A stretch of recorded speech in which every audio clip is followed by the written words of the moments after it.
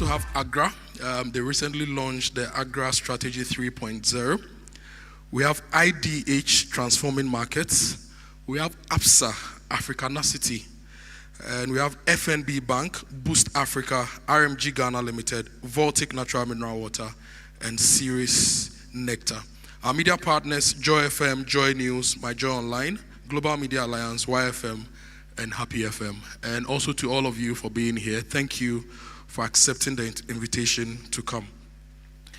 If you listened to the news yesterday, the Ghana Statistical Service says that our imports and exports, there are disparities.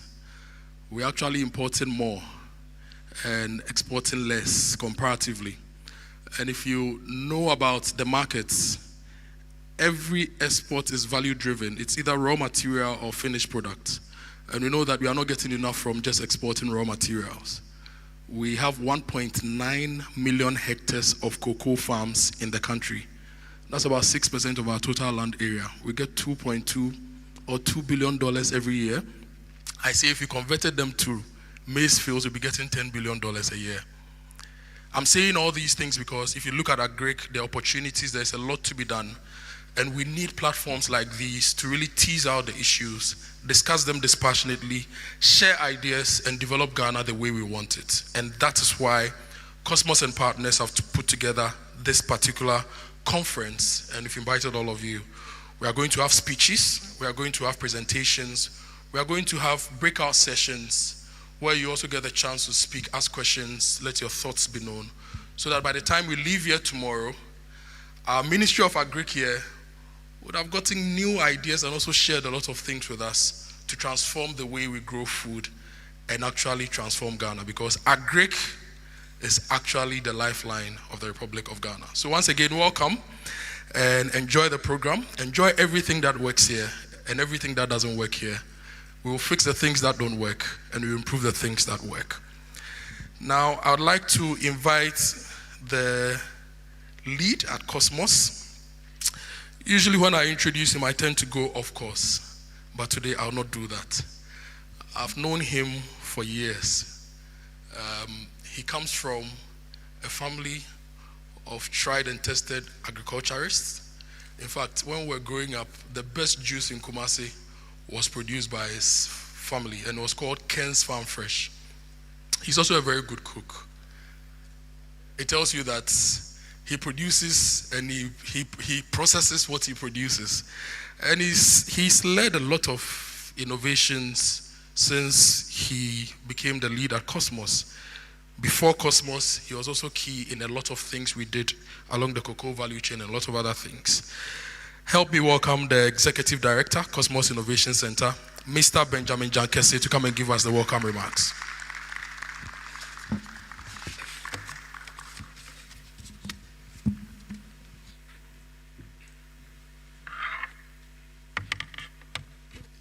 Good morning, and thank you very much, Kojo, for, I think this is a very minimal one today, so I really appreciate that.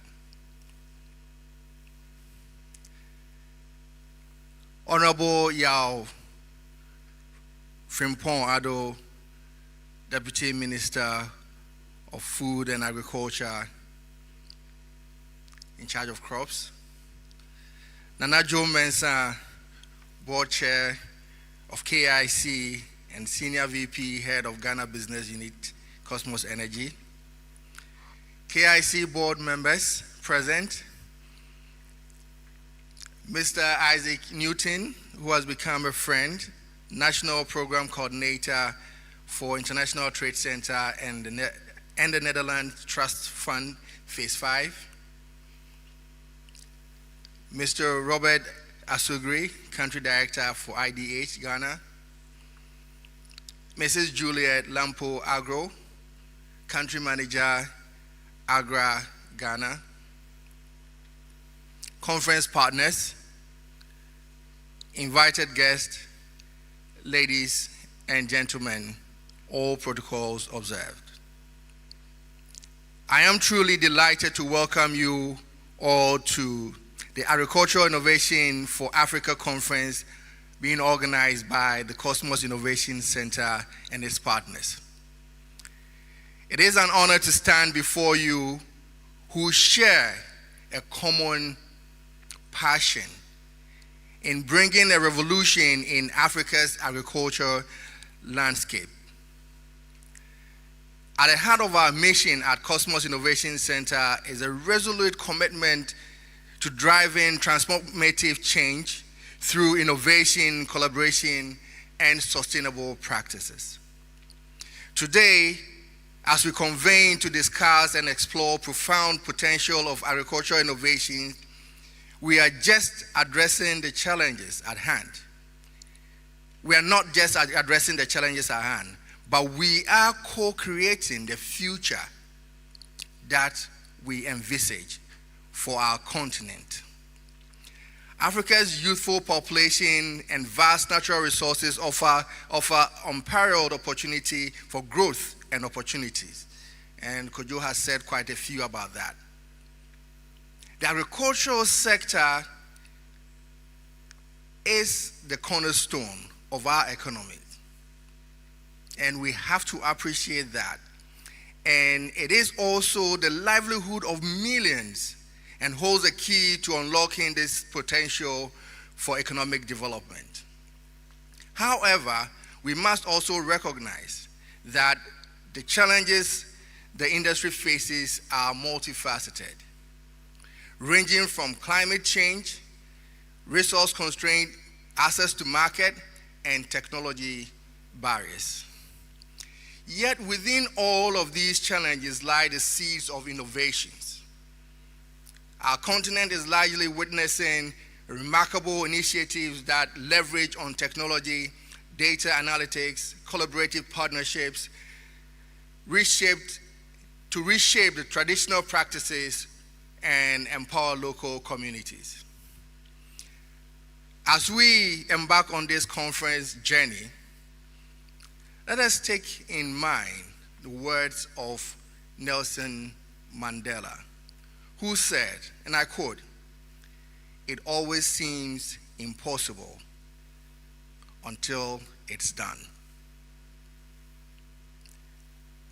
Leveraging on this theme, on this quote from Nelson Mandela, even within the KIC team and other partners, when we said we wanted to do this, it looked a very huge task.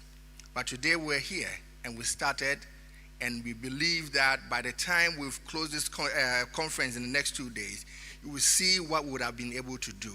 We just have to start and do something.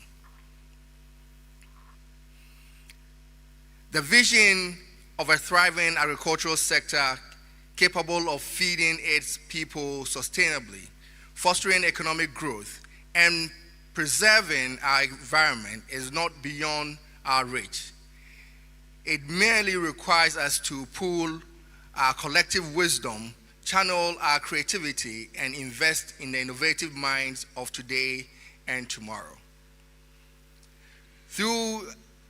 Throughout this 2-day conference, we will delve into pivotal discussions to explore the role of youth in agriculture, sustainable practices, market-driven innovations, and the power of partnerships.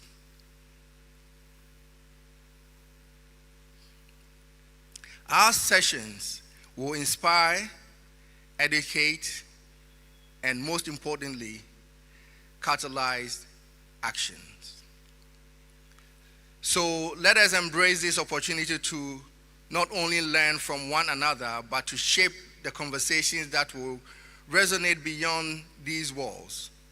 Let us approach these discussions with open minds and hearts, ready to question the norms, challenge the status quo, and co-create the innovative solutions that Africa deserves.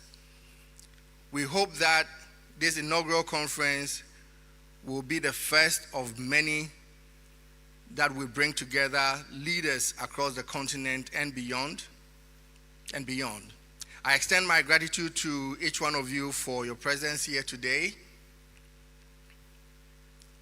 I also extend my sincere appreciation to our sponsors, our partners, and our dedicated team that has worked tirelessly to make this event a reality. We want to say a big thank you to our mother, our parent, Cosmos Energy, for believing in us and saying that, guys, go for this, let's make it happen. So thank you, Nana Joe Mensah and the entire Cosmos team for supporting us. We also want to say thank you to ITC, Robert, thank you. Isaac, IDH, Robert, thank you. AGRA, APSA, RMG, and our main sponsors. We also would like to acknowledge Voltic, Ceres, for providing sponsorship for this event. We also would like to acknowledge partners in the deal room. To the media partners, Joy FM, My Joy Online, Joy News, Global Media Alliance, and its partners, Happy FM and YFM, we would like to say thank you for believing in us and embarking on this journey with us. Once again, I want to welcome you to the Agricultural Innovation Conference. Together, let us sow the seed of transformation and reap the harvest of a brighter and a more sustainable future for our continent. Thank you very much. You're welcome.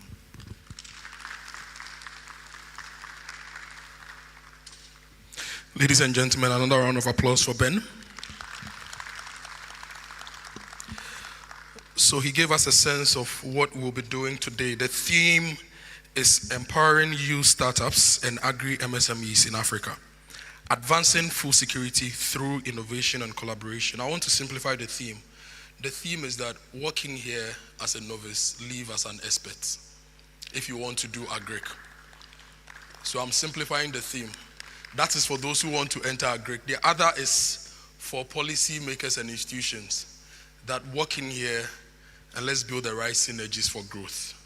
So today we are going to have presentations on agri-data, AI in agric, investing. There will be deal rooms within today and tomorrow. We'll have presentations on policy, things happening at the policy level that you must know to tap into. And anything that is got to do with agric, the fertilizer value chain. So I was talking to somebody over the weekend in Dambai, and he says they don't use fertilizer for anything. They just do shifting cultivation. So they plant 2 acres here this year, they harvest, they go to another place, and return 4 years' time. I was like, well, Nigeria has oil, Ghana has oil, so we process it, we'll get maybe the nitrogenous components of the fertilizers. I think that we've got some phosphate deposits in Togo. Morocco is the world's second country when it comes to phosphate deposits. Ethiopia, even Ghana, we have some not commercial quantities. So if we are able to partner and do all these things, maybe we could produce our own fertilizers in Africa. And the next COVID, we won't have to depend on Russia and Ukraine or anybody, and then, there'll be a next COVID. Just as there was a flood in biblical times, every generation will have something that will hit them. So as a country, we must prepare for all these things. So if you're a novice in agric, the theme for you is walk in with nothing, leave with everything. So you must come today and you must come tomorrow. Institutional partners here, the theme for you is let's work together, synergies for growth. Because we are not living here without changing the way agric is done. Now, our next speaker, it's somebody I super admire. You know, there are politicians who are just politicians, and there are politicians who are doers. They really are the example of public servants, right? Now, this man, it's funny. If you look at his track record, he's worked as a corporate affairs person. He's worked as a social and environmental impact expert. He's now an MP. That's where he gets his daily bread. So if you don't call him honorable, you'll be taking something away from him. But I think the honor is the fact that he earns his keep. I've been with him to the field to inspect projects, and whereas everybody would like to sit in their Land Cruisers and drive around, he will walk and get his hands and his feet dirty. his constituency, even though has problems with Galamsey, they are still a leading producer of tomatoes for the country.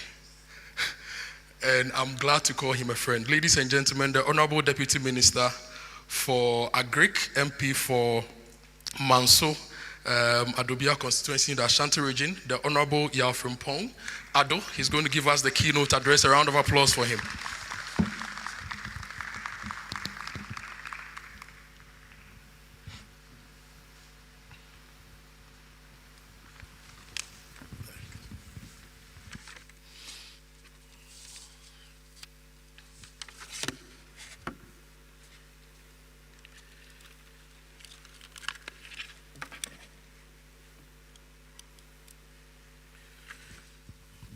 Yeah, Kojo, thank you so much. Your intro made my head get a little bit bigger. And when we come to such occasions, I really want to hide my true identity. But Kojo has exposed me. Thank you. Mr. Joe Mensah, board chair for KIC, NSVP and head of Ghana Business Unit for Cosmos Energy. Mr. Benjamin Jankese, Executive Director of Cosmos Innovation Center. Representatives of International Trade Center, country representative for IDH Ghana, conference partners, distinguished speakers and participants, invited guests, ladies and gentlemen, friends from the media. But on this note, let me observe the rest of the protocols.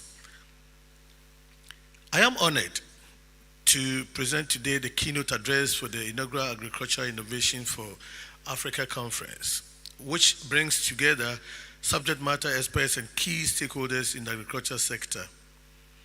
I would like to express my gratitude to the Cosmos Innovation Center and its partners for convening this event and providing us with the platform to share ideas, insights, and innovations that will shape the course of African agriculture. Ladies and gentlemen, I would like to throw a spotlight on the theme for the conference, Empowering Youth Startup and Agri-MSMEs, Advancing Food Security Through Innovation and Collaboration. Agriculture innovation plays a key role in ensuring sustainable food systems and food security across the globe, and particularly in Ghana. The challenges and opportunities within the agriculture sector require the need for robust, long-term sustainable programs and collaboration among all stakeholders within the sector and other agri-adjacent sectors. The challenge of climate change, land access, gender and youth participation in agriculture, production and productivity, as well as storage and access to market, provide an opportunity to evaluate the role technology and innovation can play in helping to achieve outcomes toward food security. First, we cannot talk about innovation in agriculture without referring to the contribution of young people who are at the moment not much represented in the sector. And this is a fact.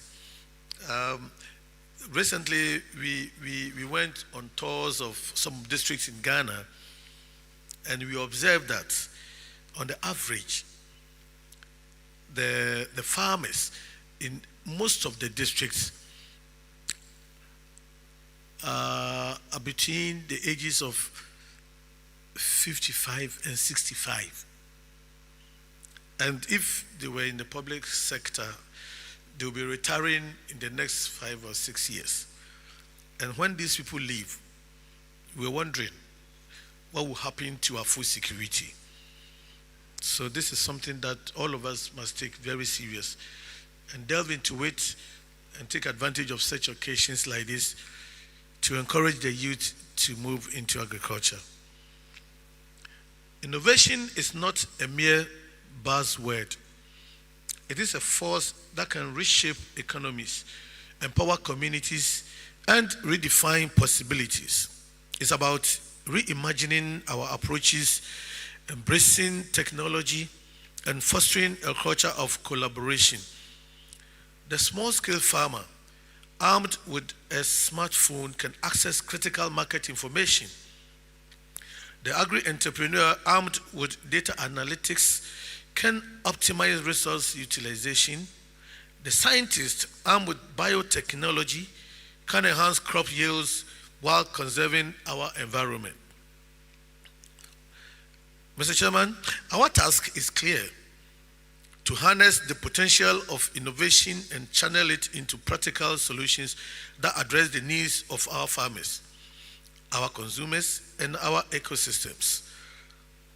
The theme of this conference encapsulates not just a concept, but a mandate.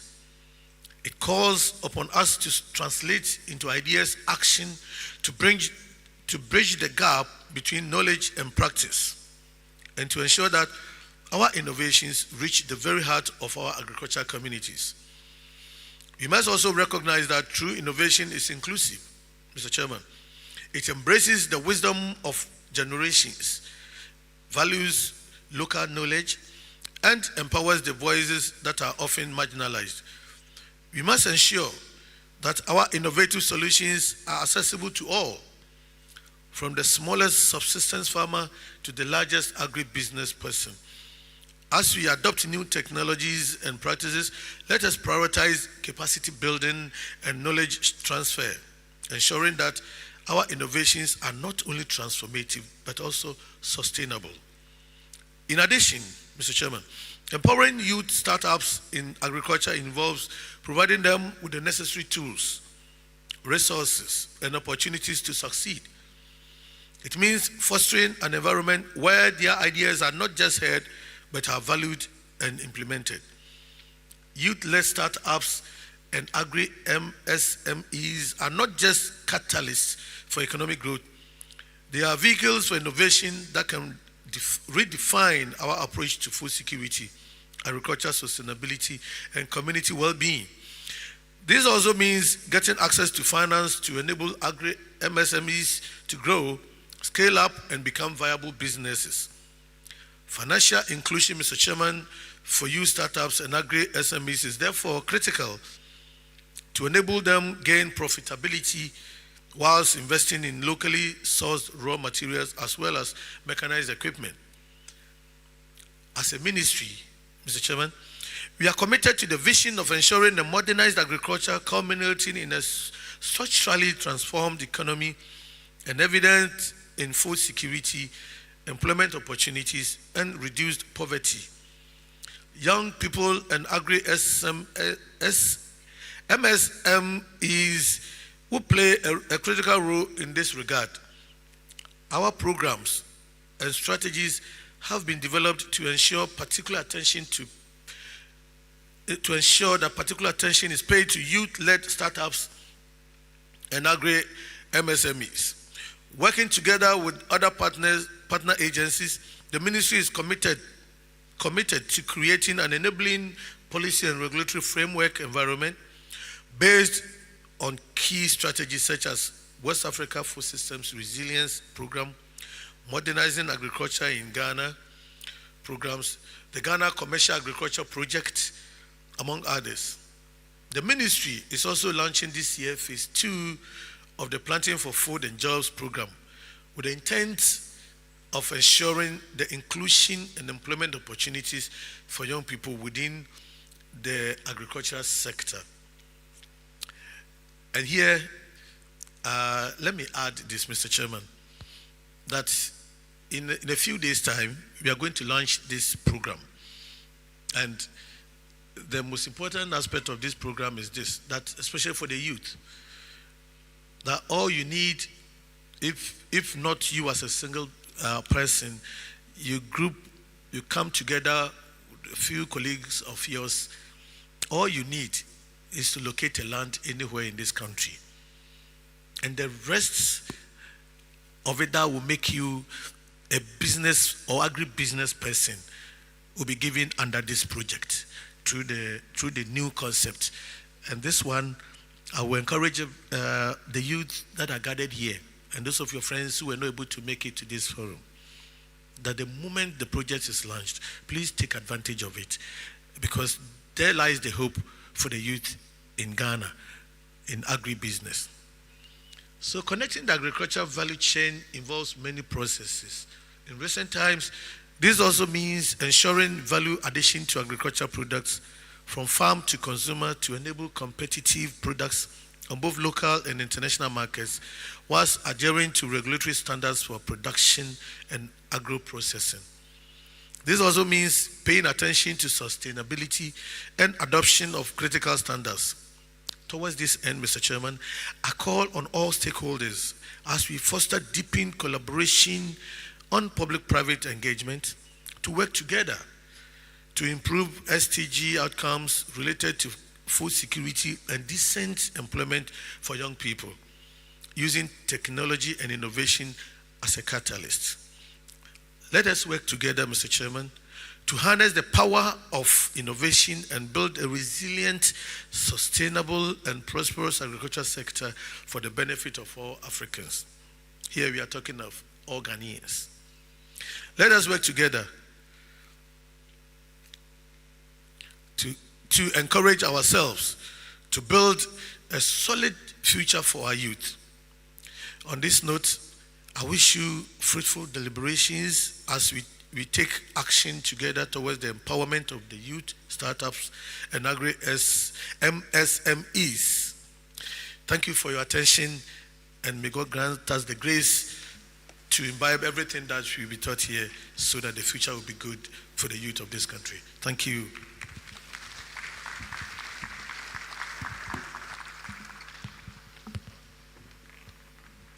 Thank you very much. Ladies and gentlemen, a round of applause for our Honorable Minister. And when I was listening to him, the theme was running through, let's work together, let's work together, let's work together. Opportunities, opportunities, opportunities, youth, youth, youth. So let's work together.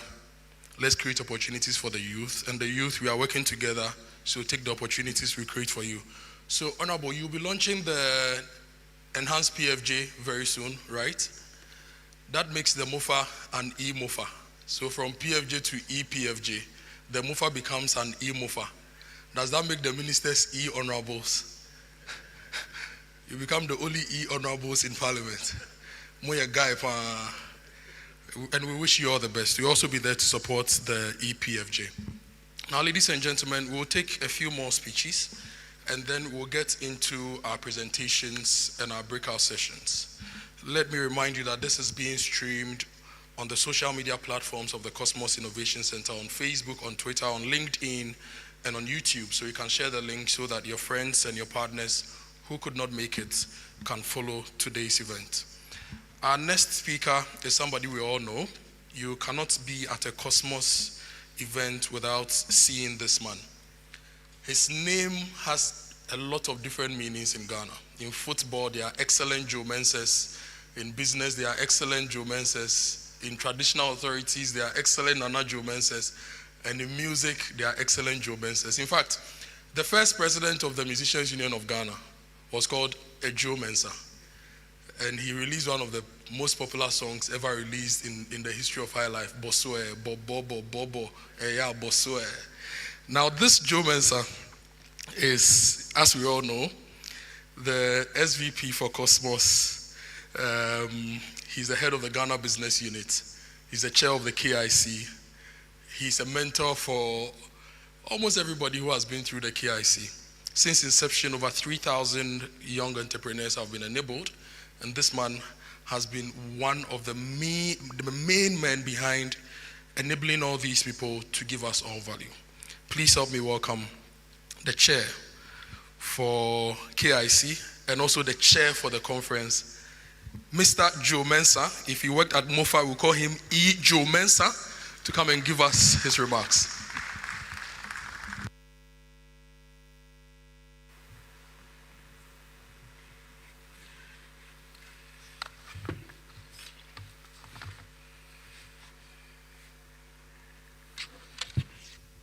Thank you, Kojo. And I'm not used to standing still in a podium to read a speech, but I've been advised to try to do that today. Good morning to all of you, and I'm really delighted to be here. And maybe I should start off with some protocols here. I know the Honorable Minister just left us, but in fact, if you listen to his profile and what he has really been doing, he's just the right person for us to engage.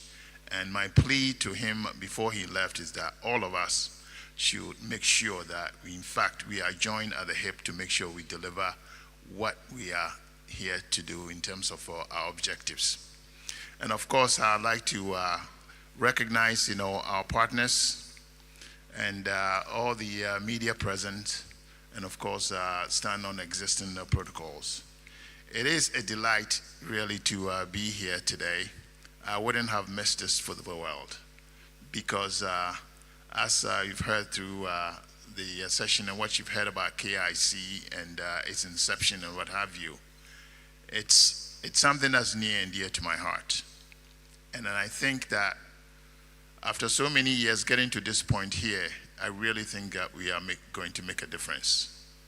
And I'll tell a quick story before I get into my speech, which is the fact that I was walking to the gym a couple of weeks ago, and a guy drove past me, and then he stopped his car in the middle of the road, opened it up, and turned around and came to say hello to me. And I said, "Who are you?" He says, "Oh, I was part of KIC." I said, "Oh, my goodness."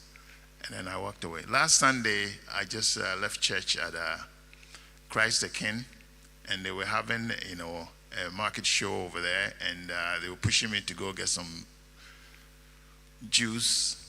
And I said, well, I'm not really into it, but they pushed me and I went in there. As I was buying the juice to go, a guy comes tapping me, and I thought he was going to sell me juice. He says, "I want you to take," and I said, "How much is it?" He says, no, I'm giving it to you. And I said, "Why?" He says, "Well, I was part of KIC. At that time, I was just floored." And I said, this, in fact, it is something that is really, really going to make a difference here. The excitement in the people that have passed through this journey with us. And of course, whenever I speak about this and I talk about the people that have nurtured this program to get us to this far. I mean, some of our board members, KIC, board members are sitting here, and they give off their time pro bono. And these are all experts in their various fields. They come together for us to huddle and make decisions that are going to affect, this program here in a positive way. So it is really exciting to be here today. The executive director spoke, the minister spoke, and I think we are all on the same common theme. And the theme that we are on is the fact that we want to make sure that we are focusing on the youth and bringing everybody together to make sure that what we are doing here resonates throughout the whole environment, not just Ghana as a country, but a continent as a whole. So I will open up my presentation now and then take you through where I am.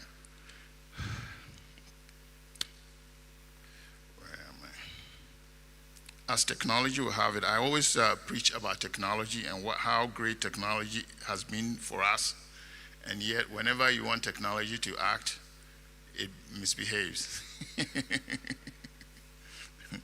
Well, I will first start with the theme. The theme is a mouthful. And when I look at the essence of the theme that we have put in here, the operative word that I really want to underscore is the youth. Everything that we are doing have to be centered around the youth, because the youth is the future. And you heard the minister talk about the aging population that we have in the farming, agric sector. And I've said over and over again that agric has been one of the main pillars of this country since the beginning of time. It used to be about 70% of our GDP, and it dropped all the way down to about 18, 19. And if we really don't pay serious attention to this space here, we will turn around and see that we have really done a disservice to the generation that has to follow. And the operative word that I use each time I talk about this is the fact that we need to make agric sexy enough for the youth to continue to have interest. And to do that, the operative word is innovation. You've heard innovation over again, over and again, over and again. That's what attracts the youth. And when I visit KIC locations, Ben has taken me all the way up to, Tamale to see stuff, and it's quite impressive how the youth is embracing technology, innovation to really make a difference in agri sector. I want to boil down, into maybe 5 segments in terms of what we intend to accomplish with this wonderful, session that we are having for the 2 days.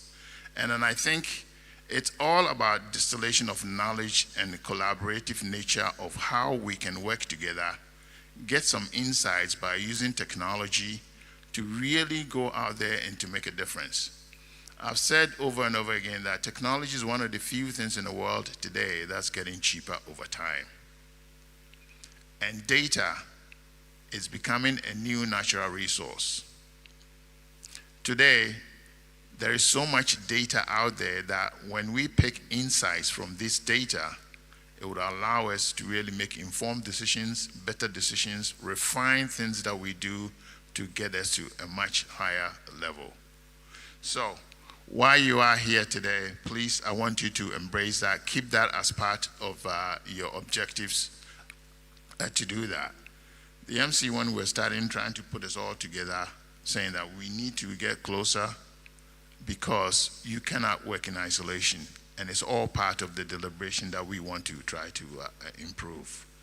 Now, the adoption of technology, as we said, will generate so much benefit for the African agri as a whole. And if you do that, there are so many benefits that we see coming out of this. There will be significant increases in farmer incomes. There will be significant increases in agricultural output, and then also there will be government savings, because government tends to subsidize a lot of activities that we do. But if we embrace technology to do things better, chances are there will be significant savings in that space. And then lastly, there will be an effective management of food security and agricultural transformation. Food security, we tend to talk about it over and over again, but we really need to pay serious attention to food security. And Ben would like to quote me all the time when I say that the last time I checked, every human being eats. As long as you're a human being, you eat. And if you eat that, where do we get that? Agric is what's going to provide that. So whenever you're in that space, chances are either you have a job and you will continue to have a job because you're producing all of that will go out there to feed someone.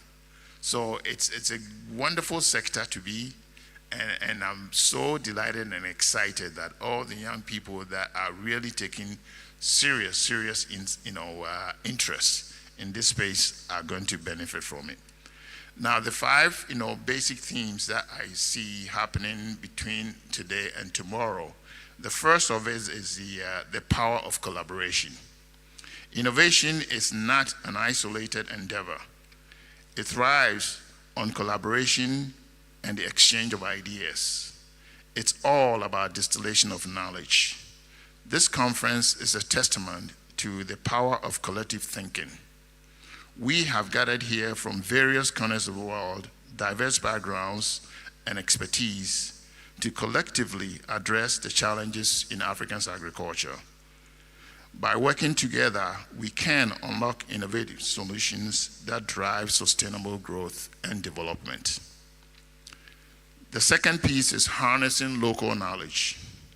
One of the unique strengths of Africa's agricultural landscape lies in the rich tapestry of local knowledge and practices. Our continent is home to a wealth of traditional agricultural wisdom that has sustained communities for generations. It's imperative that we respect and integrate the knowledge into our innovation strategies. By doing so, we can build solutions that are not only effective, but also culturally sensitive and appropriate. We do not need to throw away our time-tested ideas and practices. And that tells you, and I will make a statement that there is definitely a character to every institution that comes with age. And the stuff that we have collected over the period is something that we have to continue to use in the new paradigm. Third is technology as an enabler. The modern world presents us with an array of technological advancements that can transform the way we approach agriculture. From precision farming and remote sensing to blockchain applications in supply chain, technology has the potential to revolutionize the agricultural sector. However, it's important to remember that technology is a tool, and its impact is amplified when coupled with the insights and needs of the communities it serves. Fourth will be sustainability at the core. Agricultural innovation in Africa must be rooted in sustainability. You heard that this morning. As we explore new methods and practices, we must remain vigilant in our commitment to environmental conservation, responsible resource management, and equitable distribution of benefits. The innovations we develop should not only boost productivity, but also contribute to a more resilient and inclusive agricultural system. Fifth, and the final point, each one of you here, you are all change makers, otherwise you wouldn't be here today. Each one of you in this room has a vital role to play in driving agricultural innovation forward. Whether you are a researcher, a farmer, a policymaker, a technology developer, or an entrepreneur, your contributions are instrumental in shaping the future of Africa's agriculture. I encourage you to actively engage, collaborate, and share your insights during the course of the period that you are here. The discussions and connections made here will reverberate far beyond the four walls that we see around us. In closing, I am filled with hope and excitement for what these 2 days hold for us. The Agricultural Innovation of Africa Conference should not be viewed as an event. See it as a platform for igniting change, fostering collaboration, and finding solutions that will shape the trajectory of Africans' agriculture. The future, I have oftentimes said, is really bright. It's indeed bright. We here just have to do things right. And with that, I say thank you for being here. Thank you for your time. I wish you wonderful deliberation for the next 2 days. And I hope you walk away with something tangible that you could see to drive this agenda that all of us have together. Thank you.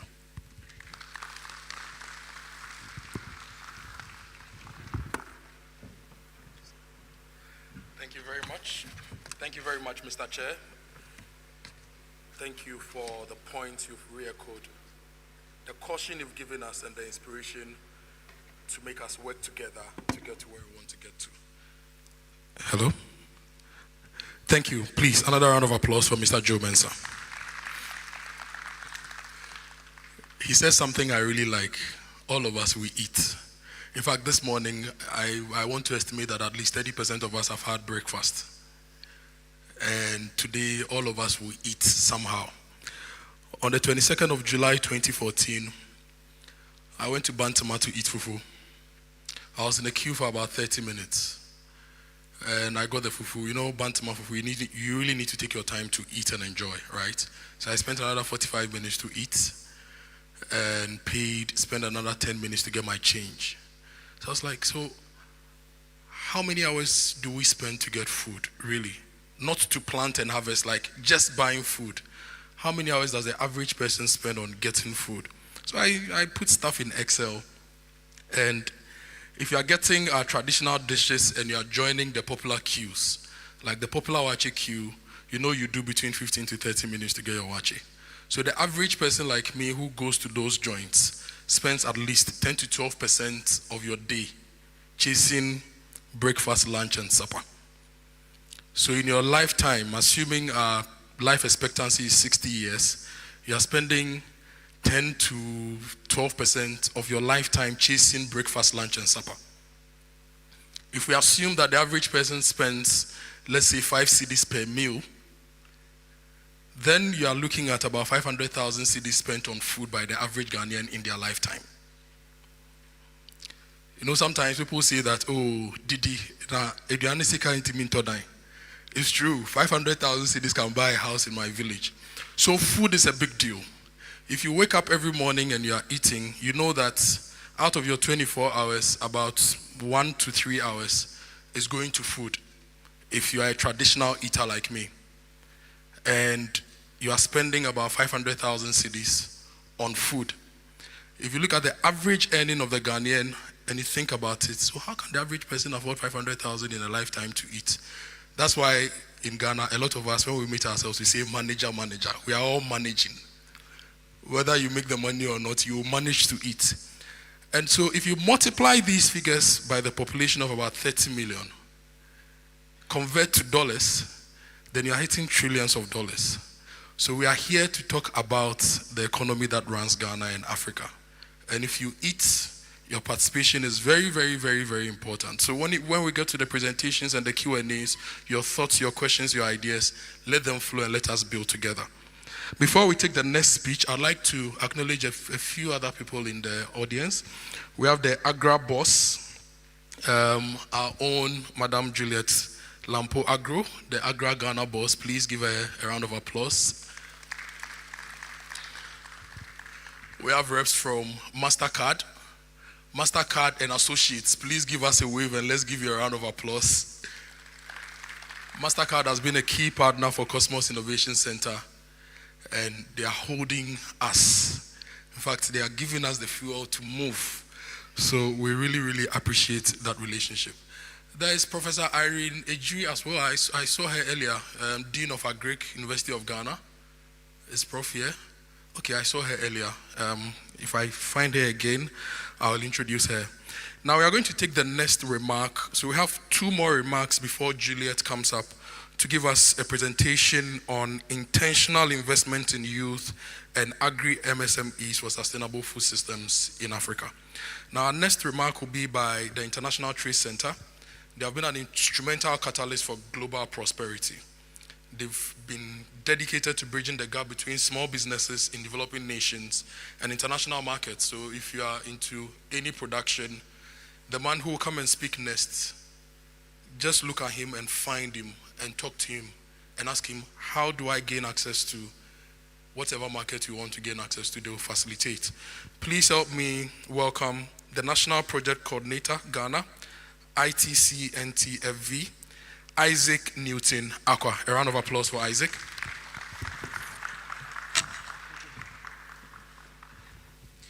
Thank you. Dear ladies and gentlemen, Chair, Mr. Joe Mensah, Honorable Benjamin and the KIC team, distinguished guests, the youth, may I also welcome you to today's event. My name is Isaac Newton Aqua. I'm the National Project Coordinator for the Netherlands Trust Fund 5 Tech Sector Program that's being implemented by the International Trade Center. The Agriculture Innovation for Africa Conference is our collective commitment to foster growth, innovation, and sustainability within the agricultural value chain. And I'd like to commend Benjamin and the team who I know have been working to pull this off. I'm also thrilled to see people from the diplomatic corps, from different development partners, industry, tech firms, startups, and the youth all gathered. So I think one of our main objectives of bringing people together under one roof is already achieved. The International Trade Center is a proud sponsor. And unlike most sponsors who usually get a pitch deck and be convinced to join, before there was a date, a theme, even an amount, we told Benjamin and the team that there's no way this conference is happening without us being part. And let me tell you why. The International Trade, the NTFV, Netherlands Trust Fund 5, is a joint 4-year partnership between the Ministry of Foreign Affairs of the Netherlands and the International Trade Center. And we seek to empower small, micro, and medium-sized enterprises in the digital technologies and agribusiness sector. It is jointly implemented by the Dutch Center for the Promotion of Exports for Developing Countries, known as CBI.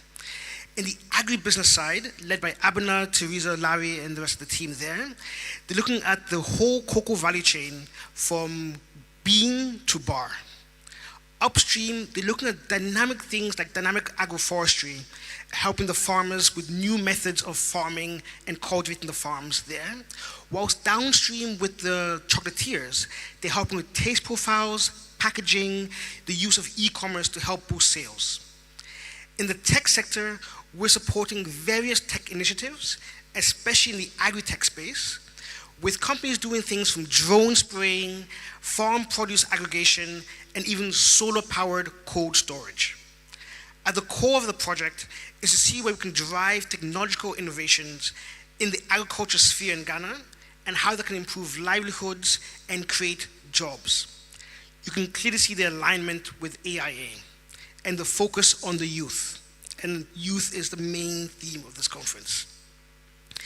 From inception, the conference as well is Africa and not just Ghana. And the program as well for the NTFV happens across Africa, from Senegal to Uganda, Ethiopia to Mali, Benin, Ivory Coast as well. So we're also committed with KIC to have an Africa-focused conference. The work we do is on 3 different levels. We work on policy, we work at an institutional level with just shy of 100 companies within our cohort that we're working with. And for the companies in our cohort, we work on helping develop market access, market linkages, and building up their international competitiveness. All of these things you can see reflected in the program outline, from having Honorable be here and people in the ministry, to having breakthrough concepts like the Agri-Data Exchange Platform, which will be taking place later, where we're looking at the concept of data being created by various tech companies and agribusinesses, and how that can be used. Because as you mentioned, data is a new oil in today's economy. And of course, there are great deal rooms. Money still makes the world go round. And we have exhibition booths at the back, so I hope you will go see some of the great companies exhibiting their goods and wares and the startups that are just outside at the back there. Well, it was mentioned already about the cost of living crisis. I mean, if we go back to the Ukraine war and we saw what happened with grain, but even now, just a couple of weeks ago with Niger and the price of onions rising, Ghana consumes close to 200,000 tons of onions, with 80% coming from Burkina Faso and Niger.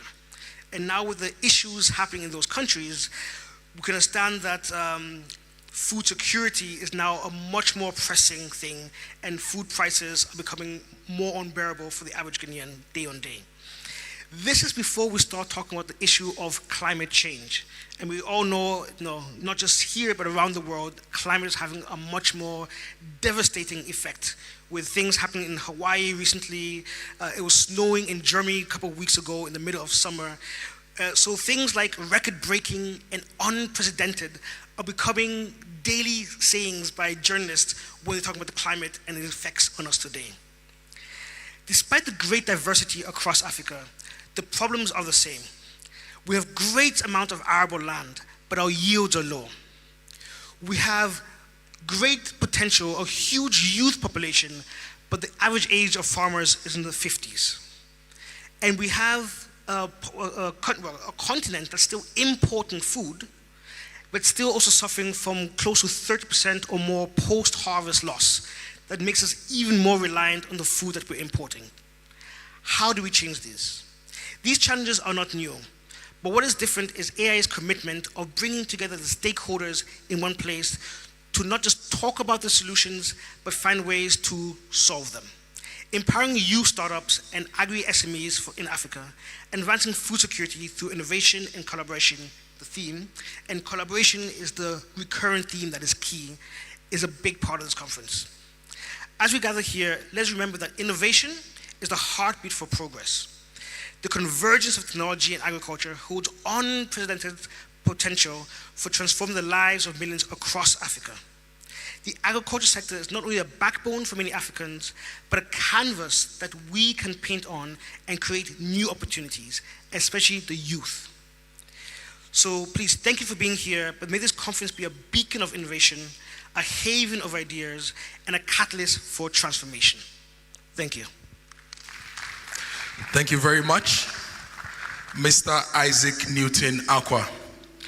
You saw his face, right? You want to do business, he's told you everything you can do, merchandising, branding, packaging, e-commerce, everything. They will facilitate and make it work. Thank you once again, Isaac and the ITC team. Now let me tell you some history before the next speaker comes on stage. I can see a lot of you wearing beautiful African prints, which historically originated from the Dutch East Indies, which we now call Indonesia.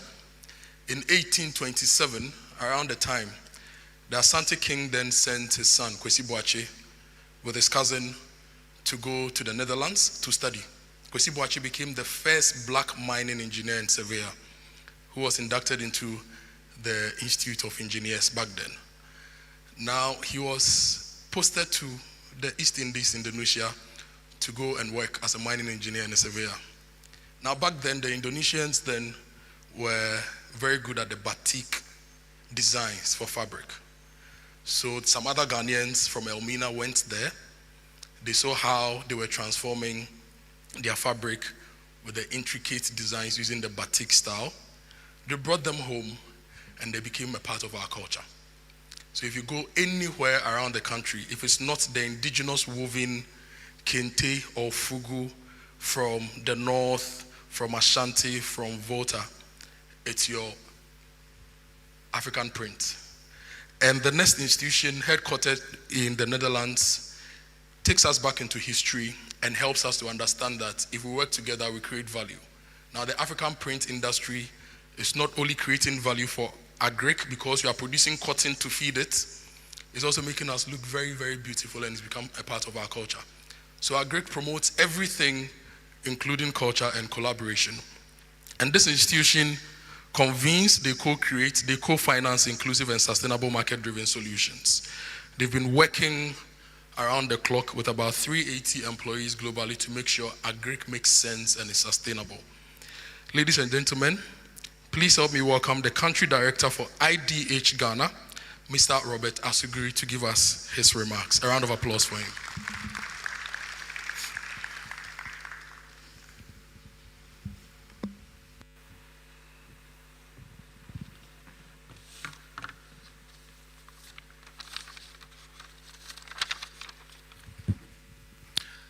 Good morning, everyone.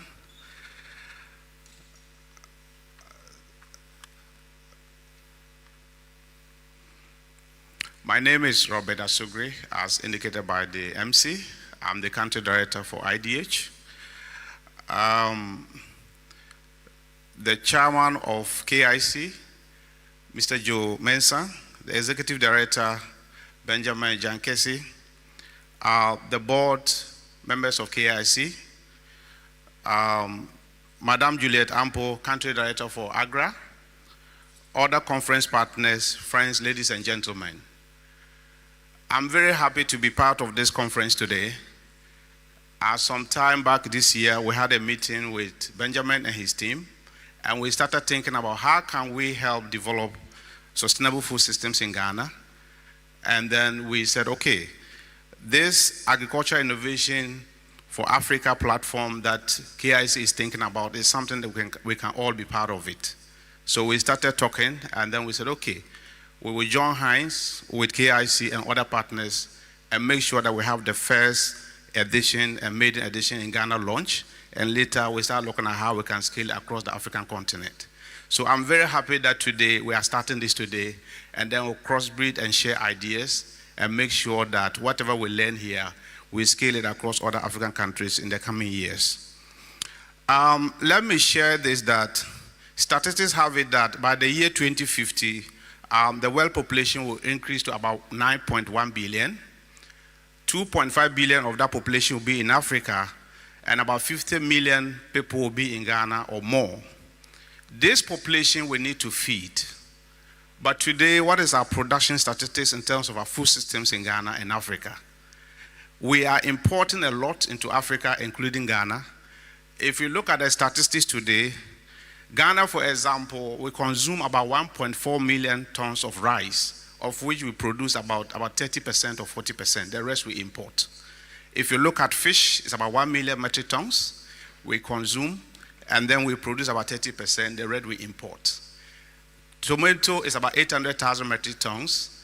We are importing about 560,000 metric tons into the country. And so a lot of our food system and food baskets are import driven. And so what can we do to change the narrative? If you look at IDH, the idea of nourishing future population and the future food topic is a mind-boggling puzzle that we all need to collaborate and address. And so today, as we gather here, I would like to encourage all of us to share, to learn from each other, and encourage each other on the innovation that we can bring across on the various value chain that we are working on as businesses, as researchers, as experts in our various fields, so that we can continue to make the great strides in the various food system that we are trying to build for ourselves. If you look at IDH, what we have been doing for the past 15 years, as indicated by our MC, we co-create, we convene, and we bring experts together to develop innovative and inclusive solutions for food systems across Africa. We work on various value chains, from cocoa to grains to pulses to aquaculture, and also textiles and manufacturing. We do a lot of convening across about 12 landscapes and commodities and sourcing regions, and we have developed about 1,000 partnerships in areas of public and private sector, and we have leveraged private sector funding about 390 million euros to support businesses. In Ghana, we work mainly on grains. So we work on maize, we work on rice, we work on millet, we work on fonio, and we work on sorghum.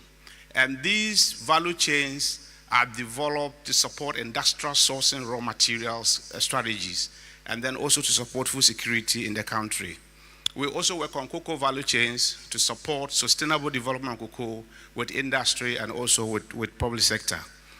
As we work on these value chains, we have come across a lot of opportunities with the youth and other startup businesses and women that we have supported. Under the grains value chain, in partnership with the Mastercard Foundation and other partners, we are working with about 33,000 smallholder farmers and working with 17 premium off-takers and brands that are processing some of these grains into finished products, and some are also exporting them. We have helped create a lot of jobs through these value chain transformation activities to a tune of about 100,000 jobs on-farm jobs, and also creating permanent jobs across the various business models. Under the theme Agriculture Innovation for Africa conference today, this is something that we quite share common interests, and we think that we can come together to develop this for the future food of this country. So I would like to encourage everybody who have gathered here, the youth, the startups who are here, and also people who are already into the business, to share ideas, to exchange, and make sure that we'll have a crossbeat of ideas that can drive us towards a sustainable food systems in Africa. I would like to thank the KIC team, especially Benjamin and his team, for bringing us along to be part of this. We are very happy to be here, and then we hope that this conference will open the opportunity for everybody to share, so that at the end of the day, we can co-create, we can co-own this, and then we can cross-breed ideas and move together as a country to achieve our sustainable food system agenda. Thank you very much, and I wish all of us a successful event going forward for the 2 days. Thank you.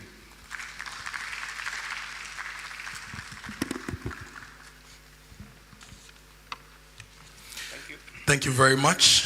Thank you, IDH, and thank you for all you do. Now, ladies and gentlemen, we have come to the end of the speeches and the remarks. Now we are going into presentations, Q&As, plenary sessions, and a whole lot more. We shall have 2 presentations and a Q&A session, and go for a coffee break and some networking.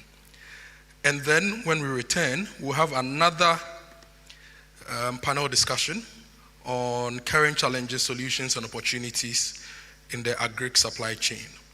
After that, there will be a presentation on agri-data exchange platform. and we'll have a Q&A as well, and go for lunch. When we return from lunch, we'll have more breakout sessions on various topics. Now, one of the topics that really is of interest to me is the impact of government policies on growth and sustainability of agri-MSMEs and youth-led startups. So we are getting into our first presentation, and the topic is International Investment in Youth and Agri-MSMEs for Sustainable Food Systems for Africa. Our presenter is the country manager for AGRA. AGRA recently launched the AGRA Strategy 3.0. You should go on their website and read it. There's a lot in there. And our presenter has worked for over 2 decades in this space, making impact and making sure things work. Please help me welcome Juliet Lampo Agro, the country manager for AGRA, as she comes to present on the topic intentional investment in youth and agri-MSMEs. She's not here yet, so please keep clapping for her. So you will use this.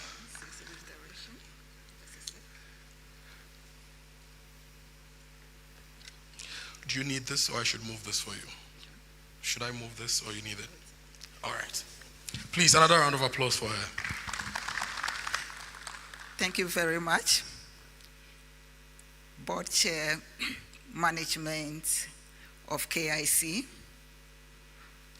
conference partners, invited guests, allow me to stand on the protocol that has already been established.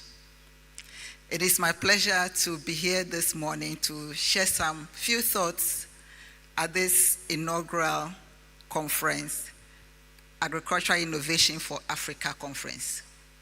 We are happy to be associated with this because at AGRA, all we do is agriculture. And so anything agriculture, anything that has to do with the youth, we are very happy to be associated with it. And today, what I want to do is to share a few thoughts on the topic, intentional investment in youth and micro, small, and medium enterprises for sustainable food systems for Africa. So I would look at it very briefly, looking at the context, the food system challenges and opportunities, the youth and agri-food system transformation, the agri-MSMEs and food systems, share some perspectives on solutions, and in doing that, I will share some thoughts on what AGRA has been doing in the sector and share some concluding thoughts. I'm glad that most of the people that have spoken ahead of me have highlighted the challenges, and so what we'll be doing is to just bring this back to the forefront of our minds as we deliberate over the next 2 days to see how do we work together to find solutions to these challenges that we are all just too aware of. So, as I mentioned, I'll start with a little bit of context. And let me start by saying that Africa's food system is at a crossroads. Of course, crossroads are not particularly bad, are they? It depends on what you do at the crossroad. It's a place of decision making. So when we talk about Africa's food systems being at the crossroad, we realize that there have been some successes made in food production, but there have also been quite a lot of challenges. And in recent times, the challenges have been getting worse and making it difficult for our food systems to cope. The challenges we've had, as we mentioned, the climate change, the low productivity, low adoption of technologies, etc., we don't want to rehash them. In recent times have been aggravated by external shocks. In Ghana, the economic shocks have been with us, and the shocks of COVID-19, Russia's war in Ukraine, and a few others. All these have just exposed the weaknesses we have in our food systems as Africans. I mean, the fact that something later happens in another country, on another continent, and Africans can feed themselves, it calls for us to step back and think. And as we all know, the recent Caribbean review shows that Africa is not on track to achieving the SDG 2 goals. And indeed, in recent times, there has been a worsening food security situation, with over 20% of Africa's population being undernourished. Food insecurity in Ghana stands at about 11%, which means that almost 4 million Ghanaians are food insecure. And of that, about 1.6 million Ghanaians are severely unfood secure. The one that worries me a little bit that I heard among the statistics is the fact that only about 37% of Ghanaians can afford healthy diets. Now that is worrying. And so we need to look at our food systems and see what exactly are we looking at, what is the anticipation, what is expected of the food system. And we are working together towards a food system that is able to produce sufficient healthy food sustainably to meet the dietary requirements of the populations. And within that frame, we are looking at not just the production, a competitive and efficient food and agricultural sector, which taps into regional and global markets, still meeting the dietary preferences and nutritional needs while preserving the environment base. So a successful, efficient, inclusive food system must provide three things. It must provide food and nutrition security. It must provide livelihoods for the producers and other stakeholders. And when we talk about livelihoods, we are talking about decent livelihoods. And it must contribute to protecting and enhancing the ecosystem. That is what is required. But we mentioned that there are challenges. And I won't go to the details, but we have talked about the demographic challenges. The changes in dietary preferences, along with the demographic challenges, is very important for Africa anyways. If you look at Ghana, we have more than 50% now in the urban areas, so there are changes. People are becoming more sedentary. Young people are coming up with non-communicable diseases. So these are things that are fast changing. In fact, it's actually creeping in on us, and we need to take a quick look at it. And the others we've mentioned about climate change, conflicts, and crisis, recurrent outbreaks of pests and diseases, both in the crop and livestock sector, the limited availability and adoption of productivity-enhancing technology, and this is where innovation comes to the table. The fact that our food markets are not functioning optimally to create the incentives for producers to get into the market and participate, and the fact that infrastructure is always a problem. Policy making that holds it together is still an issue when it comes to inclusive policy making, effective policy delivery, policy monitoring. We still have issues. But the truth is, I am an unapologetic optimist, so I always like to look at things and opportunities. And so in spite of the challenges we have mentioned and have been talking about, we know that there are opportunities for sustainably improving Africa's food systems. And the two areas we are talking about, we are mentioning of focus, the youth and agri-SMEs, they form a two-pronged area of opportunity for us to tap into to actually take Africa's food systems to the next level. And instead of looking at the youth bulge as a challenge, which it could be if we don't do anything, Africa's youth are still its most valuable assets. It is what we do with that asset. We know that about 20 million young people are joining sub-Saharan Africa's workforce every year. And this is expected to rise to 30 million by 2050. Let's think about that. In Ghana, about 250,000 young people enter the labor market every year. And the rate at which we are creating jobs for them is not keeping pace with the rate at which they are entering the market. And yet, there are opportunities to get them going. And as has been said earlier, agriculture dominates the employment landscape in Africa. Ghana, about 44.7% of the workforce is employed in the sector, of which 30% of them are between the ages of 30 and 35. Not necessarily in farming, but within the sector.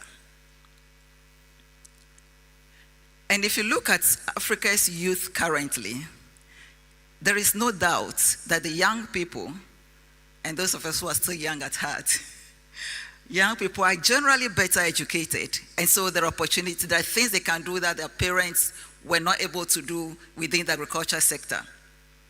They are more comfortable with new technology.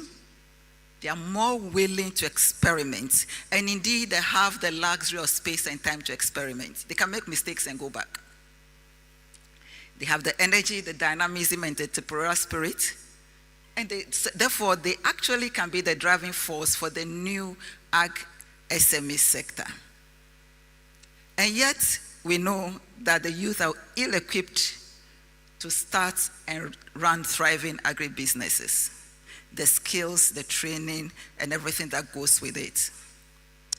There is limited access to finance, land, and other resources, and these keep them out from operating in the sector.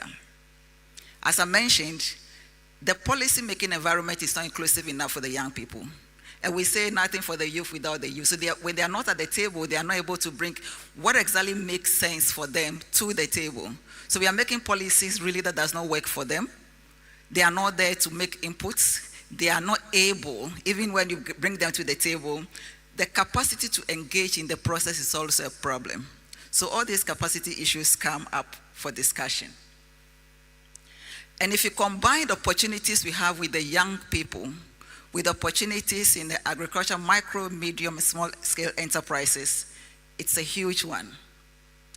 And this sector has that huge opportunity to transform Africa's ag food systems because it provides the bulk of jobs for Africans. Most of the food that is produced is sold. It's only about 20% of it that is kept for consumption. So the rest of it has to pass through the food system somehow, and ag SMEs are the ones that are responsible for that. And you know, agricultural SMEs destroy the entire food system. From pre-production, production, aggregation, everything post-production, you have ag SMEs in the sector. And so if we are able to target properly and work with this, that is where lies the opportunity for us to transform the agri-food system. Indeed, if you look at the agro-processing sector, it has come up over and over again as the new engine for job creation in Africa, because it has the characteristics of the regular manufacturing sector, of course, without the smoke that comes with it. So that is the context, those are the challenges, those are the opportunities. Let's move a little bit into the solutions. Again, most of the solutions we know we talk about, but I believe that this conference is not about talking. The conference is about bringing what we know, what we talk about back to the table, and then actually moving forward with it. Okay, so there goes technology. So the imperative of transforming the food system, it's on us. But we know, and as we have already said, that food system transformation is a complex process. The food system itself is complex. And so it requires that different stakeholders come together with their different solutions to bring these to the table. But remember that all these different stakeholders, even as they come together to the table, they also come with very different interests. And so we need to manage the interests and work together to bring the solutions. But we do know, as we have said, that there is a need for sustainably enhancing agricultural productivity. We have had increased production of the major staples in Ghana over the last few years, rice, maize. We have had production increase, but productivity has stagnated. We still have yield gaps rising between 50 to 60%. As you are doing about 30-something percent to 50% of achievable yields. That will not take us where we want to go. We will not be able to feed the populations. There's the need for expanding the agro-processing, aggressive infrastructure development from the roads, transportation, processing, storage, cold chains, everything that has to support the infrastructure, energy. We need to look at that, and not just from the broad perspective, but the fact that this has to be agriculture-centered. And there is a need to also look at increasing adoption of climate-smart technologies.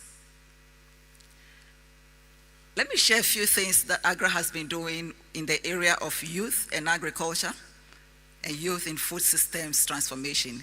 You know that AGRA, as the MC mentioned, we launched our strategy very recently. And our mission looking forward, AGRA as an organization, is sustainably transforming Africa's food systems. So this is home to us. And at AGRA, we believe that agriculture is the single greatest opportunity to deliver economic development, growth, health, and food system transformation for the continent. And so we continue to engage with other stakeholders to harness the potential for youth for inclusive food system transformation. We do this consciously, we do this intentionally, because if you do not intentionally work with the youth, you will not be able to get them to deliver. And you will not be able to deliver for them either. Truth is, all roads don't lead to Rome. You must choose the right road to be able to get to Rome. So if you are working with the youth and for the youth, you must be intentionally the things you do, the strategies and activities. So for us at AGRA, we invest in education and training programs tailored to the agricultural sector, equipping young people with the necessary skills for agribusiness.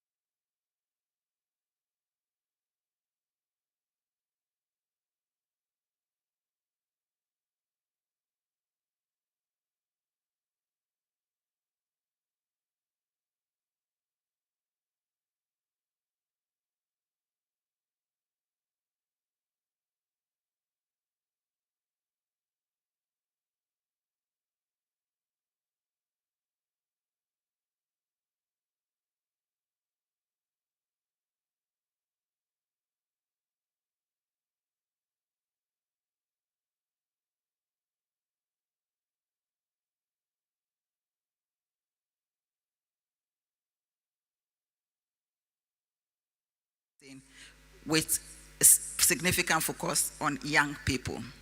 So this is what AGRA has been doing in the space to support young people, directly working with them and for them. There are broader things that AGRA does. So some thoughts, concluding thoughts and recommendations as we bring this to a close.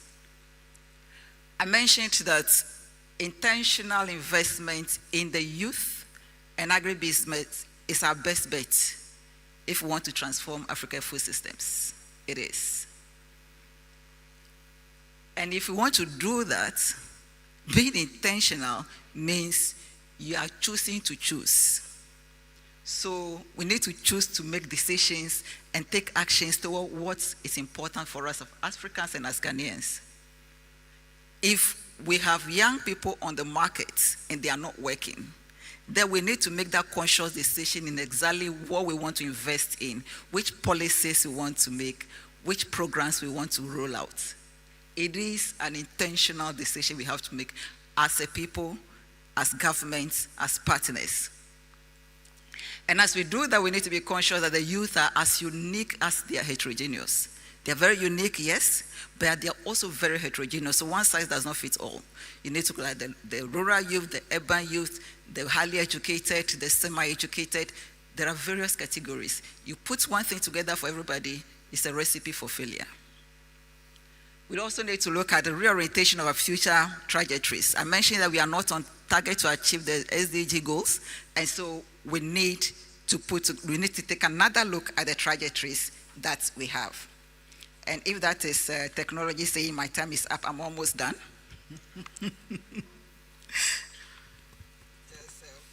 The last few recommendations. We also need to look at increasing investment in the markets, infrastructure, and other incentive mechanisms.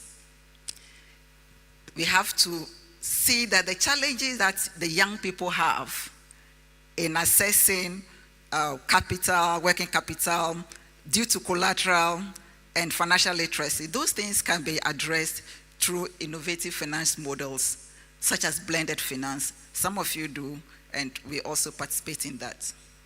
Let's all work together, invest in promoting the uptake of new technologies, such as ICT, solar power, different technologies that are attractive to the youth.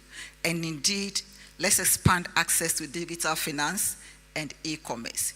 We want to work with young people. Technology, digitization is the way to go. And all these are underpinned by partnership. No single organization can do this. Public, private, civil society, development partners, we all need to work together to put the young people in the center of agricultural development, transformation of our food systems, so that we will not be telling the same story of we are off track, we are not feeding our people, we are unable to afford healthy diets. Let's work together to transform Africa's food systems. Thank you.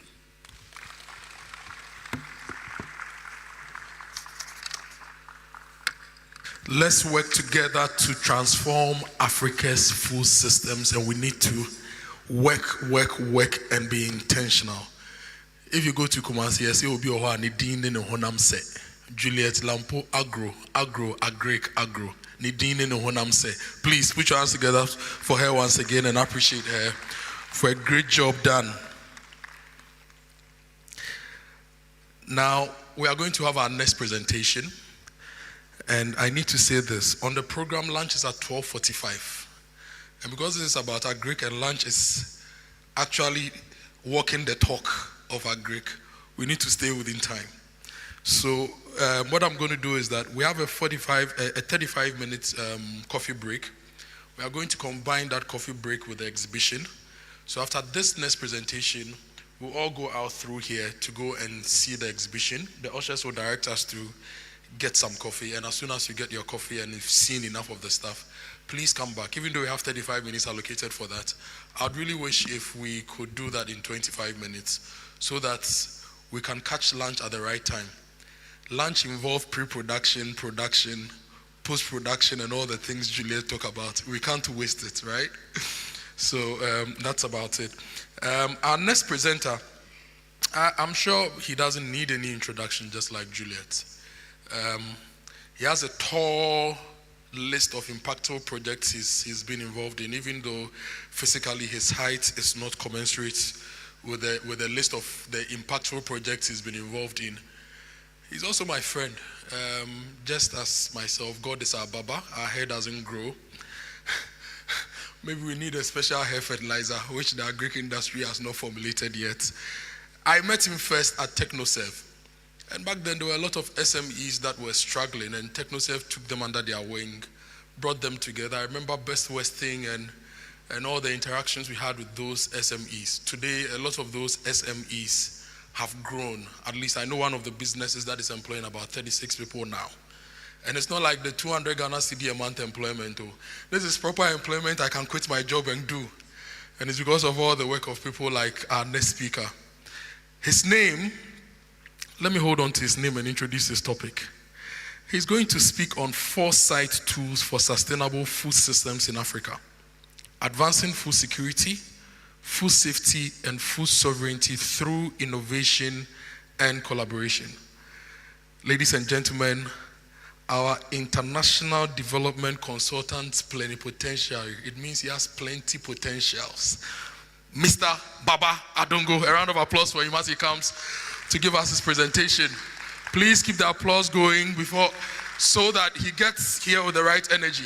Ba ba ba ba. You see the height I was talking about? The height in achievement in set. Baba. Over to you, Baba. Please, another round of applause for him.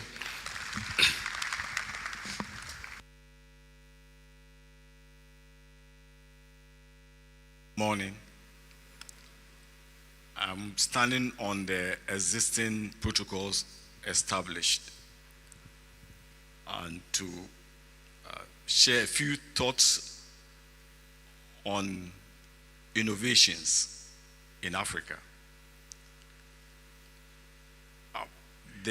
When I was sitting there, all the earlier speakers made mention of things that I was like, I think we finished discussing my topic, so I just pack baggage and leave. But I think it just sets the tone for us to discuss. Nana Joe mentioned that we all eat.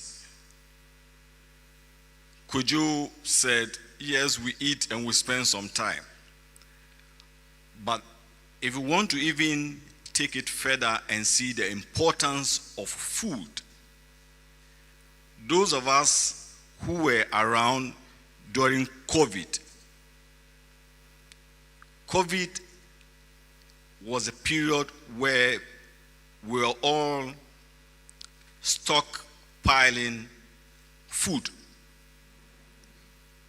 I know people who had to stockpile 10 bags of rice. Others 20. You go to the whole house and it's full of food. So it tells us how important food is in our being. And so this topic, looking at innovations, wouldn't have come at a different time. It's come at the right time to look at the pressure that our food system has been put, and then what we can do to move out of that pressure. So without wasting time,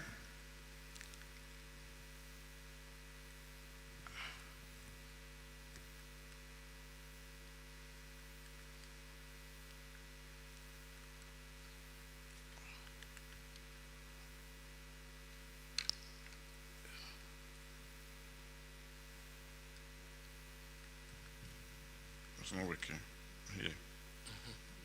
No. Okay.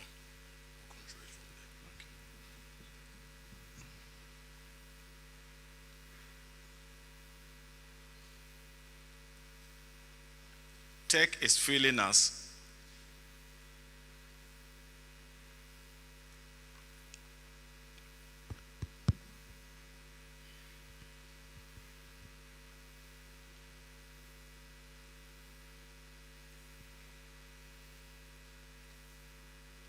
Do I have to move it here? Here. Okay.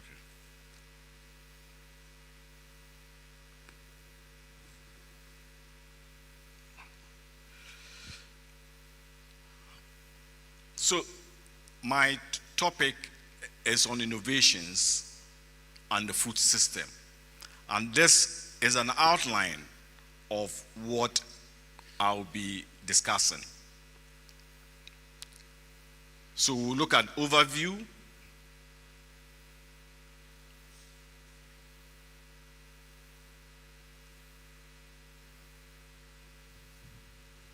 it's doing something. Okay, so go back, go here.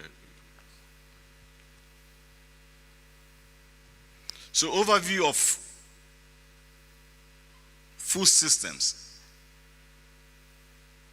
innovations, applications of innovations in food systems, collaborations in food system innovation, and the way forward.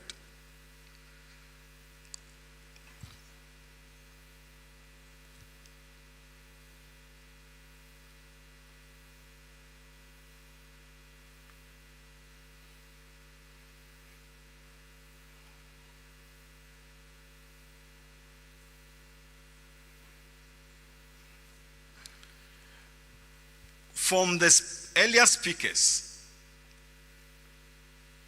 we have been made aware that the global food system is under pressure.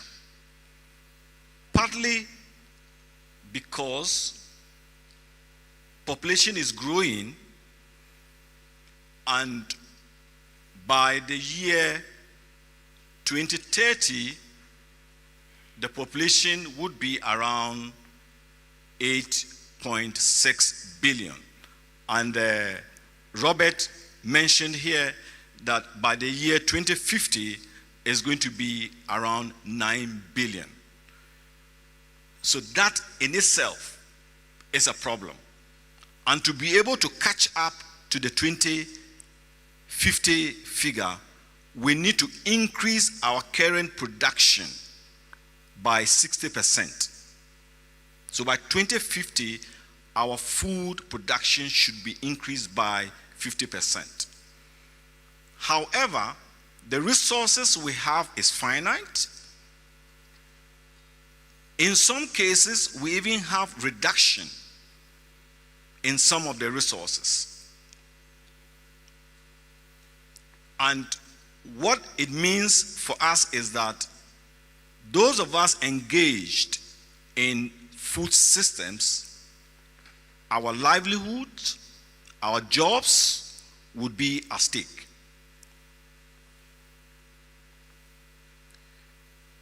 To be able to move and overcome the pressure, we need innovation. We have to employ innovative approaches to the production of our food. And that can be done if we really want to achieve that. We have to do that respecting 3 P's. That is people, planet, and profit. Any innovation that we are going to do should deliver to satisfy people, it should give us a profit, and then it should respect the planet. So that means that we have to, any innovation we have should give income, should provide jobs, and then it should also address the needs of vulnerable communities and solve our hunger and nutrition problems. It should also be environmentally sustainable. So we are not just doing things that would affect the environment that we live in. When we talk of food system, this is how it looks like. So you have your agricultural production.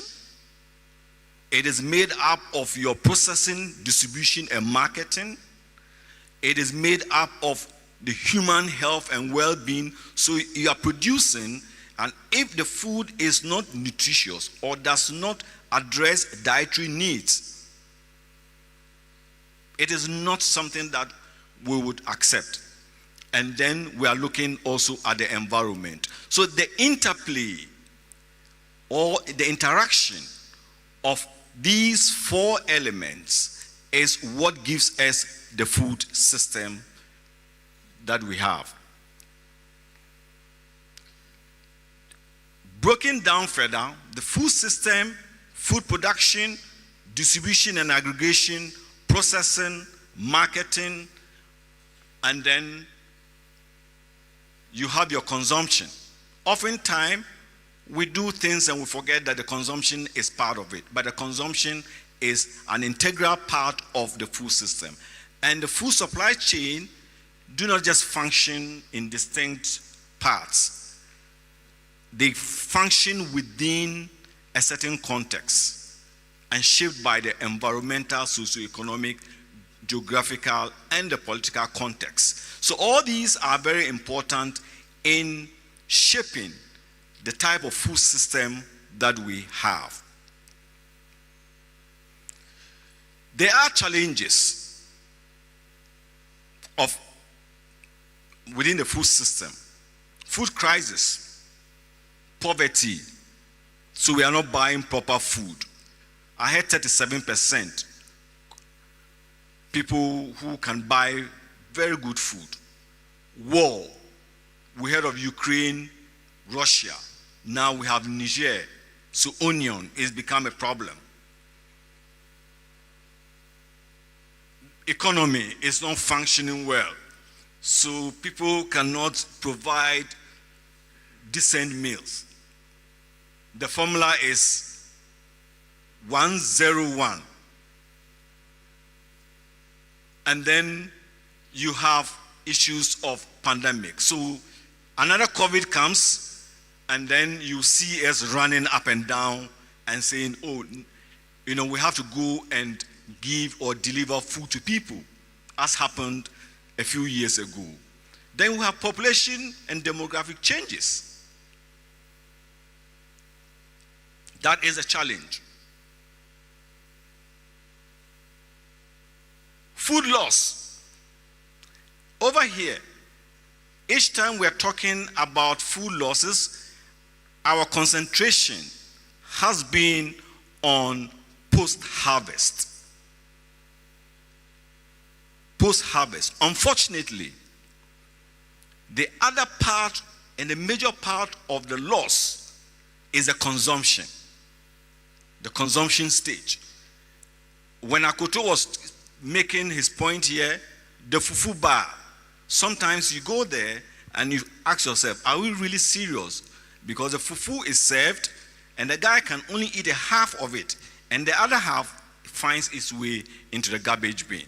So we have, and it's serious in the restaurants, that in itself is creating serious problem, putting pressure on the food system. At the same time, it is also putting pressure on the environment because disposal becomes a problem. Agricultural practices, inappropriate use of crop protection, farm machinery. I was watching some of the machines earlier on as they showed here, and I'm like, okay, we need to do something. But these are the challenges that we have. Then we have climate change, greenhouse gas emissions, temperatures are rising, ocean acidification, unpredictable weather. I heard it snowed in Germany in the middle of summer. And sometimes we are even looking for the rain to fall, it doesn't even come. You see, some places are dry. The issue here is even more complicated for us with the food system.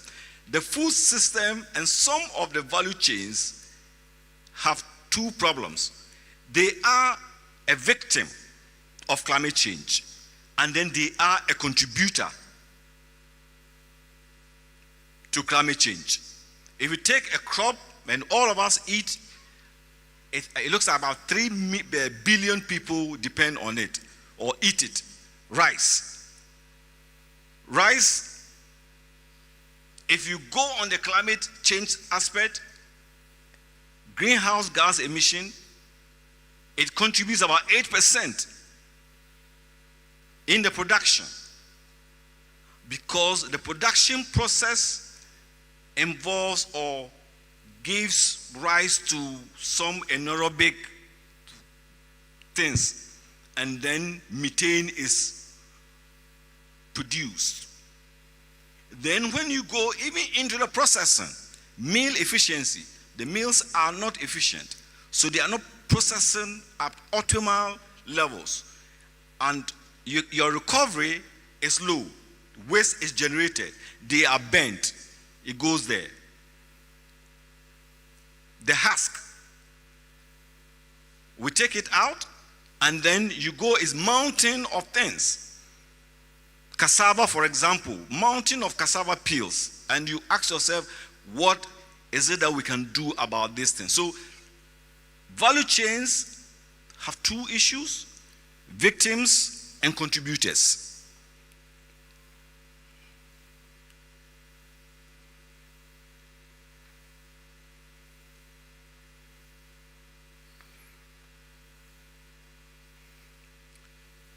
So the issues around the food system,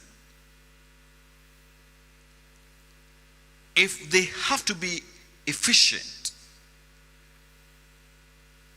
and we have to make them efficient to be able to get or achieve food security. And earlier speakers have made mention of when we say we are food secured. When you are food secured, it means that all of us at all times have physical, social, and economic access to sufficient food, safe and nutritious food that meets our dietary needs, and food preferences for active and healthy life. That is when we say we are food secured. Now, so ask yourself, are we really food secured? If you want to take the boxes, you realize that each time we talk of food security, most often we are just looking at the availability. But the others we forget. Now, food security goes with this.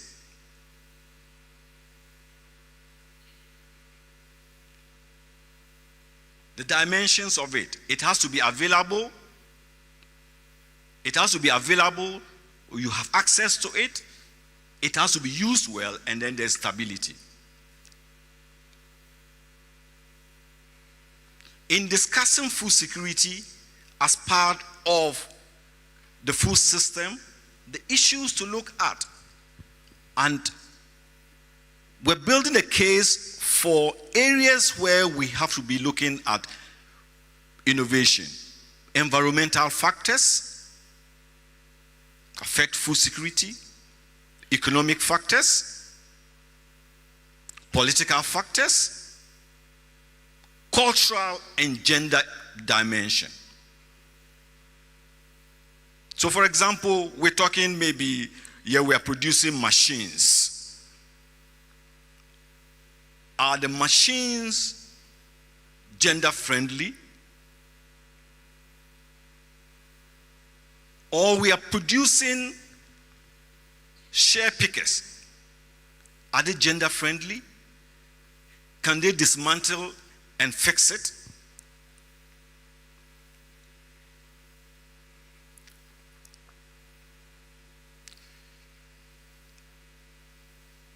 By way of rehash, this is how our food security map looks like, and you see where Africa is lying. Africa is the continent that has all the potential, yet is food insecure in different dimensions. Some are better than others, but if you take Africa as a whole, we have a problem. Globally, it's 10%. Africa, we are greater than 20% if you take us as a whole. If you come back home to Ghana, this is the way our food security situation looks like. The very red part north of the 8th parallel have serious food security issues in different dimensions. The green parts, they are fairly better when it comes to Ghana. And this translates into 11.7% or a little over 3 million people who are food insecure in Ghana.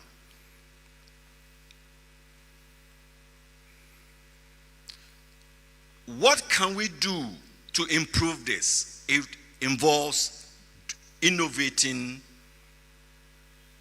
processes, innovating systems, innovating products, and the entire connectors of the food system.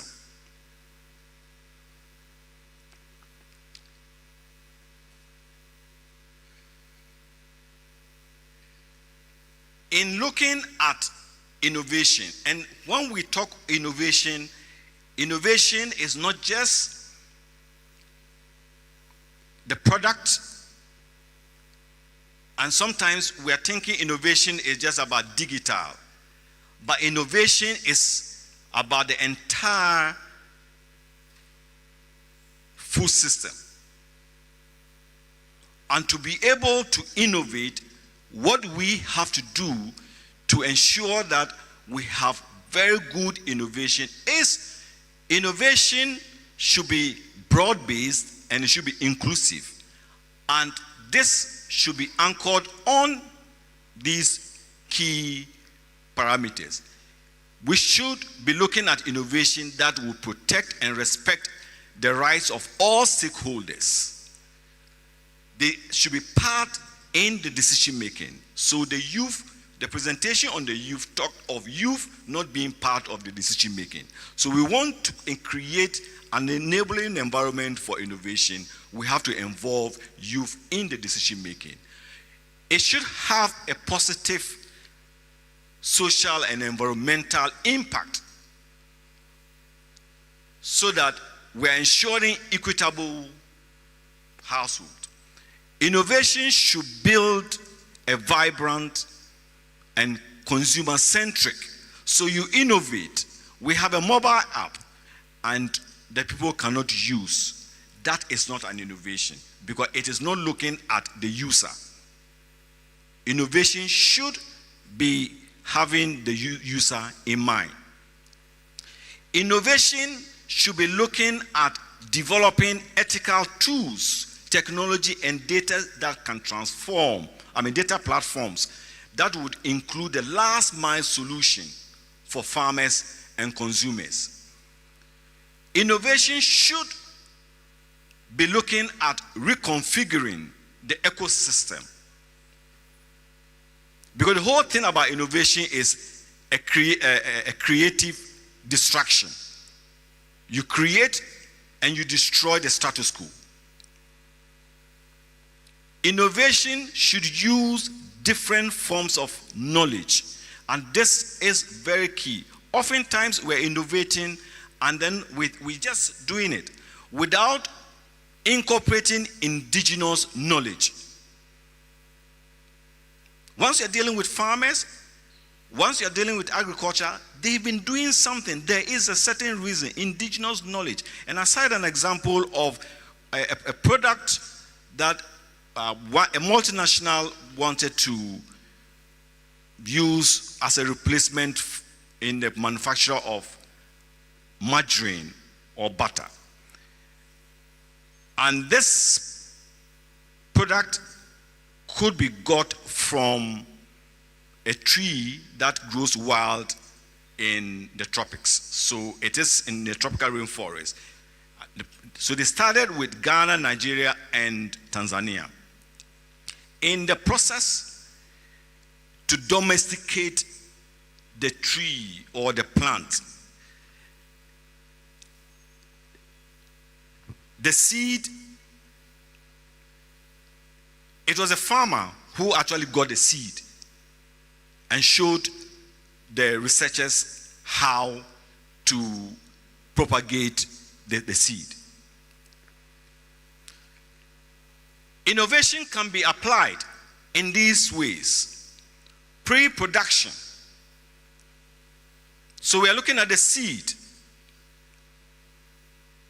Seed, there are about 200,000 plant species that are edible. Unfortunately, just a fraction of them provide about 80% of the food we eat. And so innovation can begin to look at that. Innovation in crop protection, innovation in farm practices, land clearing. We can also apply innovation at the production level. So reduction of aflatoxins. Whether we incorporate it in the soil or after harvest, we use that. Rice cultivation in low-lying areas, being climate smart, or what they call now smart valleys. The supply chain, solar freezers,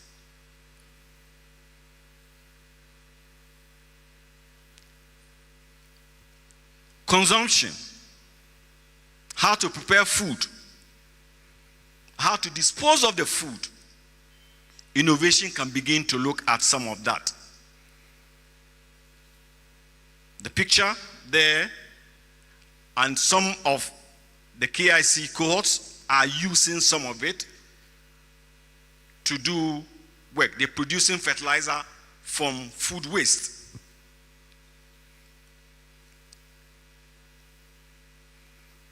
Further examples of innovation and how they've been used: traceability data,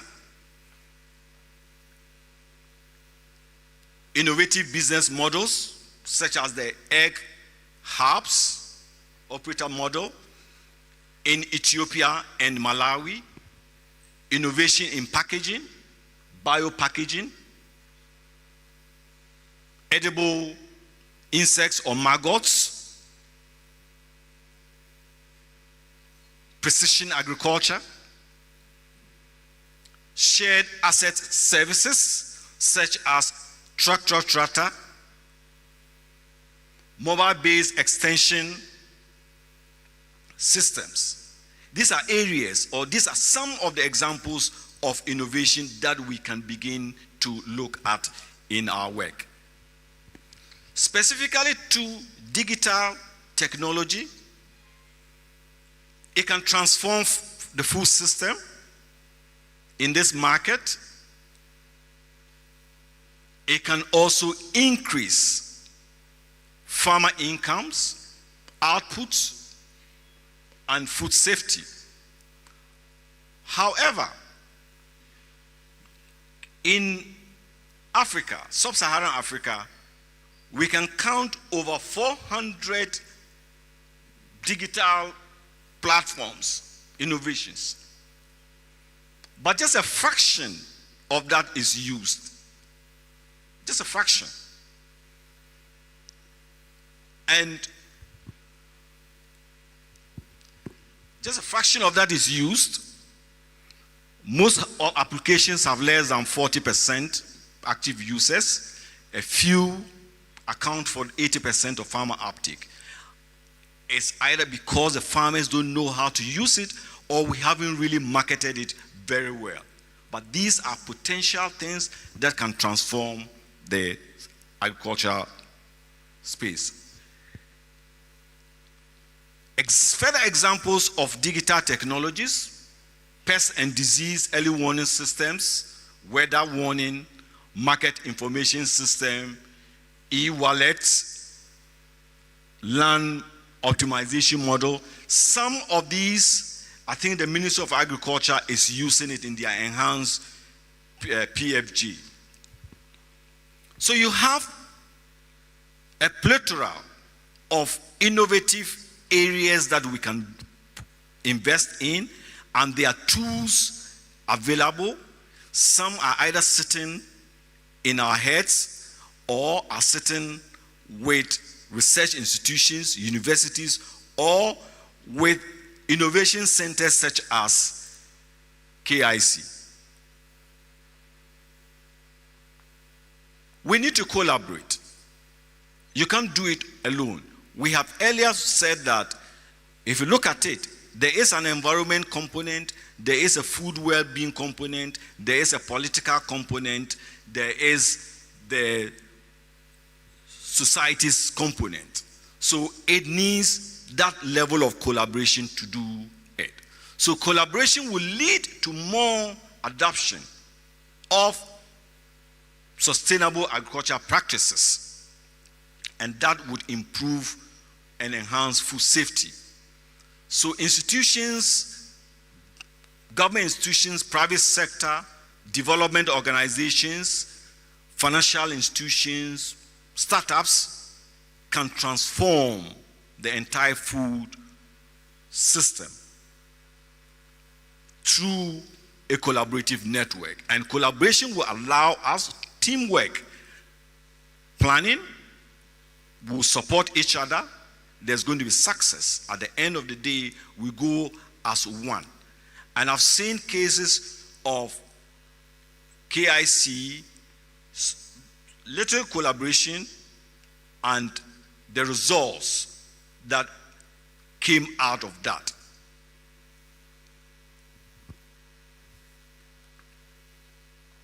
But we are not just saying that we collaborate. These are things we have to look at. We have to develop a shared understanding of the key issues to be addressed. So IDH or World Trade Center or AGRA, we want to collaborate, but we need to have a shared understanding of what we want to address. We have to be context specific in the collaboration. It should be locally owned and aligned with country and global goals. We have to establish multi-stakeholder structures. That is only when collaboration can work. We have to design an inclusive and an adaptable journey that addresses emerging issues, power imbalances, proactively promote and reinforce the right of effective participation. We have to manage risk and we develop a common and agreed upon food-related policy. That is when we would say innovation is working. What is the way forward?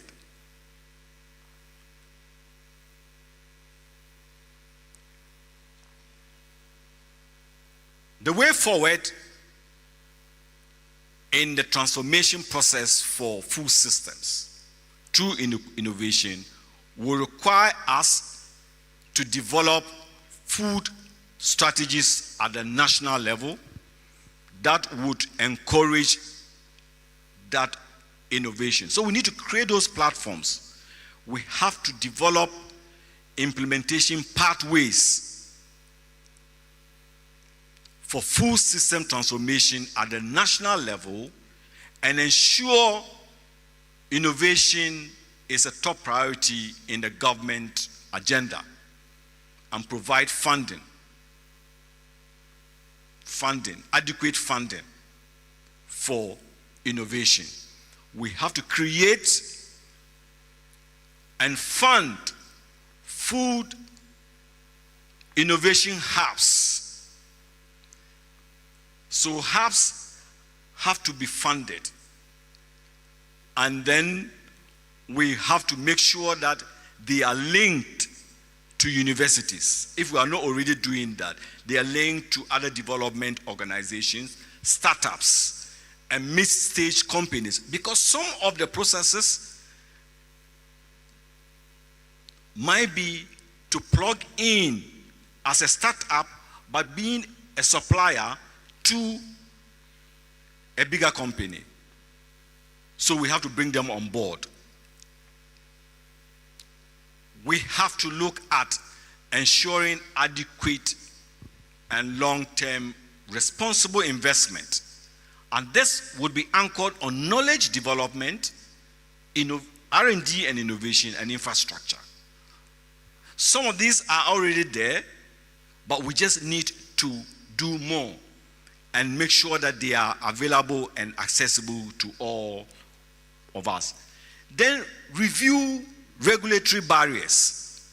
If there are regulatory barriers in innovation, we have to begin to look at them.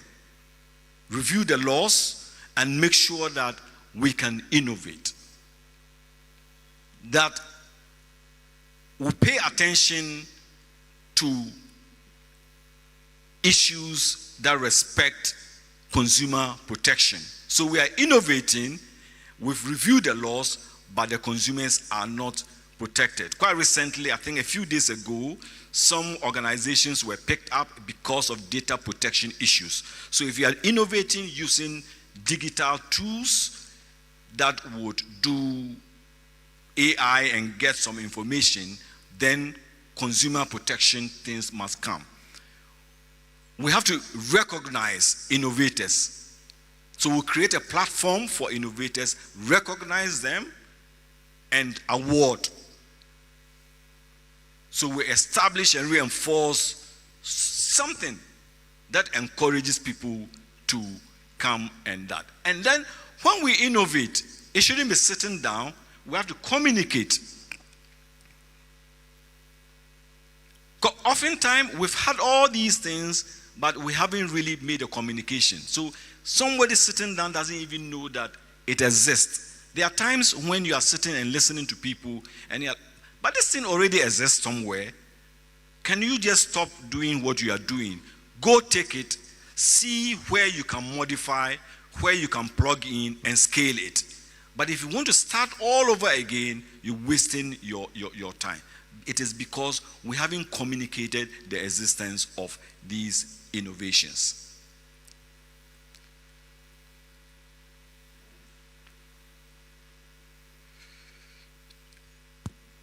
Thank you for giving me the platform to share these ideas with you on innovation in food systems. Thank you. Thank you very much, Baba Adongo. Baba Adongo, innovative Baba Adongo.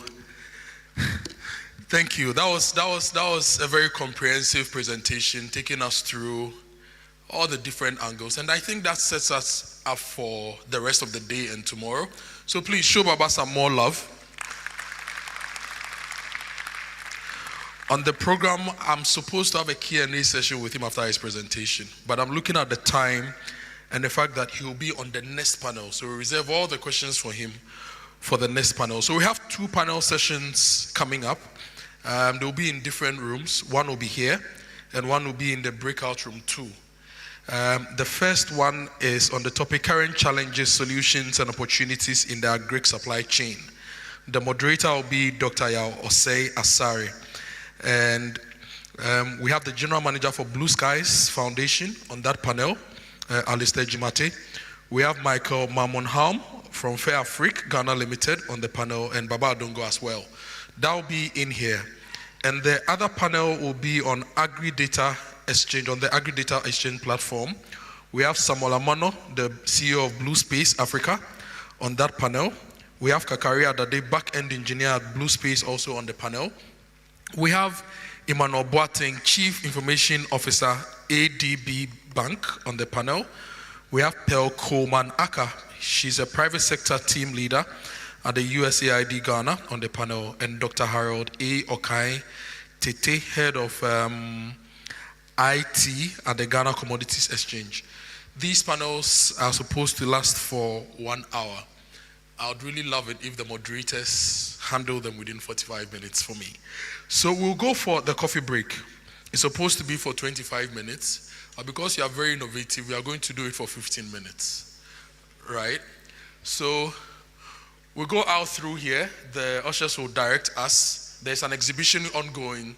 So as we walk out, we see the exhibition. They will direct us to also grab some coffee. The coffee is made in Ghana. So enjoy the coffee break. 15 minutes, please. Let's get back here. And then we'll show you where breakout room 2 is for the Agri-Data breakout session. And then we'll have another breakout session here. Enjoy coffee. See you in 15 minutes. Thank you.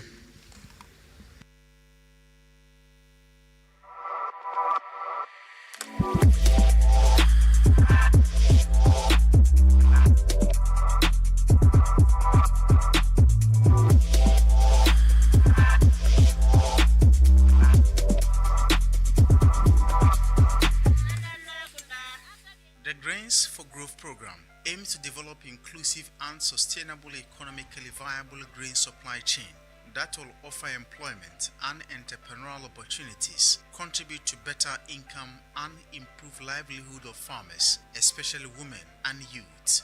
In 2022, the program partnered 7 SMEs in Northern, Northeast, Upper West, Savannah, and Upper East regions who are into fonio, rice, sorghum, millet, and maize value chains. Abdullahi Salma, the co-founder of Amati Company Limited, explains the potentials fonio holds in reducing rural unemployment. Amati is a Ghanaian social enterprise that supports landless, vulnerable women in deprived communities to grow fonio on community-degraded lands that are abandoned for food and for income. through IDH and MasterCard Foundation, Amati has been able to reach over 2,408 smallholder farmers in 42 new communities. We were able to go deeper into communities that we couldn't go, enriching additional 2,408 smallholder farmers. And these farmers has been able to create, additional 7,000 jobs through the various activities that they do on the farm, the labor work, which is planting, weeding, harvesting and all that.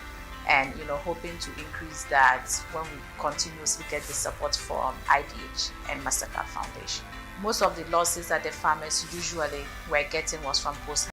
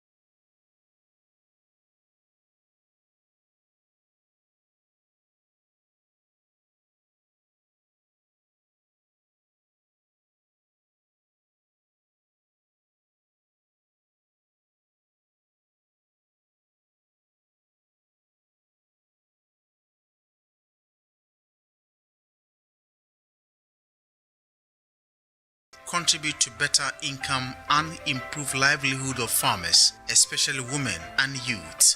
In 2022, the program partnered 7 SMEs in Northern, Northeast, Upper West, Savannah, and Upper East regions who are into fonio, rice, sorghum, millet, and maize value chains. Abdullahi Salma, the co-founder of Amati Company Limited, explains the potentials fonio holds in reducing rural unemployment. Amati is a Ghanaian social enterprise that supports landless, vulnerable women in deprived communities to grow fonio on community-degraded lands that are abandoned for food and for income. Through IDH and MasterCard Foundation, Amati has been able to reach over 2,408 smallholder farmers in 42 new communities. We were able to go deeper into communities that we couldn't go, enriching additional 2,408 smallholder farmers. And these farmers has been able to create, additional 7,000 jobs through the various activities that they do on the farm, the labor work, which is planting, weeding, harvesting and all that.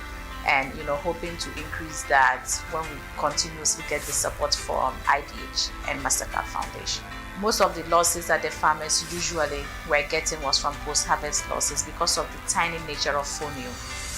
And through this support of training them on how to use, how to harvest on tarpaulins and, how to clean the product and, store it in the bags, most of them are now reporting several hundred kilos instead of the usual 500 kilos that they were getting on the farms. So for me, I think that if we continuously move into new communities and these, women, deprived women, get the opportunity to get these trainings, I think that, we can create a lot more jobs and get, women to improve significantly. My name is Ruhaima Fai. I just completed from Northern School of Business, and I'm one of the beneficiaries of Regional Company. I can remember last year when I was about to go to school, my dad told me that he don't have any money with him. So I decided to come here as one of the beneficiaries, and I was working. I was able to get 300 Ghana cedis to buy whatever that I want and go back to school. Working here has made me always dream about farming in my future. Through working with this company, I've learned that farming is a very good thing. I'm appealing to all ladies to come together and let us work because it's very good. The inclusive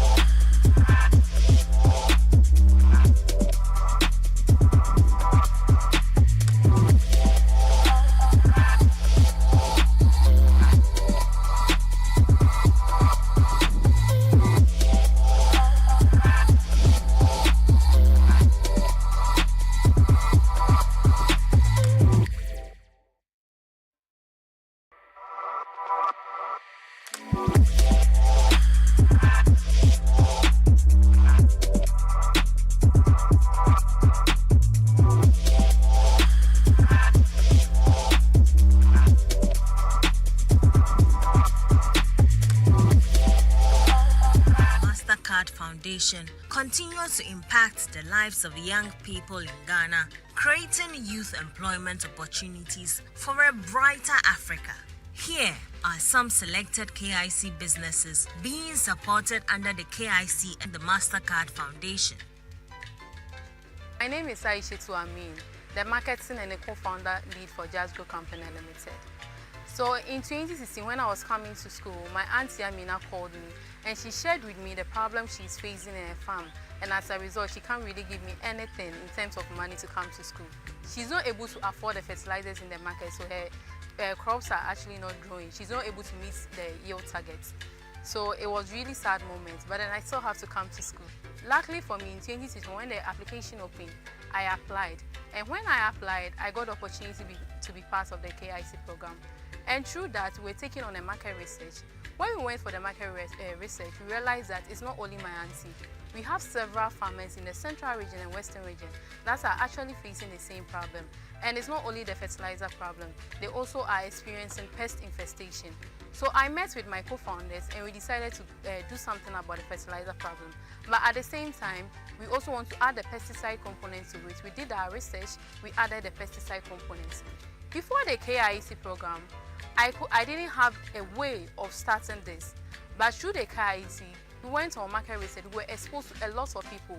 We had the opportunity to network with them, talk to them, and through that, we formed a long-lasting relationship. It built my confidence, and it gave me the opportunity to actually start something on my own and own it. So it has actually empowered me as a woman to start something on my own. Feed is a massive challenge in the agri space, especially for animal farmers. There is a massive gap to address this feed challenge, and we are using the technology of the black soldier fly to address this challenge. So far, we have 80% of our staff capacity being women, and we are looking for it to do more to empower many rural women. After completing my MPhil, I found myself at home. I didn't have a job, and the CEO of AgriMecab reached out to me about what he was doing here at AgriMecab, and I agreed to come on board. Even though I'm in agriculture, I didn't have any experience with insects or whatnot. But then coming on, getting the opportunity to be a part of the team, I've learned a lot, learned even more than the stuff that I learned at school, and I'm glad to be in the agriculture space right now. My name is Bright Etekwao. I'm a co-founder of AIA Technologies, which was founded in 2018 through the Cosmos Innovation Center. We were fortunate to be the winners for the 2019 cohorts. At AIA Technologies, we provide farmers with pest-based caring services and also agrochemical applications. So with KIC, even though after the training, they didn't leave us, they kept us in touch, provided technical trainings and services for us throughout since 2019 up to date. Initially, farmers used children to scare pest-based on their field. Instead of the children should be at school, their parents asked them to come and scare the pest-based on the field, which lasts about 8 to 10 hours a day. But since AIA came into existence, we've been able to take care of those responsibilities, and now the children get time to go to school and focus on education. Kodu Technology is an agribusiness startup in the northern region where we make affordable and eco-friendly sanitary pads from the fibers of banana and plantain to solve the issue of period poverty, to realize that the banana and plantain sector they waste a lot of resources. That was when we embarked on a journey to figure out ways we could turn the wasted resources from the banana and plantain into finished products. So initially we had wanted to make paper.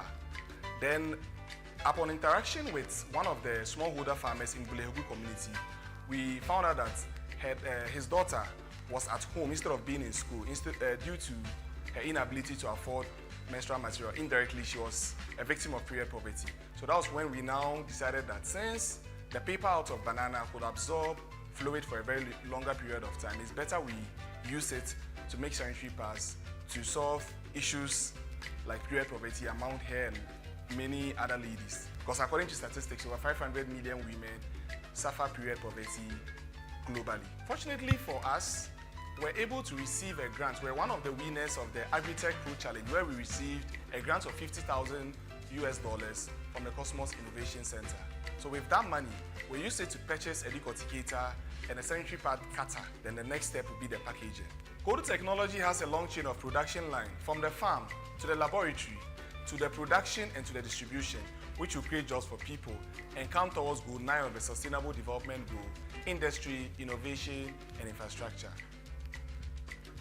Grow for Me basically is an input and commodity financing, aggregation and trading platform. What that means is that we raise capital from multiple sources to provide farmers input for production or to buy their harvest and enable them to sell at a very good price. And then we in turn aggregate and sell to off-takers, which could either be local processors, market women, or exporters. In the process of doing input financing, we realized that there was a bigger problem: ready markets for the farmers. So we built a Grow for Me micro aggregator platform within the trade department to enable us help farmers to sell, get paid instantly, and allow off-takers to buy. Why we really preferred KIC was the network to resources and partners internationally that could enable us scale our business and impact many farmers, particularly women.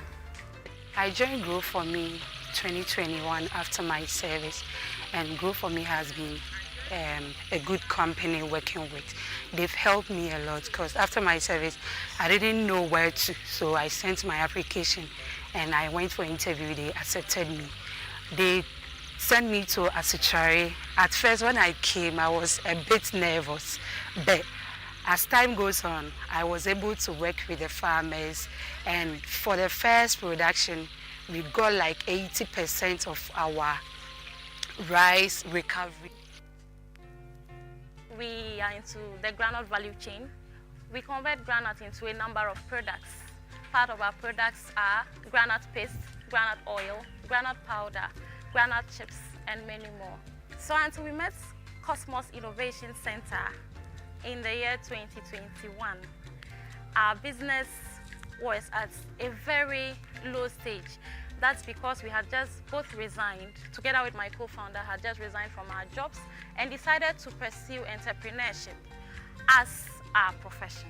Cosmos did not only groom us, Cosmos did not only give us a clear understanding of entrepreneurship, they did not only empower us, but they have also given us exposure.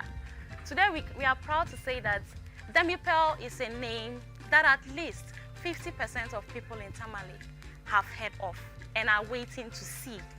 Currently, Demipel has a monthly production capacity of about 6,000 kg worth of granules, and we look forward to scale up to be able to meet the increasing demand.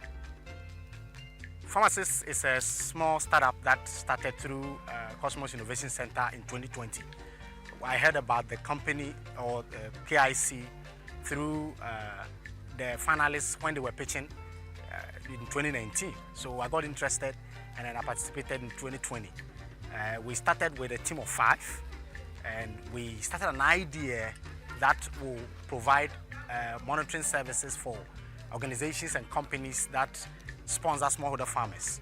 The key challenge that we identified is that a lot of smallholder farmers, which form about 72% of farmers in Ghana, have struggled really to get access to mechanized services like tractors for plowing and also for certified inputs. And they end up doing manual farming, which affects their yield. And then also they are not able to do enough cultivation. Some of them just do either 1 acre or less than one. So we realized that we needed to provide a solution for that.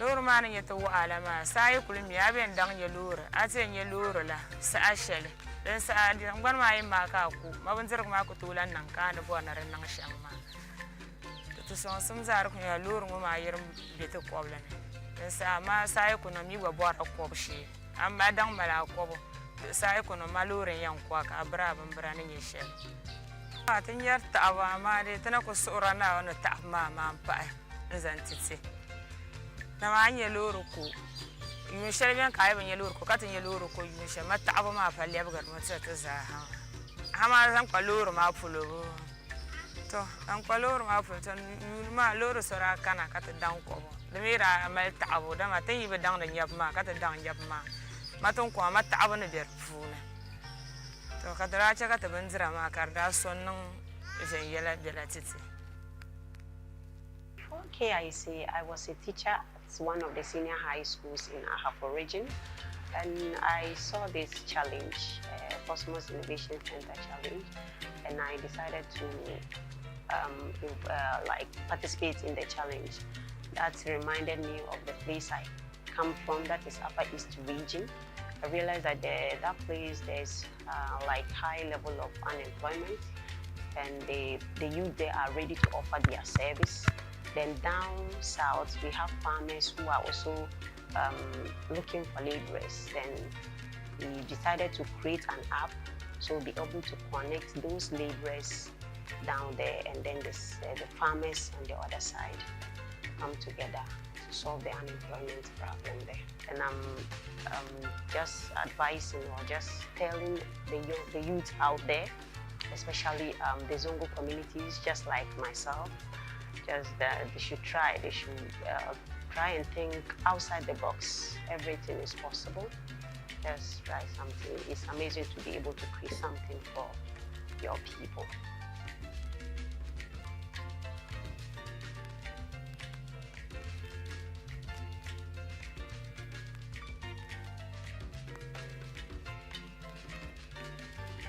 My name is Abraham Anandia Musen, the headmaster of Cape Coast School for the Deaf and Blind.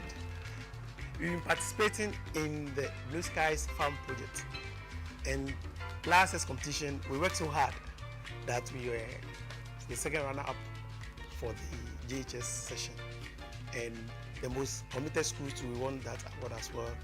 And one of the awards, personal awards, was won by one of our teachers, Mr. Emmanuel Abiu. And during the project itself, the children were engaged because the aim is to make sure that they get to know how to farm, and then they can take it up depending on wherever they find themselves after school. So we inculcated that into them. They participated, and then they worked so hard. And while the program was going on, in fact, we did pepper, and what we realized from the pepper was, we have to sell some, and then use the proceeds to. And because the boarding school, some of the people went to the kitchen for them to use to cook for the children, and then we sold some. My name is Naomi Annan. I'm in class 6. My favorite subject is mathematics and English. Last year I was part of the farm, but it did not affect my disability. In future, I will apply all the cultural practice, spraying, watering, weeding, and all the cultural practices. I will apply them in future. So now agriculture has helped me more. So in future, I'll work on the farm to help me earn more money.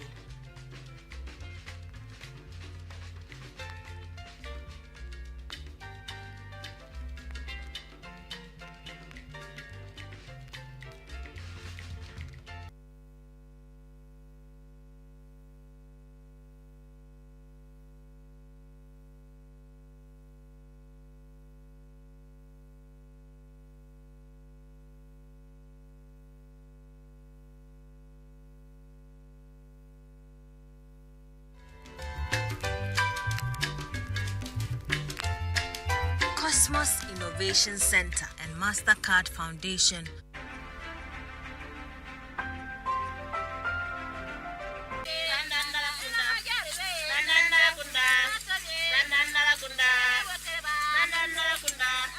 The Grains for Growth program aims to develop inclusive and sustainable economically viable grain supply chain that will offer employment and entrepreneurial opportunities, contribute to better income and improve livelihood of farmers, especially women and youth.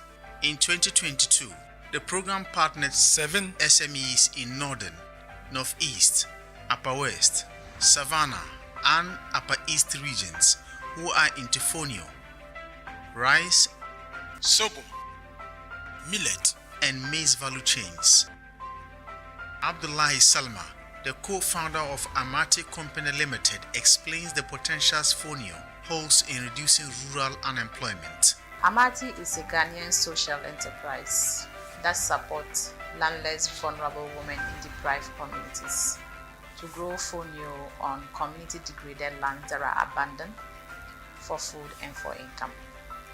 Through IDH and MasterCard Foundation, Amati has been able to reach over 2,408 smallholder farmers in 42 new communities. We were able to go deeper into communities that we couldn't go, and reaching additional 2,408 smallholder farmers. And these farmers has been able to create, additional 7,000 jobs through the various activities that they do on the farm, the labor work, which is planting, weeding, harvesting and all that.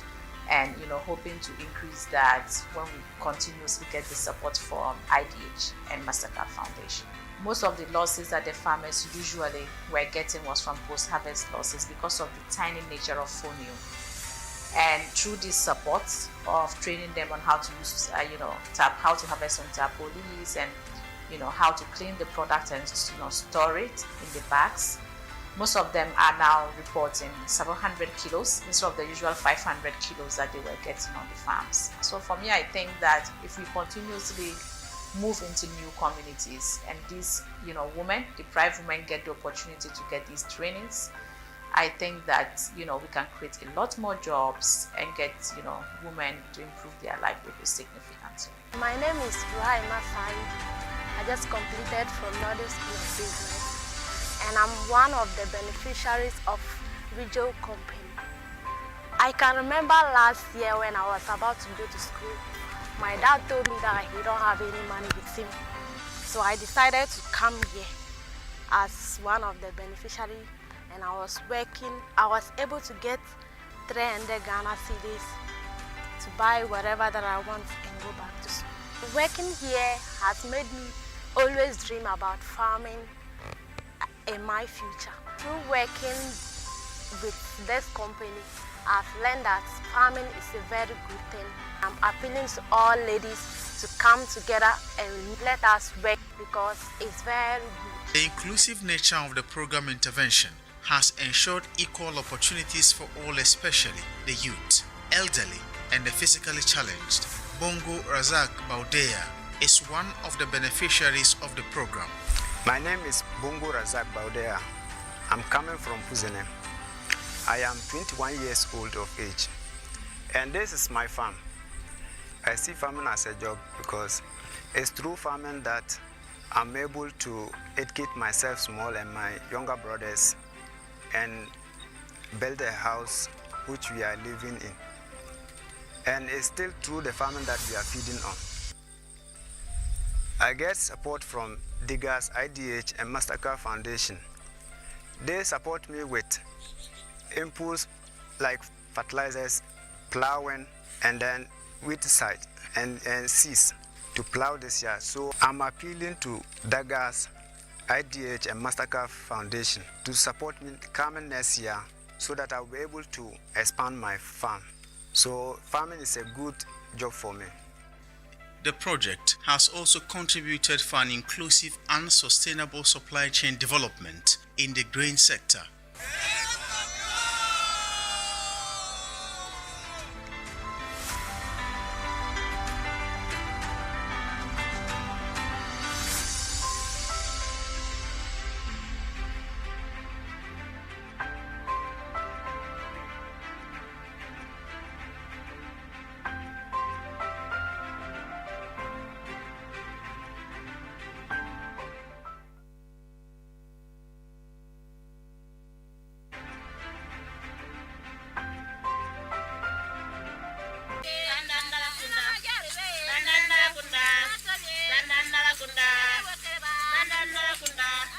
The Grains for Growth program aims to develop inclusive and sustainable economically viable grain supply chain that will offer employment and entrepreneurial opportunities, contribute to better income and improve livelihood of farmers, especially women and youth. In 2022, the program partnered 7 SMEs in Northern, Northeast, Upper West, Savannah, and Upper East regions who are into fonio, rice, sorghum, millet, and maize value chains. Abdullahi Salma, the co-founder of Amati Company Limited, explains the potentials fonio holds in reducing rural unemployment. Amati is a Ghanaian social enterprise that supports landless, vulnerable women in deprived communities to grow fonio on community-degraded lands that are abandoned for food and for income. Through IDH and MasterCard Foundation, Amati has been able to reach over 2,408 smallholder farmers in 42 new communities. We were able to go deeper into communities that we couldn't go, enriching additional 2,408 smallholder farmers. And these farmers has been able to create, additional 7,000 jobs through the various activities that they do on the farm, the labor work, which is planting, weeding, harvesting and all that. And, hoping to increase that when we continuously get the support from IDH and MasterCard Foundation. Most of the losses that the farmers usually were getting was from post-harvest losses because of the tiny nature of fonio. And through this support of training them on how to use, how to harvest on tarpaulins and, how to clean the product and, store it in the bags, most of them are now reporting 700 kilos instead of the usual 500 kilos that they were getting on the farms. So for me, I think that if we continuously move into new communities and these, women, deprived women get the opportunity to get these trainings, I think that, we can create a lot more jobs and get, women to improve their livelihood significantly. My name is Rahima Fai. I just completed from Northeast School of Business, and I'm one of the beneficiaries of Ridgel Company. I can remember last year when I was about to go to school, my dad told me that he don't have any money with him. So I decided to come here as one of the beneficiaries. And I was working, I was able to get 300 Ghana cedis to buy whatever that I want and go back to school. Working here has made me always. Through working with this company, I've learned that farming is a very good thing.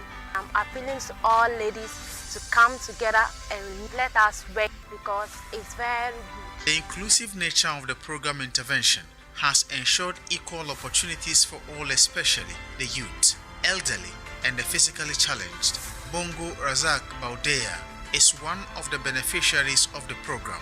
My name is Bongo Razak Baudea. I'm coming from Puzene. I am 21 years old of age, and this is my farm.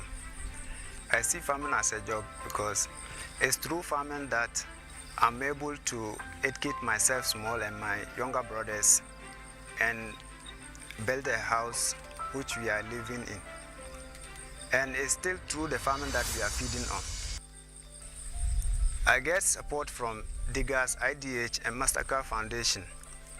They support me with inputs like fertilizers, plowing, and then weedicide and seeds to plow this year. So I'm appealing to Diggers, IDH, and MasterCard Foundation to support me coming next year so that I'll be able to expand my farm. So farming is a good job for me. The project has also contributed for an inclusive and sustainable supply chain development in the grain sector.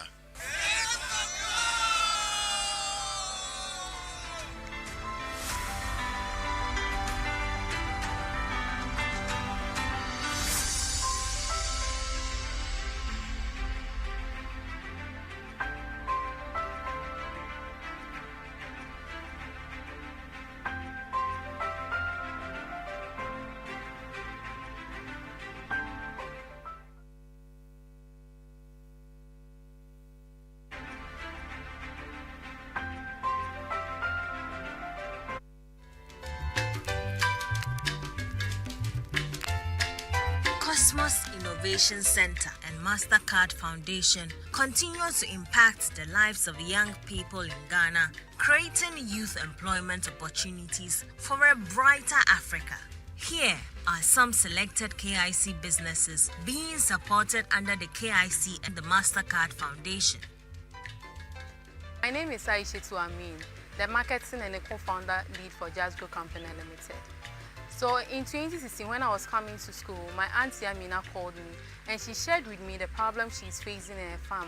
And as a result, she can't really give me anything in terms of money to come to school. She's not able to afford the fertilizers in the market, so her crops are actually not growing. She's not able to meet the yield targets. So it was really sad moment, but then I still have to come to school. Luckily for me, in 2016, when the application opened, I applied. And when I applied, I got the opportunity to be part of the KIC program. And through that, we're taking on a market research. When we went for the market research, we realized that it's not only my auntie. We have several farmers in the central region and western region that are actually facing the same problem. And it's not only the fertilizer problem, they also are experiencing pest infestation. So I met with my co-founders and we decided to do something about the fertilizer problem.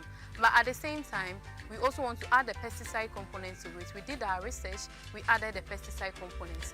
Before the KIC program, I didn't have a way of starting this. But through the KIC, we went on market research, we were exposed to a lot of people. We had the opportunity to network with them, talk to them, and through that, we formed a long-lasting relationship. It built my confidence, and it gave me the opportunity to actually start something on my own and own it. So it has actually empowered me as a woman to start something on my own. Feed is a massive challenge in the agri space, especially for animal farmers. There is a massive gap to address this feed challenge, and we are using the technology of the black soldier fly to address this challenge. So far, we have 80% of our staff capacity being women, and we are looking for it to do more to empower many rural women. After completing my MPhil, I found myself at home. I didn't have a job, and the CEO of AIA reached out to me about what he was doing here at AIA, and I agreed to come on board.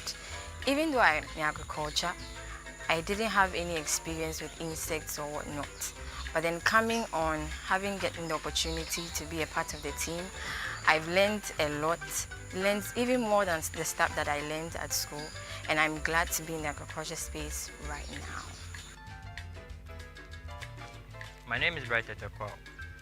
I'm a co-founder of AIA Technologies, which was founded in 2018 through the Cosmos Innovation Center. We were fortunate to be the winners for the 2019 cohorts. At AIA Technologies, we provide farmers with pest-based caring services and also agrochemical applications. So with KIC, even though after the training, they didn't leave us, they kept us in touch, provided technical trainings and services for us throughout since 2019 up to date. Initially, farmers used children to scare pest-based on their field. Instead of the children should be at school, their parents asked them to come and scare the pest-based on the field, which lasts about 8 to 10 hours a day. But since AIA came into existence, we've been able to take care of those responsibilities, and now the children get time to go to school and focus on education. Kudu Technologies is an agribusiness startup in the northern region where we make affordable and eco-friendly sanitary pads from the fibers of banana and plantain to solve the issue of period poverty. To realize that the banana and plantain sector, they waste a lot of resources. That was when we embarked on a journey to figure out ways we could turn the wasted resources from the banana and plantain into finished products. So initially we had wanted to make paper. Then upon interaction with one of the smallholder farmers in Bulehugu community, we found out that his daughter was at home instead of being in school due to her inability to afford menstrual material. Indirectly, she was a victim of period poverty.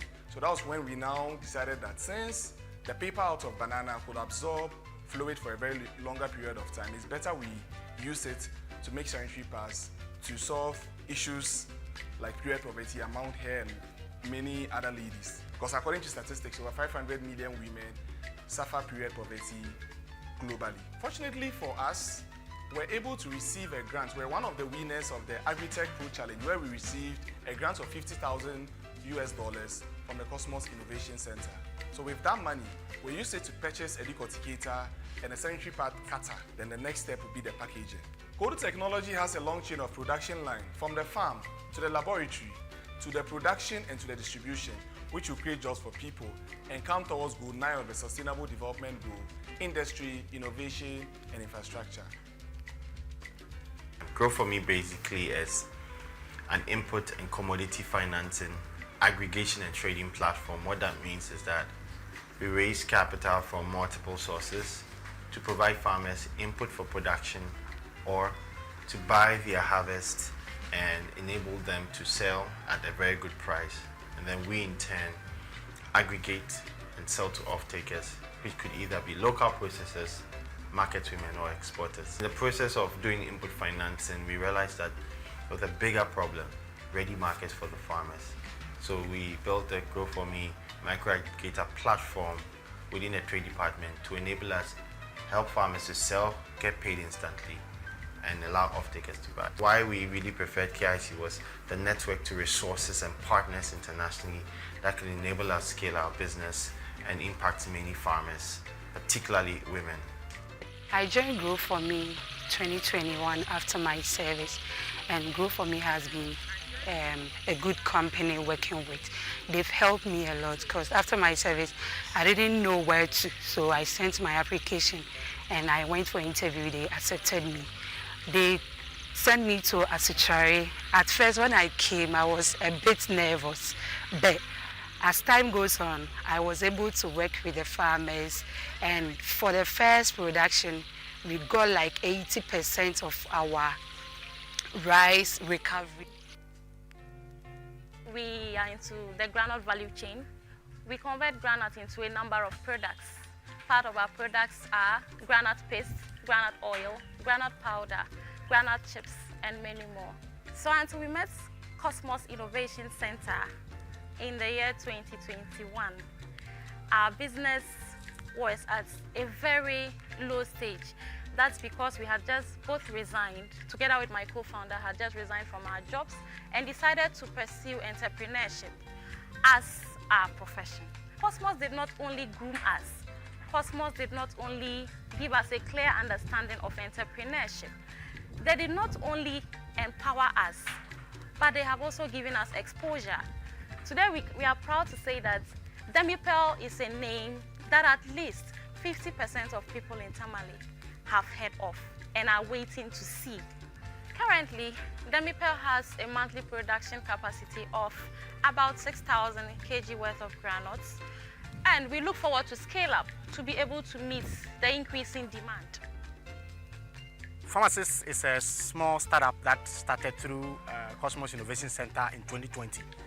I heard about the company or the KIC through the finalists when they were pitching in 2019. So I got interested and then I participated in 2020.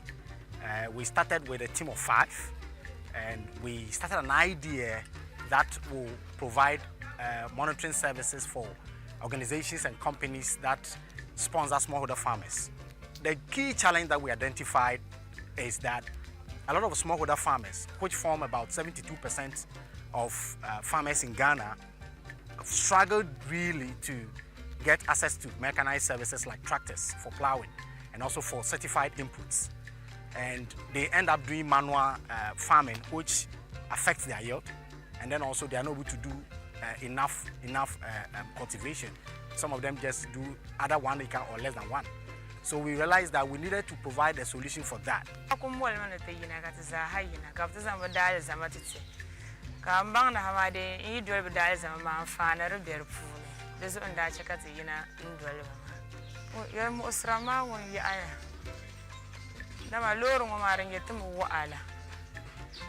Lor man yeto ala ma sai kulmi aben dang ye lor ate nye lor la sa ashele den sa adi ngwan ma yima ka ku ma bunzir ma ku tulan nan ka ne bo na ren nan shamma to so sum zar ku ya lor ma yirum bete ko blan den sa ma sai ku no mi wa bo ra ko shi amma dang mala ko bo sai ku no ma lor yan ko ka bra ban bra ne ye shel atin yar ta wa ma de tana ku sura na wona ta ma pa nzan titse na ma anye loro ko yu shele bien kai ban ye loro ko ka tin ye loro ko yu she ma ta ba ma fa le ba ma ta za ha ma san kwa loro ma fulo to an kwa loro ma fulo to ma loro sora kana ka ta dan ko de mira ma ta bo da ma tin yi ba dan da nyap ma ka ta dan nyap ma ton ko ma ta ba ne ber funa to ka ta ra cha ka ta ban zira ma kar da son nan je yela de la titi. Before KIC, I was a teacher at one of the senior high schools in Ahafo region, and I saw this challenge.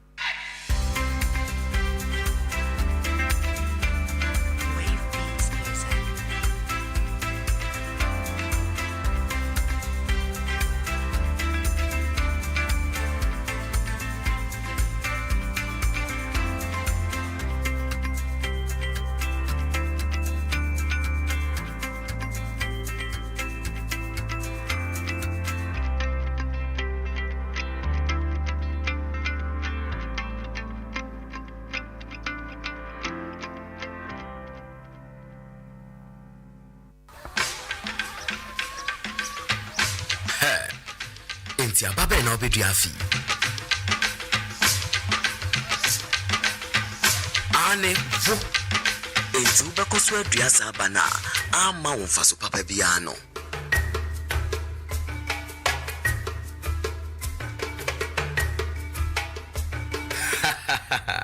Shadia wani mwaye. Planting for food and jobs and shishefo for naseno. Yatiti hybrids abefo abane so kra ma de beya. Ubeti ni twa boto aduasa kwa aduana ekabia. Nempo wenye bi de twetwa wanka pebli. Enti wo hawo anything. Sisu duase wo pelik. Pana ene pania hybrids abefo abana. Efie huna popular RMG Ghana Limited nkwaso yelifu.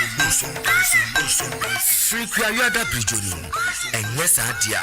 Yawa go buy. RMG Ghana Limited, agriculture on sustainable. Well, you're all welcome back from that break.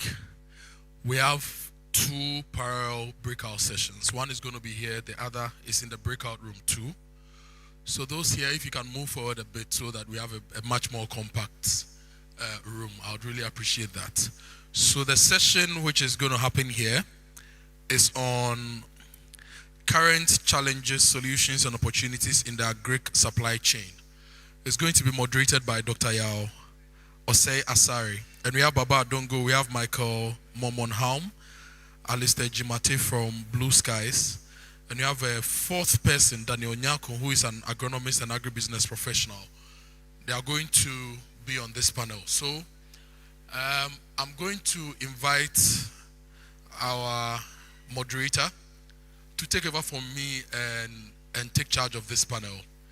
If you want to join the other panel, which is on the Agri Data Exchange platform, that is happening in breakout room 2. When you go out, the security and the ushers will direct you to go to that breakout room for that panel session.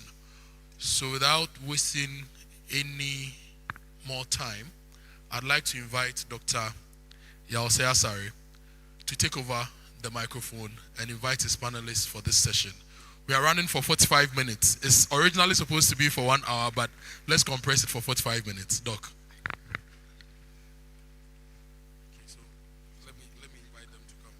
Okay, so I'll invite the panelists for Doc to take over. So, Alistair Jimate, General Manager, Blue Skies, if you are here, please join us. Mr. Michael Mamonham, Fair Africa Ghana Limited, please join us as well. Michael, good. We have Baba Adongo. Baba, please join us. And then the fourth panelist is Daniel Nyako.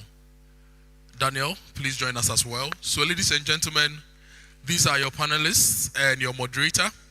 Over to you, Doc. Thank you very much. Good afternoon to us all. And I welcome you to this session. And I'm sure you had a good exhibition going around and then enjoying your snack break. So I am privileged to be here and to moderate this session. And it's about the current challenges, solutions, and then opportunities that we find that we want to talk about concerning agriculture, the agricultural supply chain. As I've been introduced, my name is Yawosea Sari, and I am an agricultural economist with the University of Ghana Agribusiness and Agriculture Economics Department. And my panelists here are to help us to discuss, to interact on what the issues are in our agricultural supply chain. So I would allow the panelists to give us a 1-minute introduction of themselves, who they are, where they work, and what their roles are, so that we understand where they are coming from. So I'll begin with the one immediately on my left. So please go ahead. Thank you very much, Doc. My name is Alistair Jimate. I work with Blue Skies. I am currently in charge of corporate affairs and the Global Foundation. And I have been working in Blue Skies for the past 23 years. Thank you.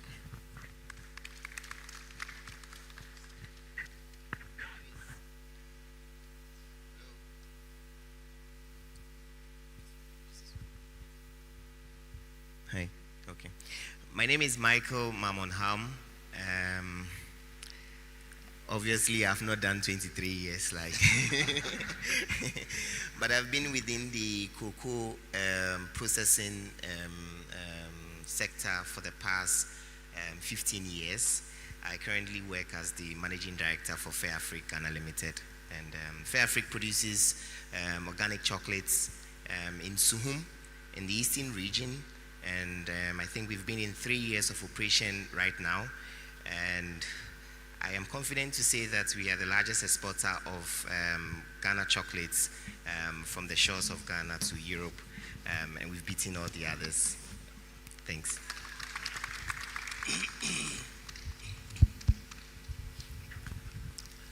My name is Baba Adongo. On a good day, like today. Today's a good day. On a good day, I'm a farmer. And then on a bad day, I'm a consultant working with a small consultancy firm called F-Bridge International. We are mainly into designing agriculture programs, supporting international donor organizations, working with the youth, and then we also do SME support. Thank you. My name is Daniel Nyako. I am actually the friend of farmers. Currently, I work with Promasido as the group's agricultural specialist. I have been within the agriculture space much less than all of them for the past 13 years. So we are here to have this discussion, and thanks for having me. Thank you very much, my able panelists. I believe in you. That is why you are here. During the plenary sessions, honestly, we heard about the challenges, the problems, and even some solutions. But sitting on the hot seat now and coming from where they are coming from, I would want each of them to tell us more details about how they perceive the agricultural value chain or the supply chain in Ghana. But specifically, I want them to tell me or tell us what is new in terms of our challenges. What is new? I remember way back in 1952, I wasn't born yet, but I remember way back in 1952 where Dr. Kwame Nkrumah had an expert, a development economist, to help improve agriculture and to industrialize the economy. Kwame Nkrumah wanted industrial revolution to industrialize the economy, but this expert advised him that agriculture is the way to go first before industrializing. Agriculture is the key. But unfortunately, our people didn't take that. Today, it still remains relevant, and that is why we are gathered here. He enumerated, he's called W. Williams Arthur Lewis. If you read about him, you know what he did for Ghana in the 50s. All his issues raised about the problems in agriculture remain same today. They haven't changed substantially. No. So being specific, I want to ask my panelists, what are the current challenges you are going through in your various businesses? I'll start with Promasido. What are the issues, the current challenges you are going through? Thank you. Thank you very much, Doc. Baba, being the last speaker, took us through a number of challenges associated with agricultural, supply chain. I would say that for me, coming from industry and the manufacturing industry for that matter, the biggest challenge has been laying hands on good quality materials for manufacturing. I was telling a group a while ago that although Ghana has the volumes in terms of what we would have needed at the industrial level for processing, but it doesn't meet the quality. Why? Because we have not paid attention to quality issues for a very long time. You would realize that Ghana's agricultural policy and programs have always looked at productivity enhancement, trying to increase yield, looking at productivity, which is fine, which is good. But I believe that the next step, which is now, is for us to look at the quality issues. Because if we talk about import substitution, and we are not looking at manufacturing and what manufacturing is using, and how we can produce to meet that need, then we might be missing, a mark in terms of what the manufacturing industry needs. So I will talk about quality. Probably going forward, I will zero down into specifics, that we will look at. I know that those of us has the opportunity to come together to collaborate, from development agencies, research, and even the farmers, so that we can really pay attention to this issue of quality. Thank you. Thank you very much. Fair Afrique, are your challenges similar? I think that for Fair Afrique, we have been blessed with a luxury of problems. And so I would tell a story about our brand and everything we've done in 3 years. And I'm sure by that you'd be able to pick out true challenges that is similar to what the gentleman also said. So we arrived on the same flight with COVID. So in 2020, when we broke grounds, this was the same time COVID has also shown its face here in Ghana. And I believe everybody went through all the ripple effects in terms of the economic standstill that COVID actually forced everybody to be in. So imagine having to construct a factory, build a factory in a rural community. That's its challenge even. It's actually also very challenging. Everybody loves city life. Imagine you have to build a chocolate factory in a rural community when COVID equally has struck. And for us, went through the ordeal of having to play around the entire supply chain, from logistics components to production components to ingredient sourcing components, to finding policy holders or policy makers that could make life a bit easy for us in the heart of COVID, to find solutions around it. Like, imagine that as part of the contractual agreements with the equipment manufacturers, they were supposed to be there as part of the warranty agreement. They were supposed to be there to install the machines. And the airports, the national airports, was completely closed. And like what? 7 million euros is at stake here. And the only person who could help us solve this was the one who closed the airport himself. And that's how far we had to go to get solutions to the problems. So yes, the challenges are enormous in terms of what, whether it be it raw agriculture, be it value creation, be it supply chain dynamics. The challenges every day present itself, and they are real. And for us, we have not been spared at all. We are only lucky to still survive after 2.5 years of true operations, constructing the entire factory in 6 months amid COVID, and beginning commercial production in October 2020, and having to supply chocolates around the world till now. Truly, it only takes people who are daring to be able to do this. Thanks. Thank you. So you must be daring. That is, I think it's a kind of skill that one must build to become an agribusiness person in this space. Blue Skies, I've been enjoying your products a lot. All I see is that prices keep increasing. Today I go, it was 9 cedis, they say 10 cedis, now 15 cedis, and has moved to 20 cedis. You know what I mean?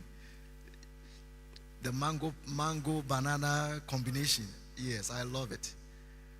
You have been in the system for long. Probably your challenges are different. Can you let us know? Thank you very much, Doc, and thanks to everyone. I think coming from the fruit industry and with our number of years, the challenges are not different from what the others are talking about. I'm just going to look at it from two perspectives. And some of the things I'm going to say this afternoon here may not be new. One of our major challenges as an agribusiness is agriculture. And that sounds very funny. The way we perceive agriculture, the way we practice agriculture, it's a major problem. In the 21st century, when other people are talking about drip technology, like Mr. Adongo said, we are still farming like Adam and Eve did in the Garden of Eden. We are still farming with cutlass and hoe. This is a business that processes on the average about 700 tons of pineapple every week, and we export to Europe. We used to have about 35 huge pineapple farms in this country. As we speak today, we are left with 4. Their shadows cannot be found in the sands of time. They are disappearing day after day because we have a very poor land tenure system. If you observe carefully, Accra has currently merged with the eastern region. If you travel whether from the east, south, or from the west coast, Eburi is currently connected to Accra. And when you are traveling, it's even difficult for you to know where the demarcations are. If you are going towards the Isawam end, every place that used to have farms now is being occupied with buildings, which is good. But I've been saying that it doesn't matter how well furnished your house is. If you are sleeping even on the queen's bed and you are hungry, sleep would always elude you. So the major challenges has to do with land availability, production of good quality fruits, And when I'm looking at the major challenges confronting, the general challenges confronting the agricultural sector, I think one of our common challenges is about lack of synergy within the sector addressing issues of agriculture. I think I've said this before, and I'll repeat it here again. If you look at the sector, most of the problems in the sector are being addressed by multinationals or external people. So we have USAID tackling one end, which is good. We thank them. You have GIZ tackling another end. Where is our deliberate national policy that addresses our internal challenges within the agriculture sector? So we don't have, and I was so excited when I saw the issue of intentional. We have always been paying lip services to agriculture. And I've been saying that Ghana's economy, and for that matter, Africa's economy, will not see any turnaround until we rethink our approach towards agriculture. And I always refer to it as biblical. If you read, for those of us who believe in the Bible, I think Psalm 11 verse 3, it says, when the foundations are destroyed, what can the righteous do? Our agriculture system is having a lot of problems because we have failed to be deliberate about it. And there's also lack of synergy of policies. So somebody tackles the head, another person is dragging the leg, somebody is pulling the tail, and at the end of the day, we believe that we are going to have solutions to problems. It will not work. So from our perspective, it's about quality, so in fact, lack of inputs and input availability.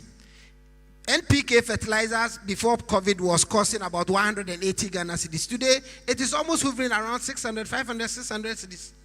So how much can a farmer procure to be able to enhance his production so that he'll be able to feed industry? So I think if we want to talk about the challenges of agriculture, it's about talking about the economy of Ghana. And I think that I'll end it here for others to continue. Thank you. Thank you. In good times, when you are a farmer, what are your issues, whether small scale or large scale farming? I think that the problems of agriculture or agribusiness is I mean, there are lots, but there are some that really, well, they are interconnected and they affect each other as you move. And one of the areas that I've seen is we have very poor yields, not because in most of the cases we are not doing the right thing, but because the genetic materials that we are using don't give us the yields. We are not using seed. We have a seed industry that is still struggling to move. So sometimes you even go to the market to buy and something is sold to you as seed, only to realize that the seed has lost its viability. It's been standing on the shelf for well, God knows how long. So you plant, you're expecting, first, germination is poor. Second, you're expecting a certain amount of yield and you're not getting it. And that affects your whole planning. So that is one. If you move it further, and he talked of fertilizer and inputs. I sit down and I ask myself, fertilizer, so it's just generic NPK, that we know that the soil's structure and the types vary from the coast up to the north. They're not the same soils, and therefore require different input and treatment. But I go and I'm buying the same fertilizer that I'm going to apply in Accra or at Eburi or Suhum, and I send it to Borga or Paga, and it's the same thing. And then you ask yourself, why? But by this stage, we should be able to know that, look, the soil is different. Now, if I don't, as a farmer, don't invest that extra to do that soil analysis so that I can know the type of fertilizer, or I go another mile to do leaf analysis to know the nutrients that my crops are requiring. You were applying blanket And it's been done over the years, and we keep repeating it. So we haven't really been intentional to really say, look, we are driving it this way. The other part is that I'm going to produce, so I'm just producing.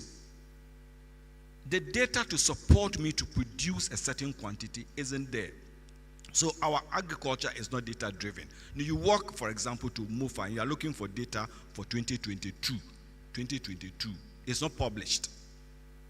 So you are still talking to sometime 2021 or 2020 data. And you want to take a decision to supply or farm to feed industry. And then you are hit because I'm just producing. It doesn't really meet that. So the number of them that are interconnected and affect how we move agriculture to the next level. I think I'll end here and then we discuss as we go on. Okay. Thank you. As you were talking, I realized that all these problems are not new. They are not new. So where have we gone wrong? Where have we gone wrong? From 52, as I know it, to today, they are not new. I even remember there was a project, lab project, land administration project, around 2006, thereabout. It was launched, it was executed. Now, get us implementing it became a challenge.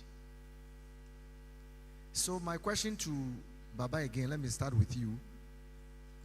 Where did we go wrong? Is it that our ministries, in this case, Ministry of Food and Agriculture, I wish the Deputy Minister was here. We talk a lot. And I'm happy that presentation came, that intentional. So is it that we are not doing things intentionally? Or is deliberate? And these problems are still persistent. I think we have taken agriculture just as a way of life. We haven't looked at it as business. And if we're looking at it as business, then that is when that intentionality comes. So I'm doing this, I'm investing so much, and to get X amount. But everything is like, it's a way of life. So rainfall, if the rain comes, fine. I'm going to dry it. I don't care what the quality looks like. So you go to the market and you are buying tomato and it is the same thing. So we haven't been intentional. We haven't looked at it as a business. And we have always thought, and for most people, think that agriculture is that business that we can just go in. Agriculture is a serious business. But we haven't really been very serious about it. So sometimes you go and they are talking about agriculture and people are like, agriculture, you know. But the types of things that you would have to do to accomplish your results, being a farmer, being a processor, goes way beyond the amount of investment that is required. And we think, for example, I'm going to invest today in an agriculture project and tomorrow I get my return. Agriculture needs that patient capital and it's a long-term thing.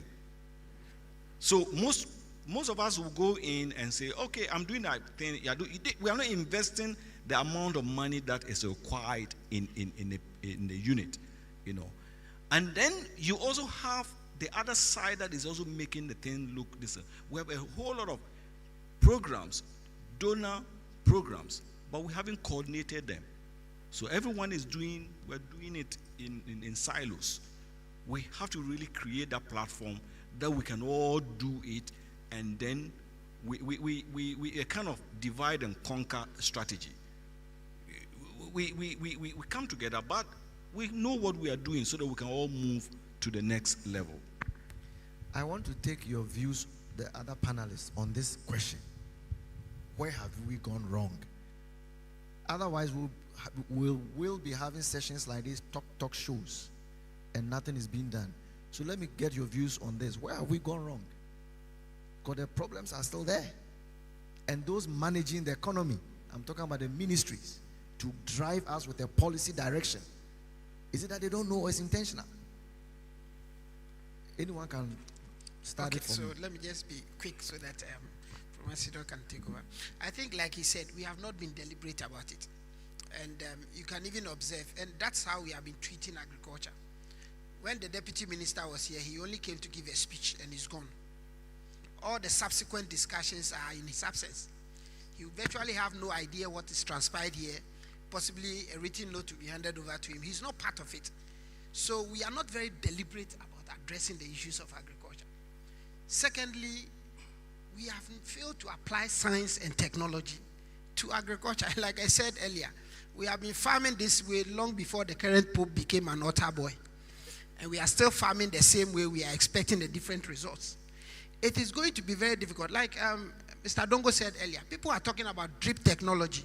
We fetch a bucket of water, carry it on our head, go and pour it on a crop, and he said we are irrigating. It doesn't work that way. And it requires a lot of investment and research to be able to reach where we want to get to. So I think the difficulty is because we have not been deliberate about it. We have failed to invest enough money and resources into science and technology and to address the issues of agriculture. I think things have moved very fast. And till we begin to learn to address issues the modern way, I'm not sure anything will change with our agriculture sector. Thank you. Okay, let's hear. Yes, thank you very much. I think one aspect that is important to addressing these challenges is tackling it holistically. You know, the whole infrastructure for agricultural transformation is absent. What do I mean? In Baba's presentation, he made mention of pre-planting systems or factors, such as early weather warning systems. So we are in August. Very soon we will be in September. The Bagre Dam will be opened. And that is a ritual, right? Those in Upper West, along the White Volta, are going to have their farms flooded, right?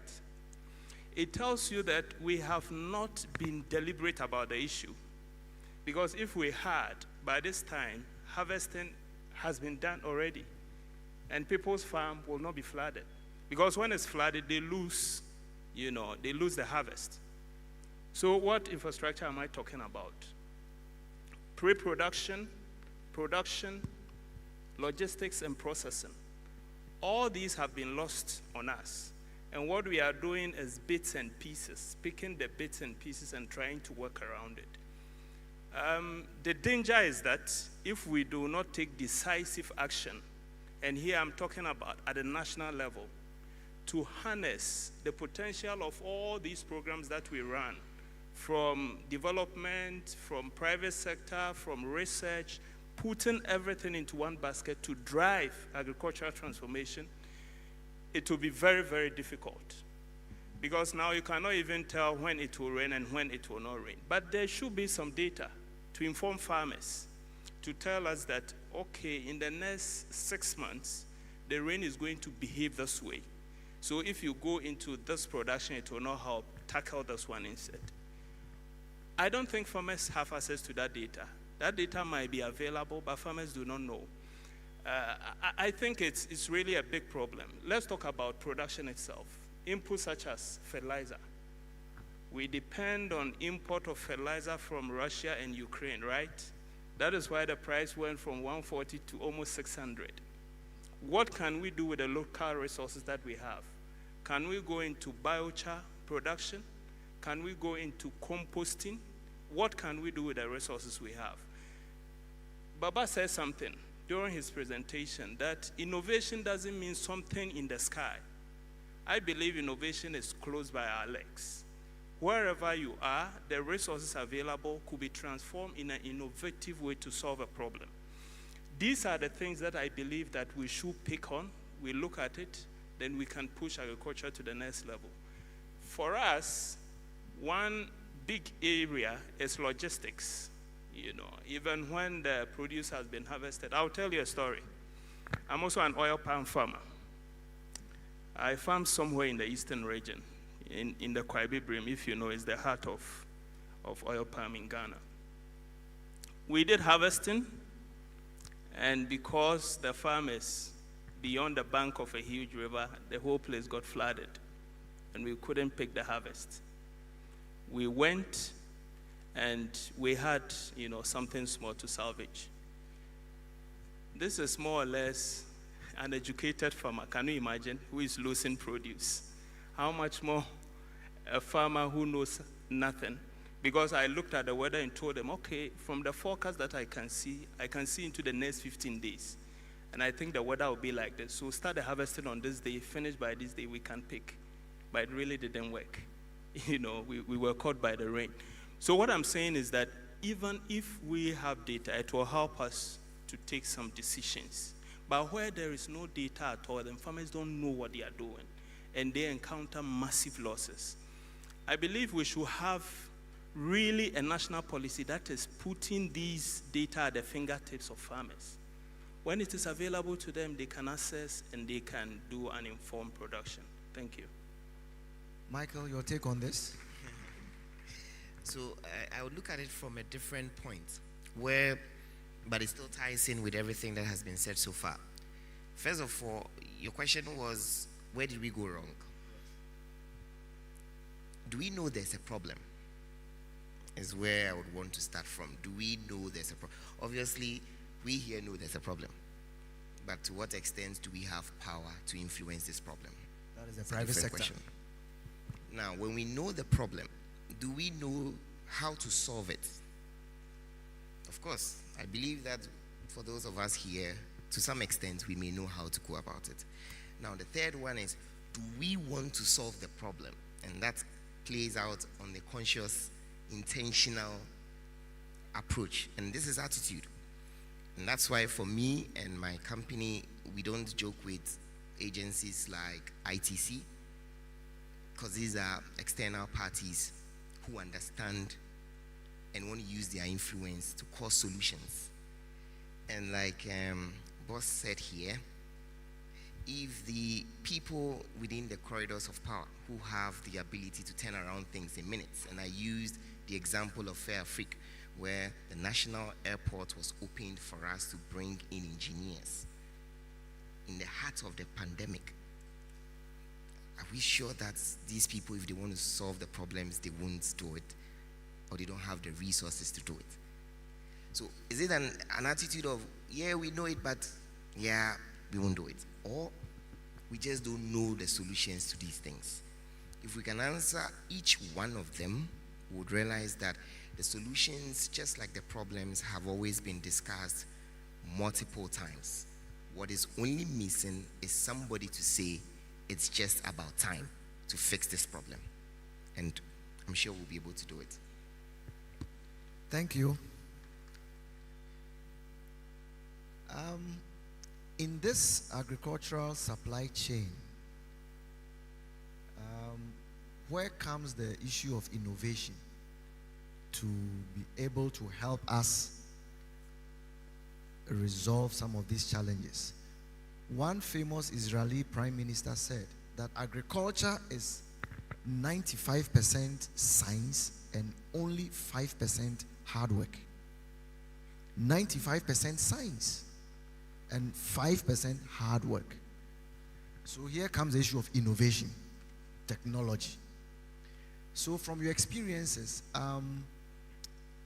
what kinds of innovation so far have you been able to bring on board your businesses that has helped resolve some of the challenges along that chain? Any innovation that you believe worked or did not work? At least the idea is to empower the youth so that out there they shouldn't think it is a 100-meter dash. When you share your experiences, they will understand better. So I just want to tap on your thoughts, whether, especially this COVID period, climate change, Russia, Ukraine, these are serious challenges that are impacting on our economy and, for that matter, agriculture. So is there anything you have done so far, innovations that has helped you stay afloat, make you relevant in these challenging times? Maybe let me deal with Baba first. Yes. I think the number of innovative tools that we have applied, at least on our farming bit. We do rice, and where we do the rice, when it's time for harvest, you're unable to gauge it, so that by the time you're harvesting, the rice gets dried and develops micro cracks. So when it is milled, you would lose almost everything, or it becomes powder. And it has to go through another process of cementing those cracks, which is parboiling. Traditionally, the parboiling processes have left some after smell in the rice. So you mill it and you put it on the market, and no one, or people who have options, will not buy it because there's an after smell. So we have to look for, we're just thinking, all that we need is steam. It is a steam to seal it, but not the water. And we also have to really be very economical with the water, And so we try to think, how do we really go about this, And initially we're all just putting our hands and improvising things, only then to realize that there are specialized parboiled or parboiling vessels that have been prototypes, have been done by Center for Scientific and Industrial Research. And then it got us in there, and we had to look at it and work with them to some other fabricator to really get these vessels that we could use. And the small farmers around us, we had to teach them how to use a parboiling vessel. So there are two things that we achieved. One, it minimized the amount of water that we're using, and two, it also improved the after smell, and we got very decent rice that is being milled and so that is the in times of crisis, that is what we do. The other one is trying to hook onto some other digital technologies that we could use, in terms of weather warning, and that has really also helped us in planning and knowing what to do. What we are seeking to do now is, and we've been thinking of how do we do it, that if we get, and maybe that's free for us innovators to begin to look at, having something on the farm that can tell us the amount of moisture in the soil, so that then we'll know how much water the plants need, and then how we can bring in that. That is where we are, and those are the type of innovations that we are looking at. And of course, we are thinking of packaging, having bio package. We're seeing that the kinds of packaging that we have is really not helping the environment. So we're looking at biodegradable things that we can use to package the final product. Okay, thank you. Alistair, at your end, what are you doing? And let me be more specific in your case. You produce, let me say, you use a lot of pineapples, mangoes, and I'm told you even import from Brazil. I'm told. I don't know whether it is true. Yes, true. Yes. So, as you process, I want to believe there will be some wastage. What happens? How do you deal with it? Thank you, Doc. We generate quite a lot of waste, but over the years, we compost all our organic waste.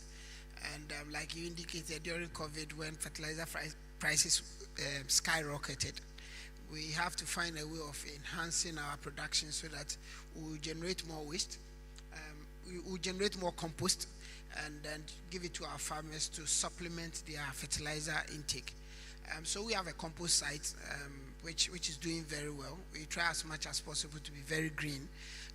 One of the major challenges, if you look at the global report in 2021, we are being told that in Africa now we are finding more plastics in the soil, possibly more than we are finding in the sea, which is a very serious challenge for agriculture. So we came out of this program we call Fresh Pack, where we are partnering with other universities outside and local universities to get solution to get alternative to the use of plastics in the farms and also even within the factory. So there's a lot of work we are currently working on just to make sure that at least we minimize the plastic waste, which is gradually engulfing the agricultural sector. In terms of inputs, over the period, we also realized that because of the scarcity of inputs, there are a lot of, should I say, fake inputs on the market. Just like Adongo said, which clearly undermines the work of the farmers. So what we currently do is we coordinate and get the appropriate suppliers to supply the inputs to the farmers, which we give to our farmers, just that make sure that we get the results that we want. Thank you. Michael, in terms of waste, because it is part of the agri-food system, how we manage waste. So I'm interested in knowing how Fair Afrique does it. Right. So I would categorize the kind of waste that comes with regular production into perhaps two major parts, and then add a third one, which usually is an auxiliary. So packaging materials usually are wastes because for us, we don't have our own primary processing.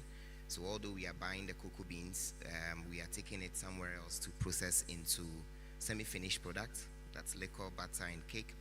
And then we are bringing these materials back into the factory to start chocolate production.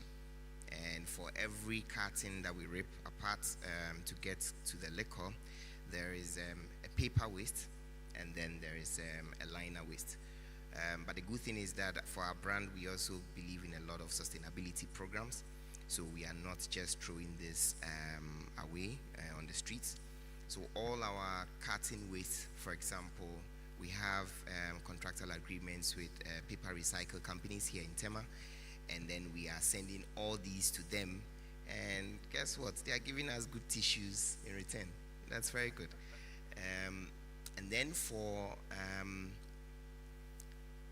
the chocolate waste, usually in manufacturing, you will always have rework systems that can manage to some extent, considering food safety regulations, some amount of rework. But products that obviously cannot be reworked, we also have another partnership with an organic compost making company in Suhum. So all these unedible chocolates move to that site to go into compost formulations as well. And then the last part, which is coming from our kitchen, because then in Suhum we also had to build a kitchen that serves employees with food. All the food waste that's coming from the kitchen also is finding its way into a piggery system, and we are getting some meat in exchange for that as well. So meaning you have piggery? Well, we don't run that business, but the farmers who are into it are picking these food waste from us, and then we are exchanging it with for meat, goats. So if you want pig, you can count our place. Yeah, so this is what we've done, because then we understand equally that saving the environment is especially in this period where climate change is really becoming a thing, like it's very ridiculous, because currently in Suhum it's raining like heavily when we are expecting little, but it's raining seriously, and so it becomes very, very intriguing to find ways to curtail things that are causing these problems. And I'm proud to say that we are the first chocolate factory in Ghana and perhaps in Africa not doing aluminium for packaging, because aluminium hurts the environment. And so we are using 100% biodegradable material made from wood pulp, and it only deteriorates in 45 days when it comes in contact with moisture. Please, let's appreciate that. Let's appreciate that. I don't know this. So if you take a biofair freak chocolate, you realize that 100% everything is biodegradable, coupled with the fact that we are also using renewable energy in our production. So we have our rooftop generating up to about 300 kVA of solar power, and we are using this to also run the factory as well. I see. Thank you. That's good news. I hope the youth are listening. It is not an easy road, and they've been there for only a few years. 2.5.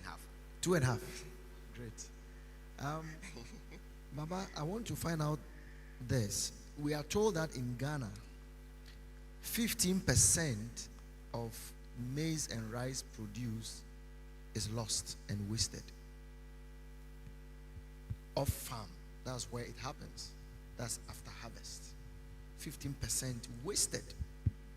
And yet we are talking about food security, but we can waste it. And some losing it. From your experience, what do we have to do? It goes waste. It's lost. We don't even produce enough.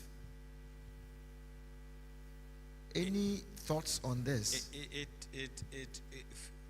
That percentage getting lost on farm, it all borders on farm calendar management. That you really understand the cropping cycle. When it is due for harvesting, you do the harvesting, and so you are managing your calendar very well.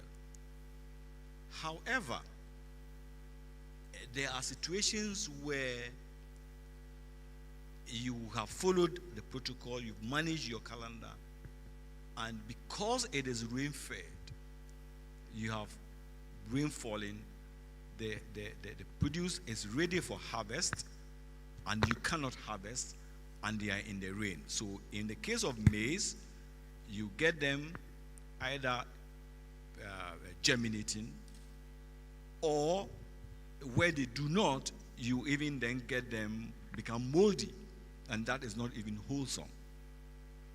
So it's you manage, and then you get to the point where we cannot depend on weather. We have to be try to also manage our water so that it is not weather dependent. But because of climate change, some of these things, you have plus or minus. It doesn't really happen. In the case of rice, you also have the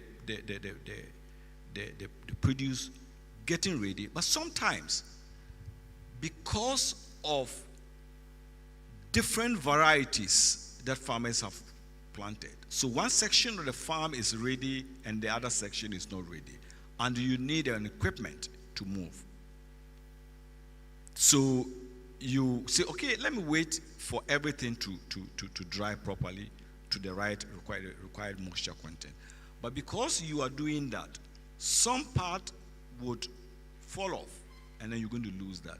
So beyond managing the calendar, we have to look at mechanizing the processes of harvesting.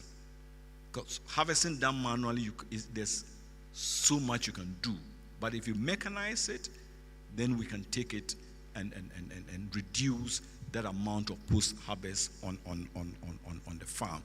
And then you have the situation where farmers, especially smallholder farmers, and even some of the big farmers, if you saw the one of the pictures that I showed here, that I was standing with a heap, also like a heap of sand. That heap is not sand. That heap is rice. And they just harvested, the combined harvester comes to just pour it, and then you bag it and go.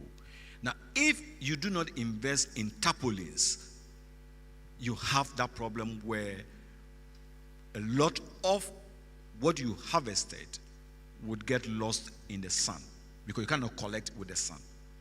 And so there are a number of things, and these are just little things that you can do to minimize the post-harvest on the farm. And then as we move, there are other post-harvest things that we can look at. Thank you very much. I know some people are here trying to tap ideas, and that is very normal. So I want to take your views, all of you. What are the entry points for the young men, young women here who want to venture into agribusiness? In your view, which entry points should they focus on? Sometimes there's a need to tap the low-hanging fruits. In fact, if there is any, let us know in agribusiness and agriculture. So I want you to direct us, help us to identify the pathways or the entry points where you believe could be a good starting point for startups. Yes. No, everyone will take his view on this. Yes. So let me hasten to say that the challenges in agribusiness abound. I think it's too much. So much so that nobody has an excuse to lose sight of the challenges. And it is when you have identified the challenges that you can really tell what you will do to solve those problems. Baba was talking about the fact that we need to mechanize harvesting, we need to know the crop cycle, we need to know the planting cycle. Is it the case that we need a technology or a system that says, at this time, this crop is ready for harvesting seamlessly? Is it something that is possible? Okay. But I believe that the infrastructure gap is key. Because, for example, if the farmer is doing the harvesting, there are no places for drying because it is raining, what does the farmer do? That heap of rice that was talked about might be as a result of a farmer who has done his harvesting and is heaped somewhere and he cannot dry, or doesn't have the capacity to even bag. So the challenges are enormous. For any youth who is interested in agriculture, you look at what the problems are, you propose solution, and that is an entry point for you. For me, technology, as the chairman said, is the sexy aspect of agriculture, where the youth is really enthused about. So you could look at those options, but also the innovation when it comes to the input. Let's say crop protection systems or crop protection inputs such as pesticides. What is there locally that we can fall on to develop pesticides that we can use on the farm? It is something that is moving all over the place. We could take this up and get it commercialized. Okay? When you talk about fertilizer, what can we do? When you talk about even transporting the harvested produce from the farm to the market center, what are the low-hanging fruits? So I believe there are a number of it that we can look at. And those who are willing can look at it in that vein, propose solutions. And because KIC is around, you could enter into that challenge and you can win a grant. Thanks. Let's hear from Baba. I think there are lots of opportunities in the agricultural space. At the same time, there are lots of challenges. And if you wear your innovation cap and you are either tech savvy, you begin to look at the problems and see how you can use digital technology to resolve them. He made mention of this issue of finding out when the crop, whether at the time of harvest, it's something that I'm just thinking, can we really have something on the farm? So it just gives you an idea of the moisture for harvest. And then you do it comes onto your phone, and then The farmer say, okay, it's ready, I can go and harvest. Or it sends it to a certain center to process and say, farmer, you can go and harvest. So there are a lot of these things that you look at. Issues around waste to cash within the agricultural space is like this. And you can begin to look at food waste alone and think one of you is doing something on the other side, looking at fertilizer from waste. You can look at insects and other things from waste. And there are a lot of those things within the agricultural space. Kitchen waste, that we just throw the food away, So how do we look at it, Their company is they put their waste and give it to other people. Can we move to the next level and say, look, we are processing it into this, and then we are selling. So that's the way I would do that analysis to say, okay, this area is the area that I can go. Storage, post-harvest storage, mobile storage systems for vegetable sellers in Agbogbuloshi or whatever it is, And so you begin to open up and you see all the area, everything within the agricultural space, there is something to be done. Some of the waste products, we can convert them into edible things. So we're talking farm, things getting rotten on the farm. Can we pick them, take them through a certain process, and then a certain product comes out of it, which we go out and sell. So think along that way, take each value chain, and then depending on where you see your interest aligns and your skills are, then you begin to look at that. If you want to go into a direct production, do it using data. Don't just go into direct production without understanding the data. Otherwise, you go and produce, and then thinking that you've produced, you've done all the things, it's there, and no one is coming to buy. It's because you really didn't understand the data that you have. And giving young people your age, data is something that you should play around with, and then it gives you an idea where to go. But the entire agricultural space is good. For you, because of financial constraints initially, you begin to go and look at things that are cash cows before you go into the other very long-term investment things within the agriculture. Otherwise, then you start 3 years and you're like, oh, I'm still not getting income. We are putting in money, we're not getting anything. So start with the cash cows, and then you can scale and move into the other areas. Right. So that is what I have to say about the opportunities. So Michael and Alistair, let's hear your views.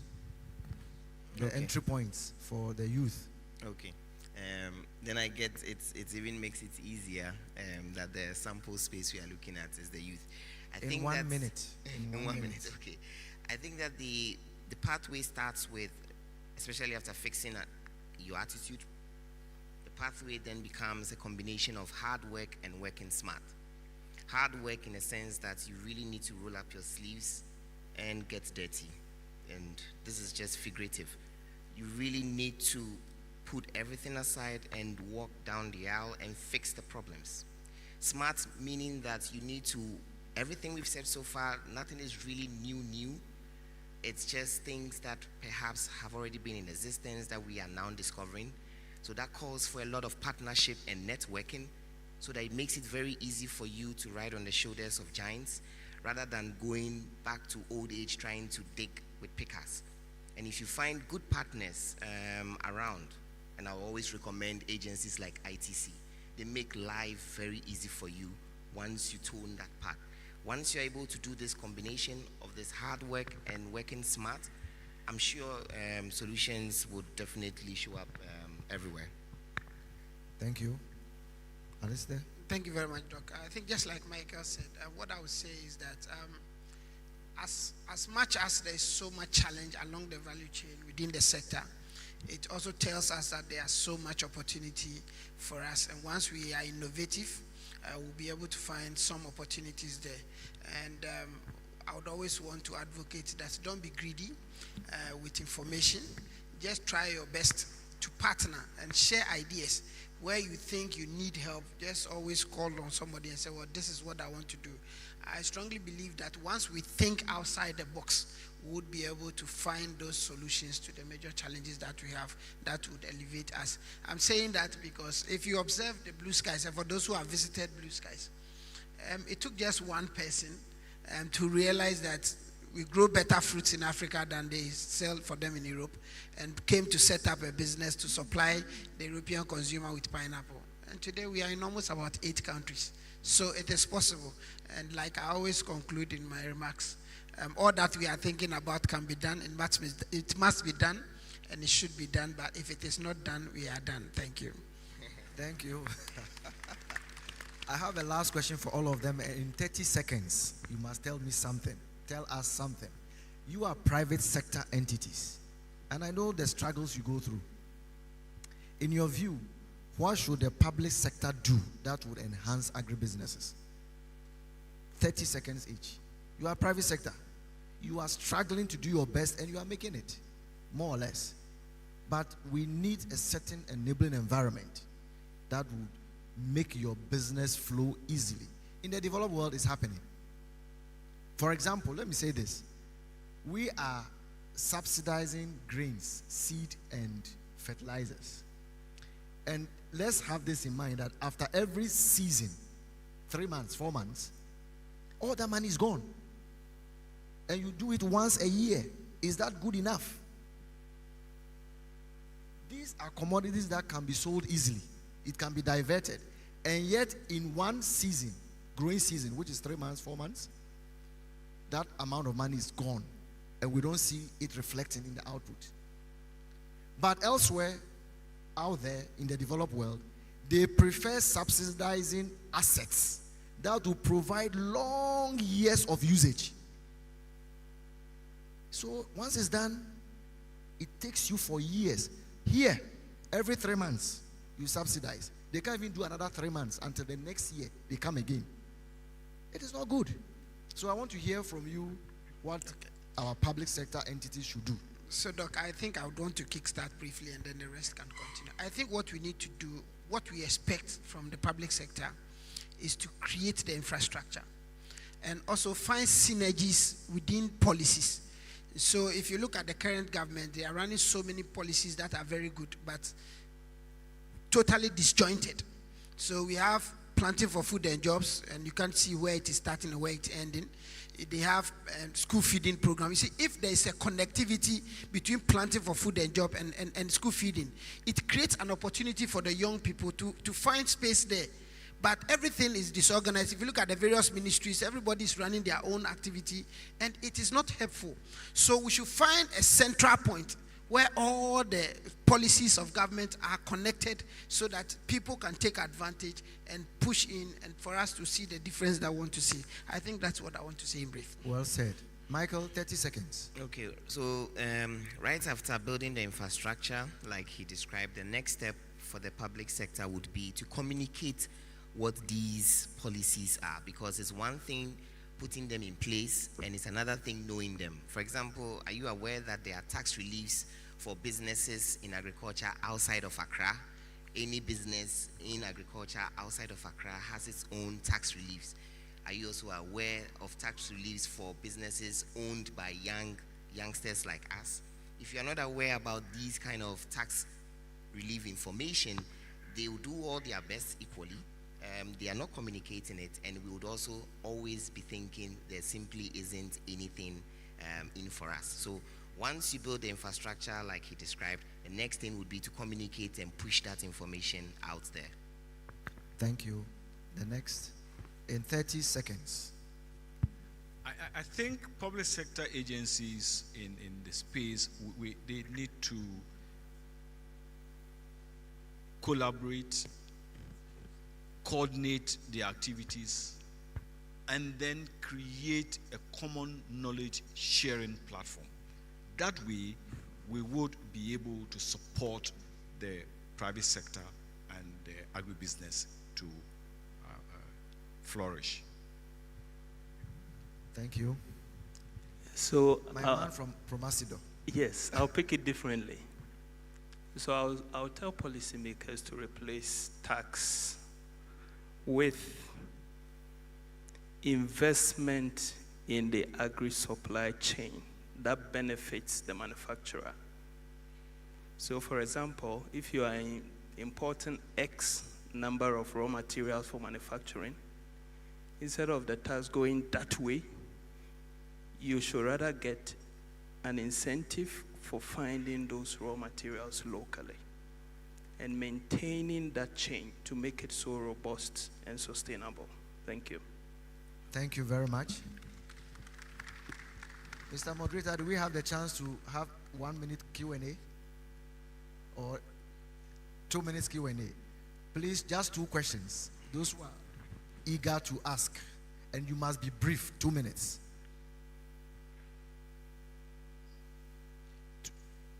Ladies first, and then one more.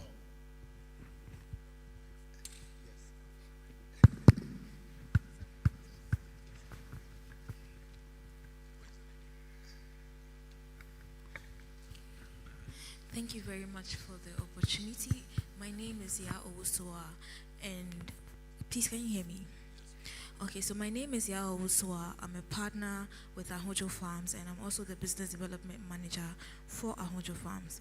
We are a cassava processing, planting, and packaging company. We are into Gari production essentially. So we've said a lot initially, and one thing I want to ask is funding.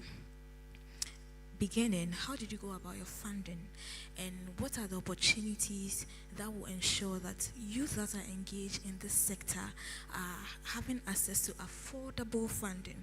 Because, for instance, last week we were approached by a rural bank precisely, and they were offering loans as an interest of 38%. A rural bank, not even an international bank. 38%. So your question is about funding, where to source funding. Available, affordable and easily funding. Accessible funding that Thank you're you. not coming after what I am doing. Thank you. Thank Now, you. yes, the last one, yes. So panelists. Hello. Okay, my is a suggestion and a contribution to the discussion. Please, 30 seconds. Yes, you asked where do we go wrong as a country, and my answer is that we went wrong from the MC, myself, and all of us seated here. We are told that agric is 95% scientific and 5% hard work.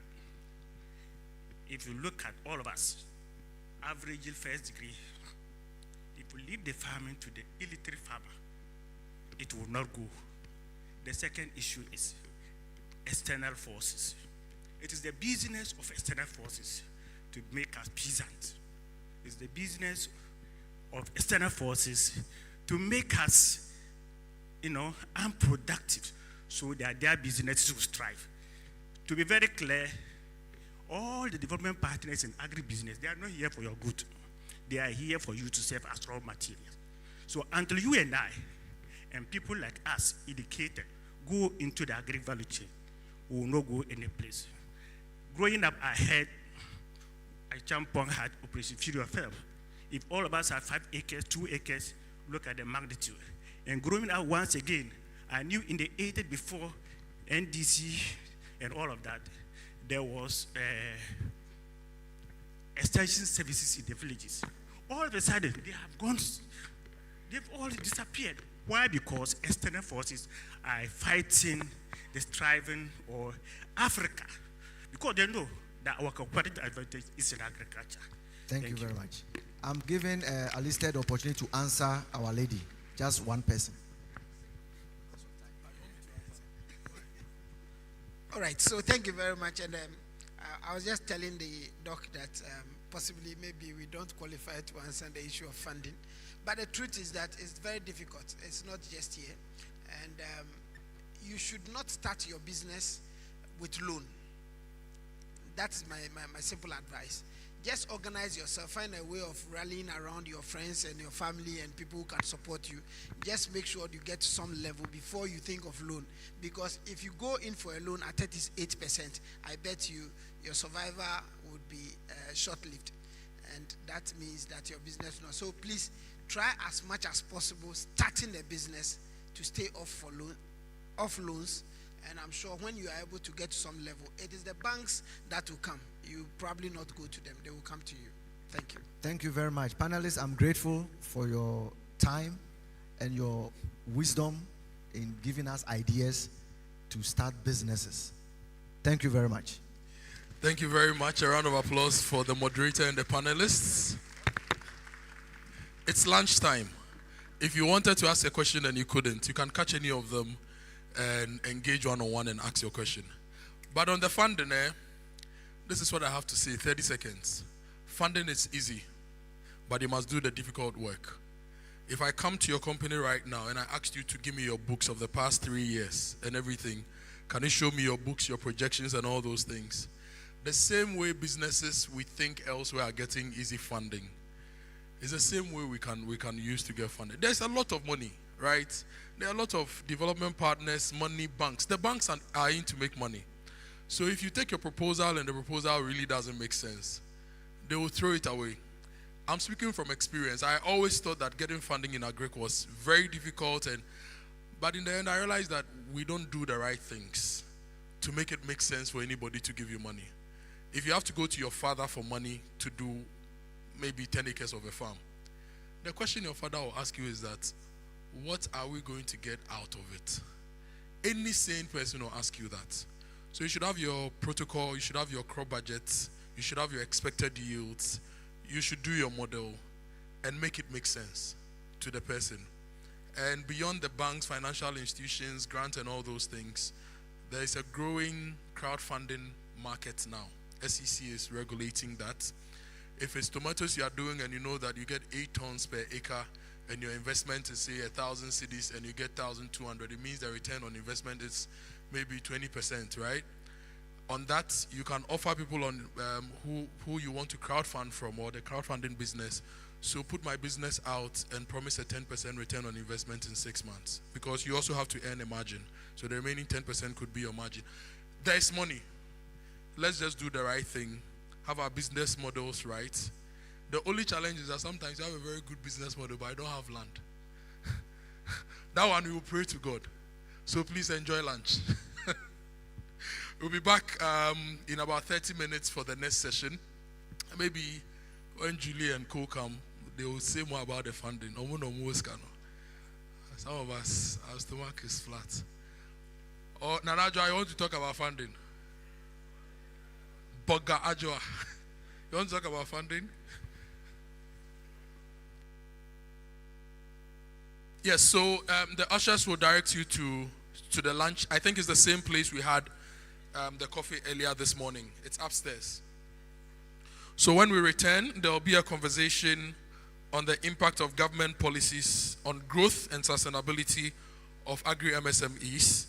There's a conversation on attracting youth into agriculture, which will be moderated by Juliana Santidate.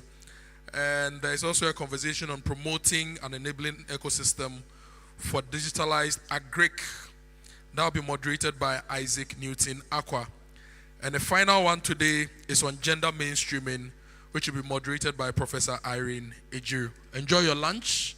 Talk to the ushers. They'll show you where to go for lunch. We'll meet in 30 minutes to continue today's discussions. Thank you.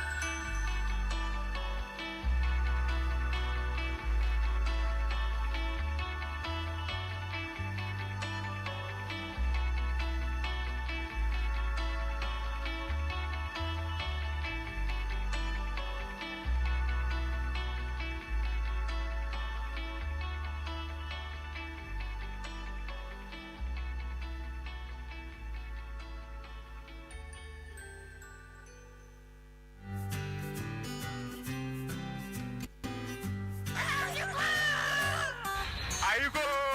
Aiko! Aiko! Aiko! Aiko! Aiko! Aiko! Aiko! RMG Ghana, Emma Ghana Krafuna, and Niger Krafoda, near Kase, Ajiko. RMG Ghana Limited, agriculture on sustainable basis.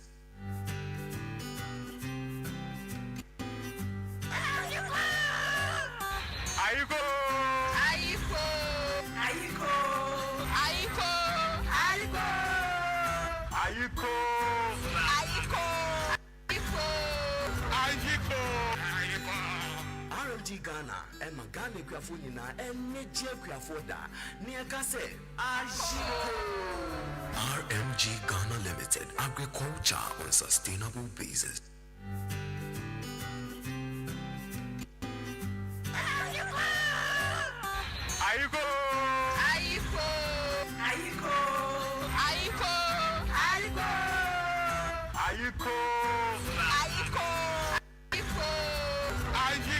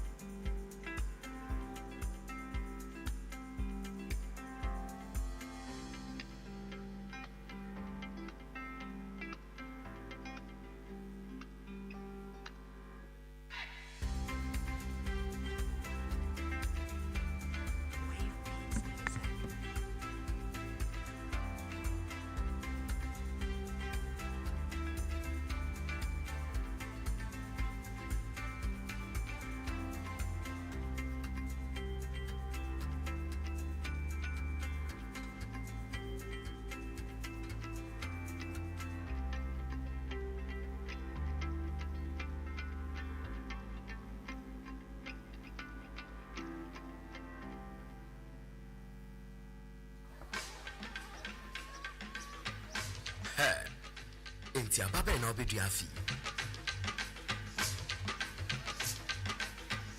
Ane vo etu bekoswa duasa bana ama wonfaso papa biano.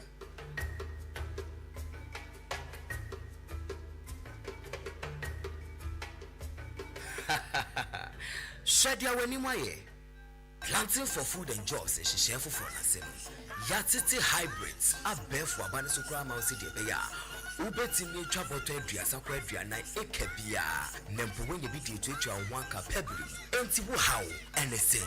Sisu Driasa Upelink, Pana, and a Pania hybrids are bear for Abana. If you Hunabu RMG Ghana Limited and Quansu Unifi Free Kriada Bridgoni. And yes, idea.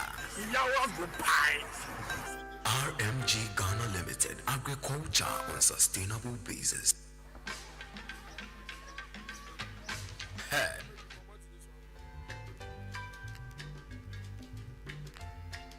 Cosmos Innovation Center and MasterCard Foundation continues to impact the lives of young people in Ghana, creating youth employment opportunities for a brighter Africa. Here are some selected KIC businesses being supported under the KIC and the MasterCard Foundation. My name is AIA Conference, the marketing and co-founder lead for Jasgo Company Limited. So in 2016, when I was coming to school, my auntie Amina called me and she shared with me the problem she's facing in her farm. And as a result, she can't really give me anything in terms of money to come to school. She's not able to afford the fertilizers in the market, so her crops are actually not growing. She's not able to meet the yield targets. So it was really sad moments, but then I still have to come to school. Luckily for me, in 2016, when the application opened, I applied. And when I applied, I got the opportunity to be part of the KIC program. And through that, we were taking on the market research. When we went for the market research, we realized that it's not only my auntie. We have several farmers in the central region and western region that are actually facing the same problem. And it's not only the fertilizer problem, they also are experiencing pest infestation. So I met with my co-founders and we decided to do something about the fertilizer problem. But at the same time, we also want to add the pesticide components to it. We did our research, we added the pesticide components. Before the KIC program, I didn't have a way of starting this. But through the KIC, we went on market research, we were exposed to a lot of people. We had the opportunity to network with them, talk to them, and through that, we formed a long-lasting relationship. It built my confidence, and it gave me the opportunity to actually start something on my own and own it.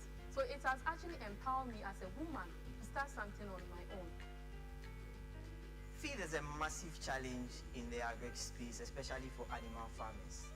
There is a massive gap to address this feed challenge, and we are using the technology of the black soldier fly to address this challenge. So far, we have 80% of our staff capacity being women, and we are looking for it to do more to empower many rural women. After completing my MPhil, I found myself at home.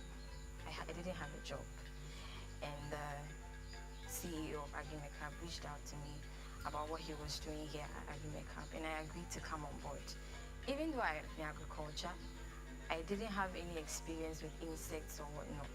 But then coming on, getting the opportunity to be a part of the team, I've learned a lot, learned even more than the stuff that I learned at school, and I'm glad to be in the agriculture space right now.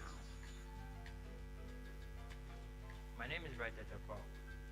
I'm a co-founder of AIA Technologies. It was founded in 2018 through the Cosmos Innovation Center. We were fortunate to be the winners for the 2019 cohorts. At AIA Technologies, we provide farmers with pest-based caring services and also agrochemical applications. So with KIC, even though after the training, they didn't leave us, they kept us in touch, provided technical trainings and services for us throughout since 2019 up to date. Initially, farmers used children to scare pest-based on their field. Instead of the children should be at school, their parents asked them to come and scare the pest-based on their field, which lasts about 8 to 10 hours a day. But since AIA came into existence, we've been able to take up those responsibilities, and now the children get time to go to school and focus on education.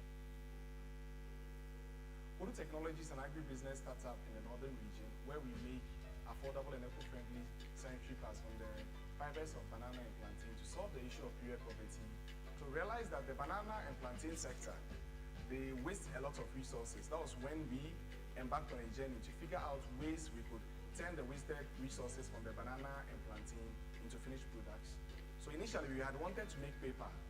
Then upon interaction with one of the smallholder farmers in Bulegu community, we found out that his daughter was at home instead of being in school due to her inability to afford menstrual material. Indirectly, she was a victim of period poverty. So that was when we now decided that since the paper out of banana could absorb fluid for a very longer period of time, it's better we use it to make sanitary pads to solve issues like period poverty among her and many other ladies. Because according to statistics, over 500 million women suffer period poverty globally. Fortunately for us, we're able to receive a grant. We're one of the winners of the Agritech Food Challenge, where we received a grant of $50,000 from the Cosmos Innovation Center.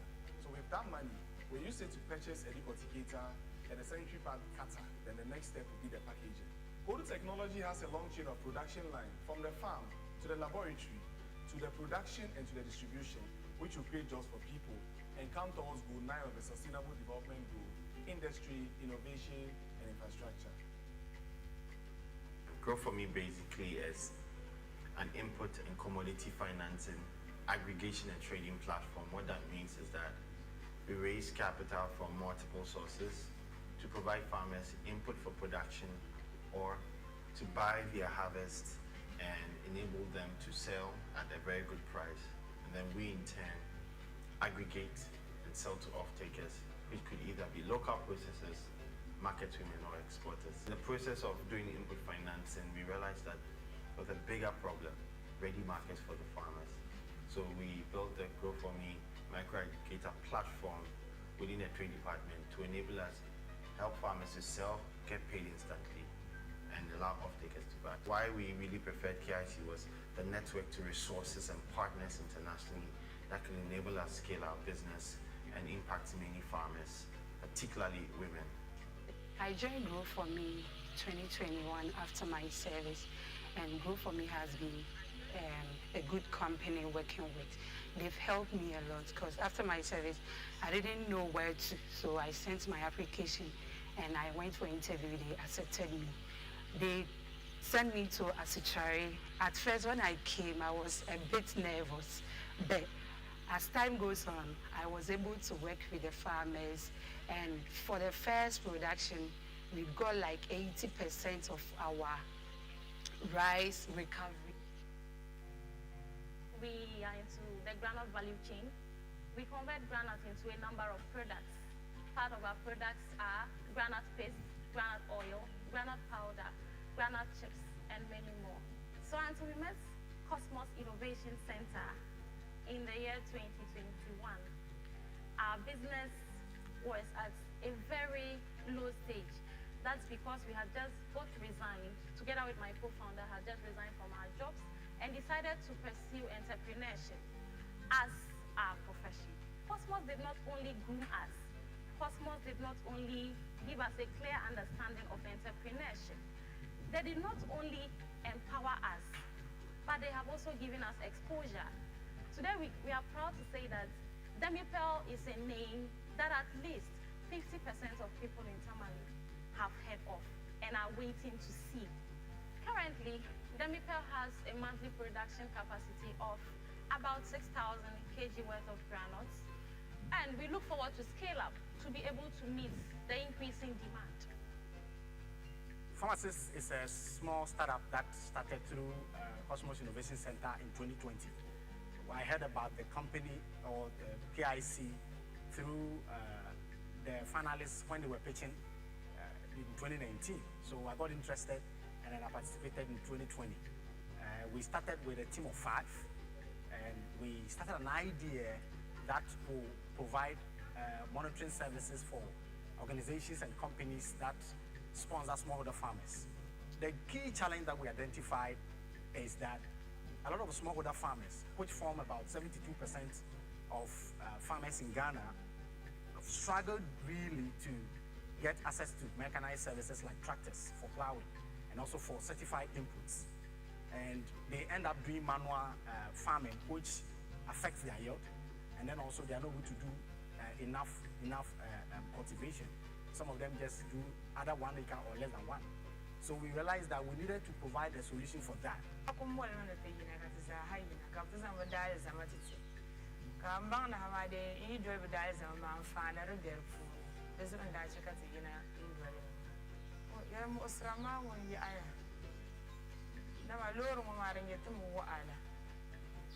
Loro mani yeto wala ma sai kulmi aben dang ye loro ate ye loro la sa ashel den sa ali ngwan ma yima ka ku ma bunzir ma ku to dan nan ka ne bo na ran nan shamma ti son sun zar ku ya loro ma yirum yeto problem den sa ma sai ku na mi wa bo ka ko shi amma dan mala ko sai ku na ma loro yan ko ka bra ban bra ne ye shel atin yar ta wa ma ne tana ko sura na na ta ma pa zan tsi na anye loro ko you shall yan kai ban yelo ko katin yelo ko you shall mata abu ma falle ba ga mutsa ta za ha ma ran kwa loro ma fulo to an kwa loro ma fulo ma loro sura kana kata dan ko da mira ma ta abu da ma tan yi ba dan da nyab ma kata dan nyab ma maton ko ma ta abu ne da fu to kadara ce kata ban zira ma karda sonnon je yela bela titi.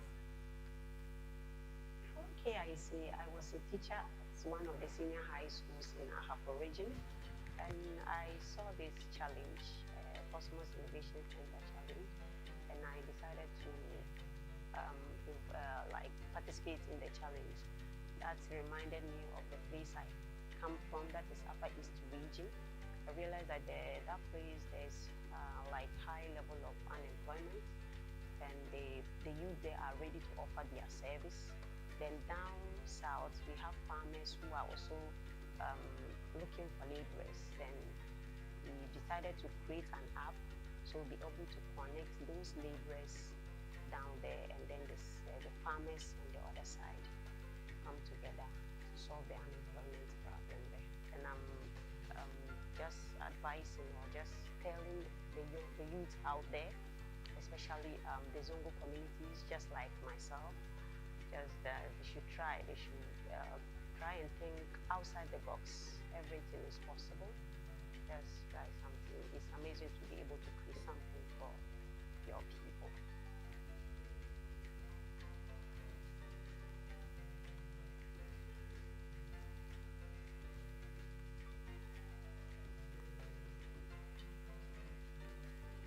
My name is Abraham Anania Musen, the headmaster of Cape Coast School for the Deaf and Blind.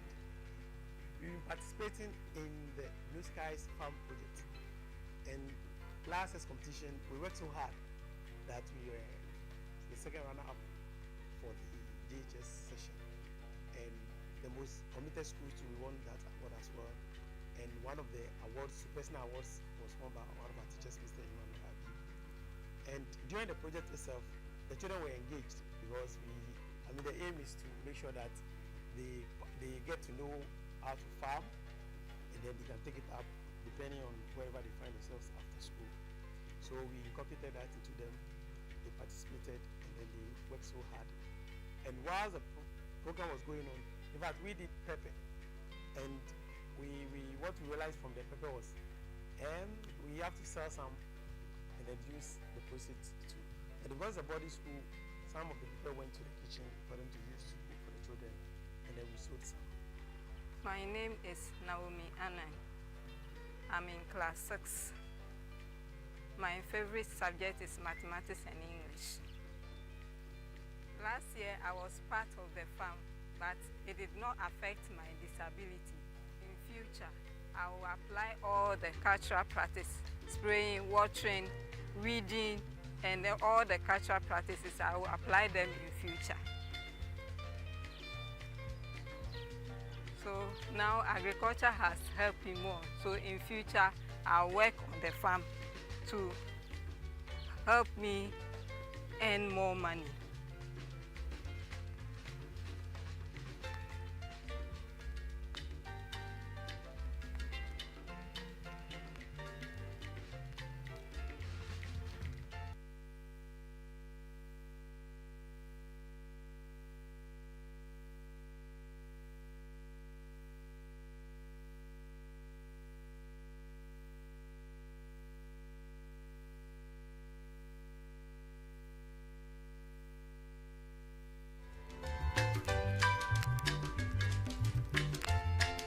Cosmos Innovation Center and MasterCard Foundation continues to impact the lives of young people in Ghana, creating youth employment opportunities for a brighter Africa. Here are some selected KIC businesses being supported under the KIC and the MasterCard Foundation. My name is AIA Conference, the marketing and the co-founder lead for AIA Company Limited. So in 2016, when I was coming to school, my auntie Amina called me and she shared with me the problem she's facing in her farm. And as a result, she can't really give me anything in terms of money to come to school. She's not able to afford the fertilizers in the market.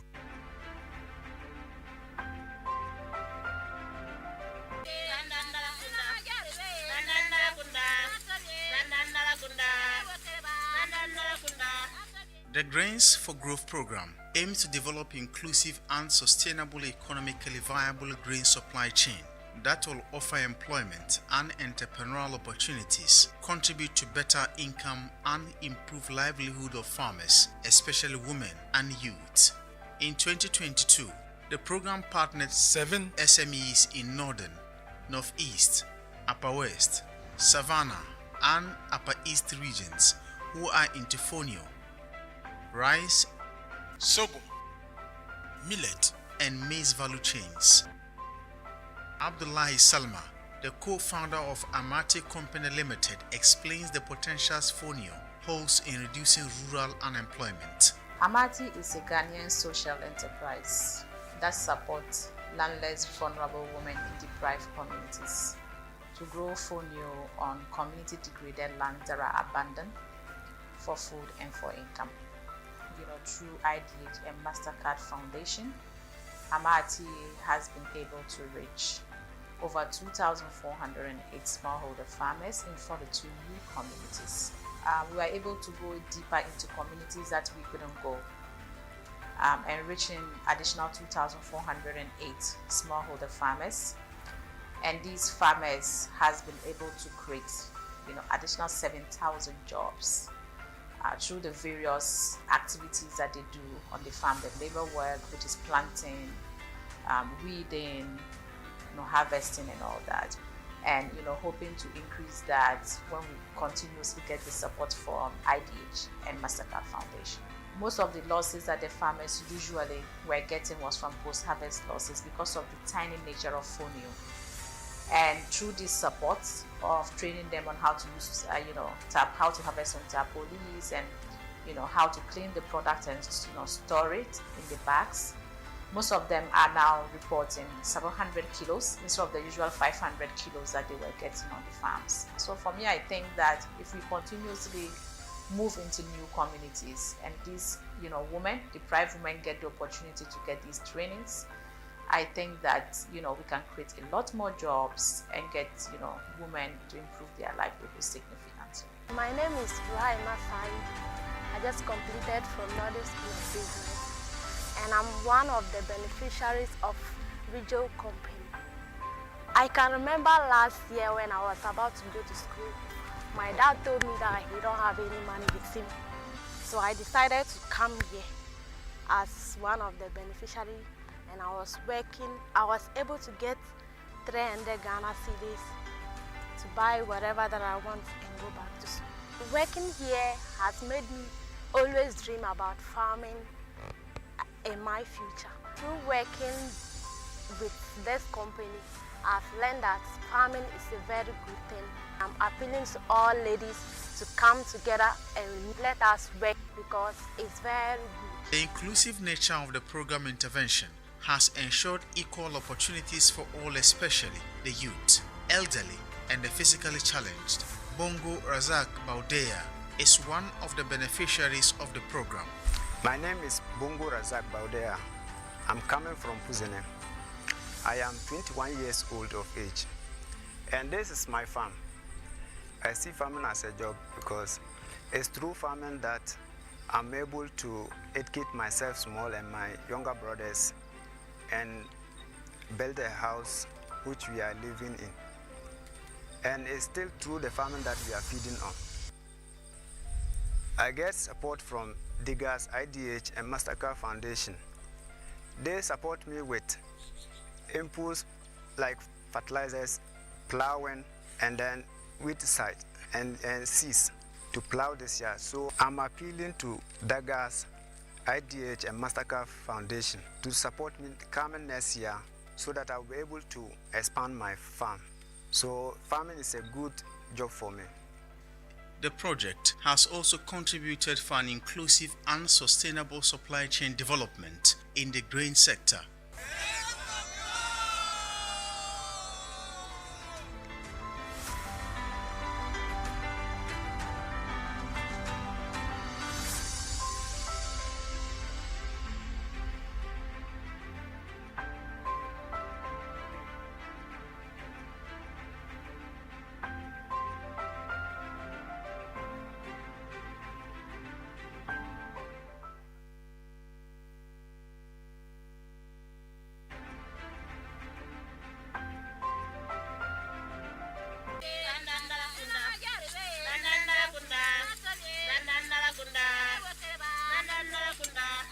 The Grains for Growth program aims to develop inclusive and sustainable economically viable grain supply chain that will offer employment and entrepreneurial opportunities, contribute to better income and improve livelihood of farmers, especially women and youth. In 2022, the program partnered 7 SMEs in Northern, Northeast, Upper West, Savannah, and Upper East regions who are into fonio, rice, sorghum, millet, and maize value chains. Abdullahi Salma, the co-founder of AIA Company Limited, explains the potentials FONIO holds in reducing rural unemployment. Amati is a Ghanaian social enterprise that supports landless, vulnerable women in deprived communities to grow FONIO on community degraded lands that are abandoned for food and for income.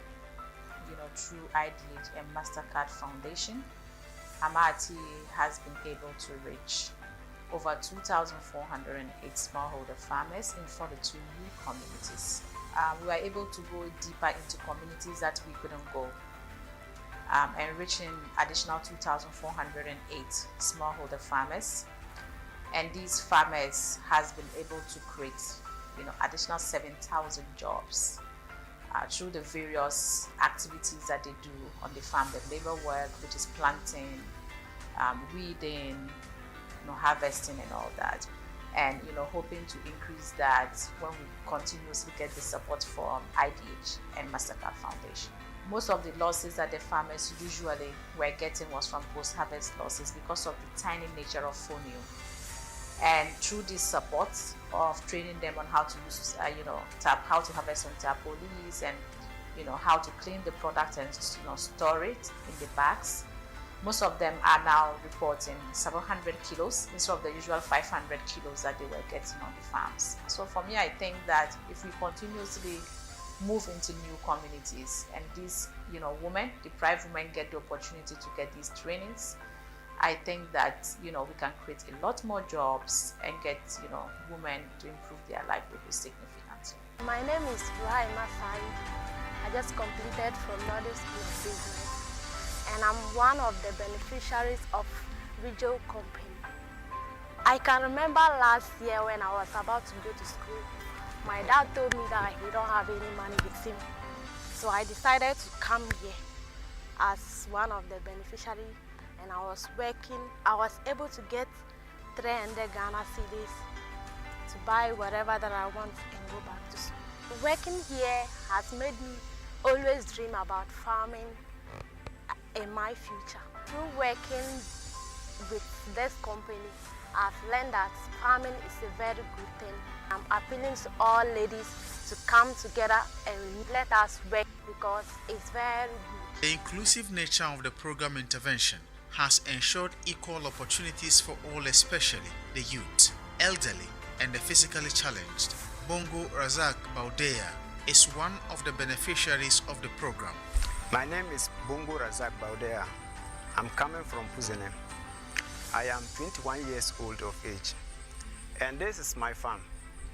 I see farming as a job because it's through farming that I'm able to educate myself small and my younger brothers and build a house which we are living in. And it's still through the farming that we are feeding on. I get support from Diggers, IDH, and MasterCard Foundation. They support me with inputs like fertilizers, plowing, and then weedicide and seeds to plow this year. So I'm appealing to Diggers, IDH, and MasterCard Foundation to support me coming next year so that I'll be able to expand my farm. So farming is a good job for me. The project has also contributed for an inclusive and sustainable supply chain development in the grain sector.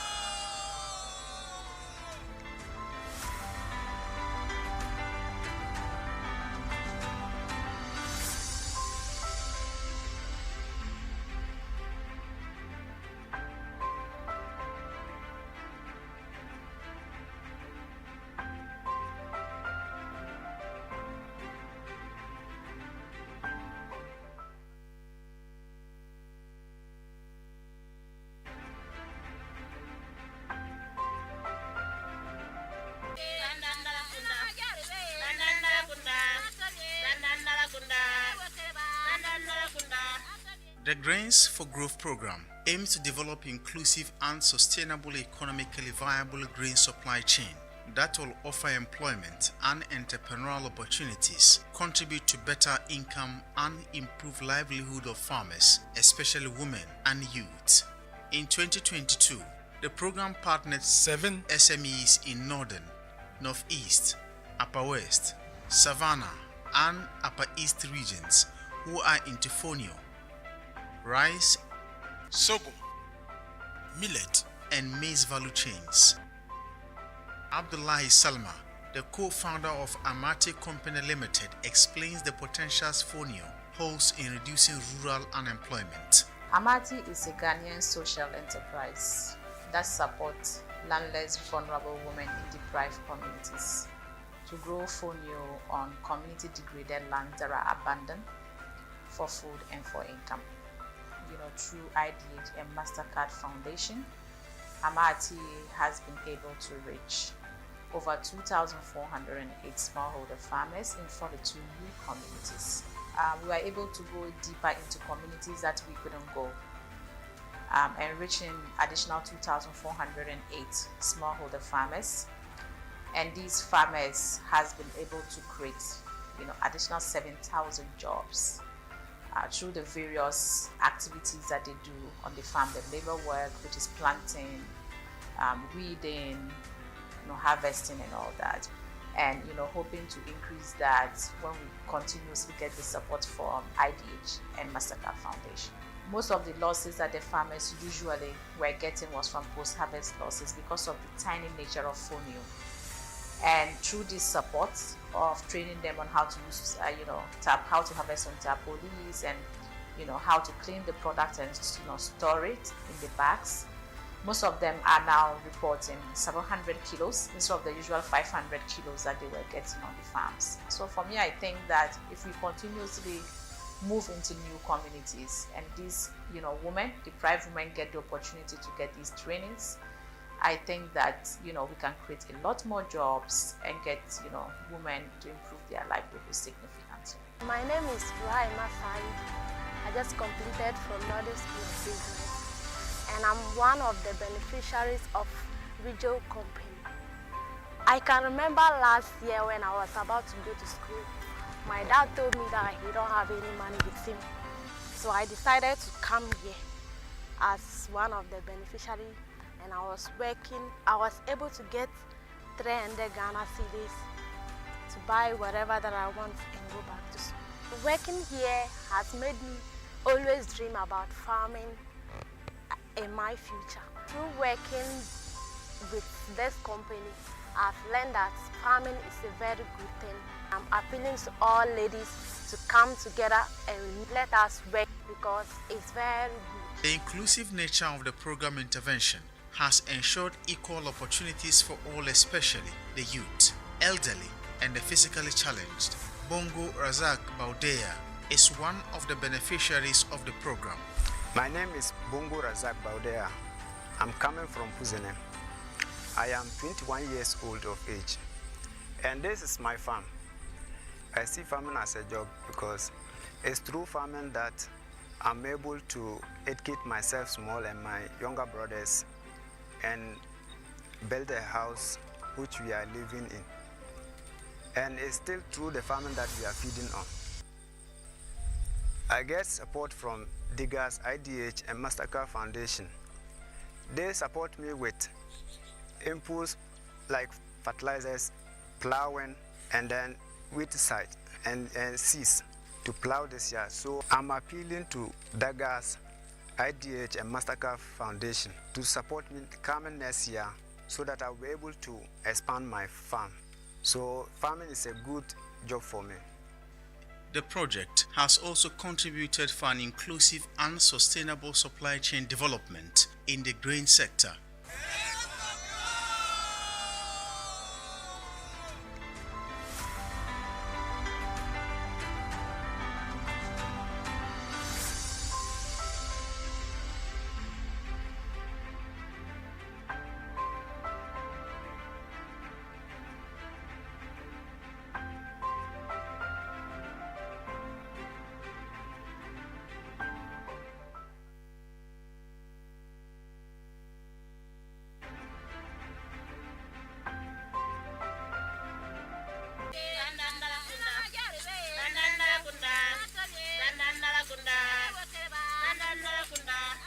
The Grains for Growth program aims to develop inclusive and sustainable economically viable grain supply chain that will offer employment and entrepreneurial opportunities, contribute to better income and improve livelihood of farmers, especially women and youth.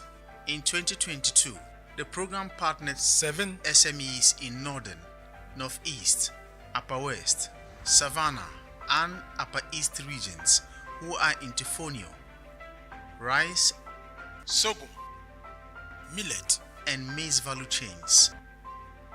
Abdullahi Salma, the co-founder of Amati Company Limited, explains the potentials fonio holds in reducing rural unemployment. Amati is a Ghanaian social enterprise that supports landless, vulnerable women in deprived communities to grow fonio on community-degraded lands that are abandoned for food and for income. Through IDH and MasterCard Foundation, Amati has been able to reach over 2,408 smallholder farmers in 42 new communities. We were able to go deeper into communities that we couldn't go, and reaching additional 2,408 smallholder farmers. And these farmers has been able to create, additional 7,000 jobs through the various activities that they do on the farm, the labor work, which is planting, weeding, harvesting and all that. And hoping to increase that when we continuously get the support from IDH and MasterCard Foundation. Most of the losses that the farmers usually were getting was from post-harvest losses because of the tiny nature of fonio. And through this support of training them on how to use, how to harvest on tarpaulins and how to clean the product and store it in the bags, most of them are now reporting several hundred kilos instead of the usual 500 kilos that they were getting on the farms. So for me, I think that if we continuously move into new communities and these, women, deprived women get the opportunity to get these trainings, I think that, we can create a lot more jobs and get, women to improve their livelihood significantly. My name is Ruhaima Fai. I just completed from Northern School of Business, and I'm one of the beneficiaries of Ridgel Company. I can remember last year when I was about to go to school, my dad told me that he don't have any money with him. So I decided to come here as one of the beneficiaries, and I was working. I was able to get 300 Ghana cedis to buy whatever that I want and go back to school. Working here has made me always dream about farming in my future. Through working with this company, I've learned that farming is a very good thing. I'm appealing to all ladies to come together and let us work because it's very good. The inclusive nature of the program intervention has ensured equal opportunities for all, especially the youth, elderly, and the physically challenged. Bongo Razak Baudea is one of the beneficiaries of the program. My name is Bongo Razak Baudea. I'm coming from Puzene. I am 21 years old of age, and this is my farm. I see farming as a job because it's through farming that I'm able to educate myself small and my younger brothers and build a house which we are living in. And it's still through the farming that we are feeding on. I get support from Diggers, IDH, and MasterCard Foundation. They support me with inputs like fertilizers, plowing, and then weedicide and seeds to plow this year. So I'm appealing to Diggers, IDH, and MasterCard Foundation to support me coming next year so that I'll be able to expand my farm. So farming is a good job for me. The project has also contributed for an inclusive and sustainable supply chain development in the grain sector.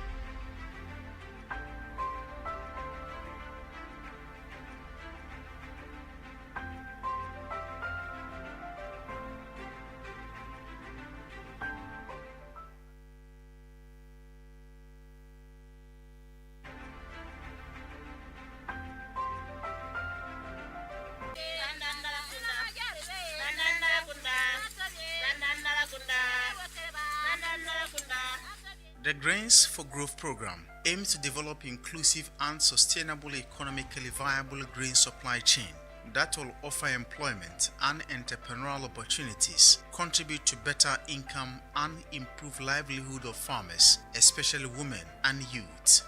In 2022, the program partnered 7 SMEs in Northern, Northeast, Upper West, Savannah, and Upper East regions who are into fonio, rice, sorghum, millet, and maize value chains. Abdullahi Salma, the co-founder of Amati Company Limited, explains the potentials fonio holds in reducing rural unemployment. Amati is a Ghanaian social enterprise that supports landless, vulnerable women in deprived communities to grow fonio on community-degraded lands that are abandoned for food and for income. Through IDH and MasterCard Foundation, Amati has been able to reach over 2,408 smallholder farmers in 42 new communities. We were able to go deeper into communities that we couldn't go, enriching additional 2,408 smallholder farmers. And these farmers has been able to create, additional 7,000 jobs through the various activities that they do on the farm, the labor work, which is planting, weeding, harvesting and all that. And hoping to increase that when we continuously get the support from IDH and MasterCard Foundation. Most of the losses that the farmers usually were getting was from post-harvest losses because of the tiny nature of fonio. And through this support of training them on how to use, how to harvest on tarpaulins and, how to clean the product and, store it in the bags.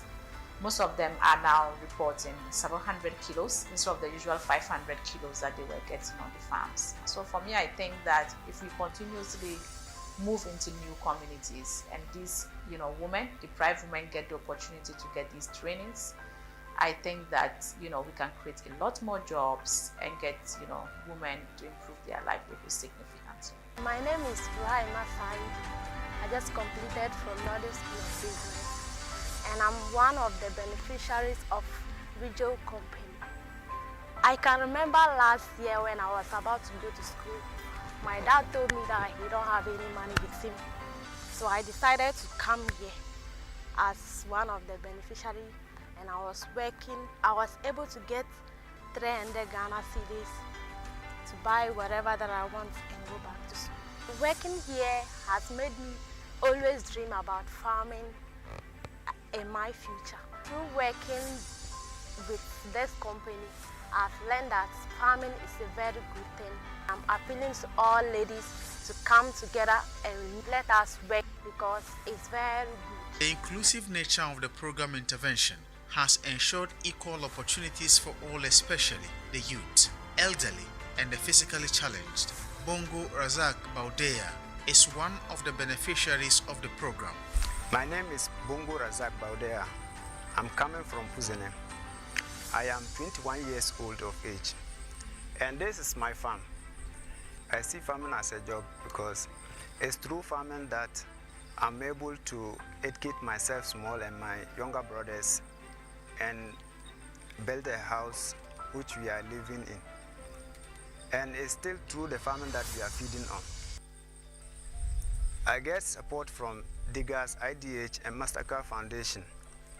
They support me with inputs like fertilizers, plowing, and then weedicide and seeds to plow this year. So I'm appealing to Diggers, IDH, and MasterCard Foundation to support me coming next year so that I'll be able to expand my farm. So farming is a good job for me. The project has also contributed for an inclusive and sustainable supply chain development in the grain sector.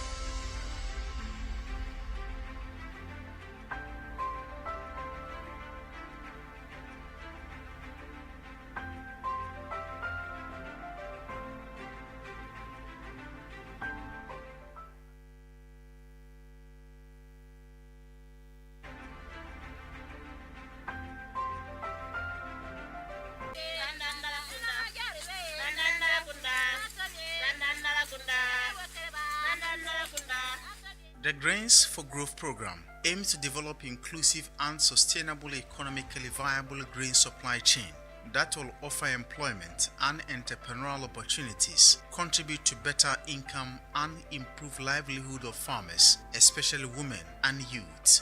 In 2022, the program partnered 7 SMEs in Northern, Northeast, Upper West, Savannah, and Upper East regions who are into fonio, rice, sorghum, millet, and maize value chains.